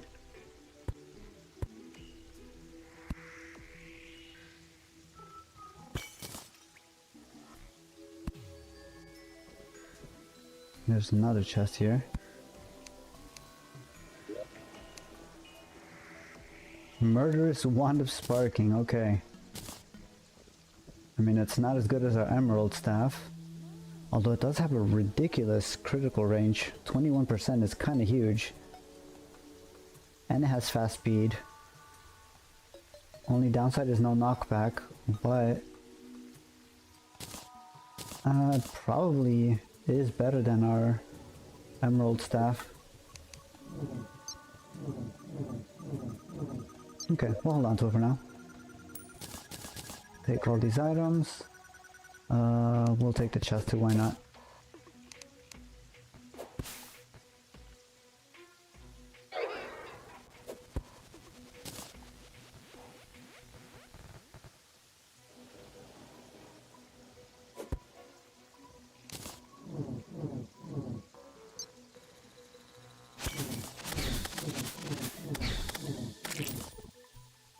That's not bad. Damage-wise, that wand is pretty good.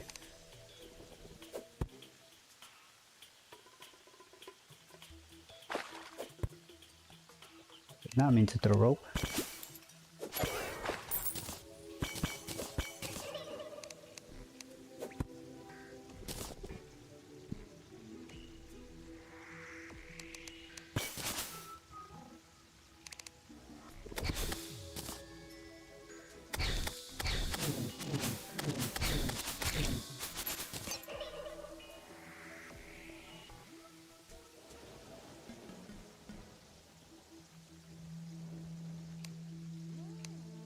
It is starting to get to nighttime here.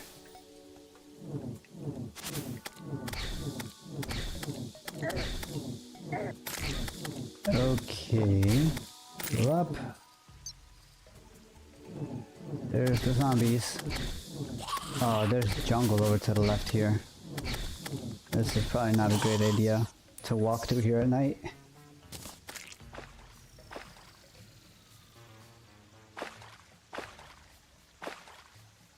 And that also means this probably isn't the way to the dungeon. I'm pretty sure the jungle spawns on the opposite side of wherever the dungeon is. So let's go back.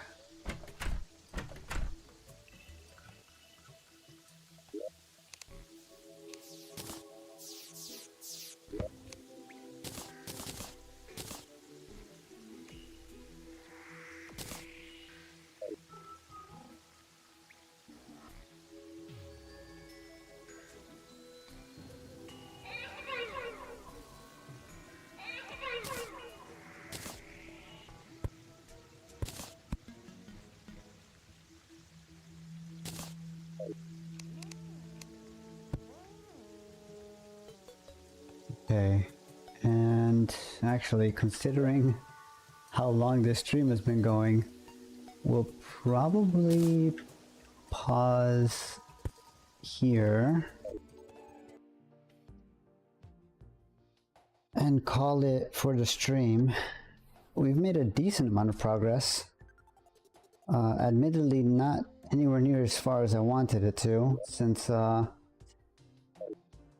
I really was trying to gun for a quick hard mode, but we're not getting lucky with finding any metal. Although we do have a decent set now. And the other thing is we haven't found any hearts. We found 2. And we need 3 more before the Eye of Cthulhu starts to spawn. Skeletron is not going to be an issue. Once we find the dungeon, we can just get rid of the I forget what he is, the artist, I think, or the clothier, whatever he is. We just have to wait for nighttime and talk to him to get rid of him.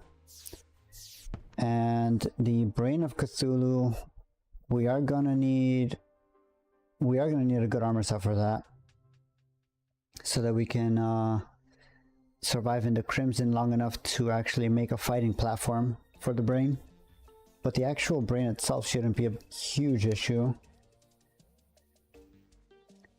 That being said though, we did luck out on some decent weapon stuff.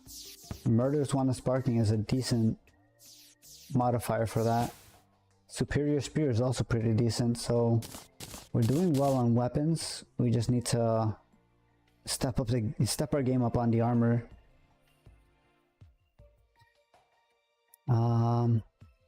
But yeah, let's head over to the yapping room.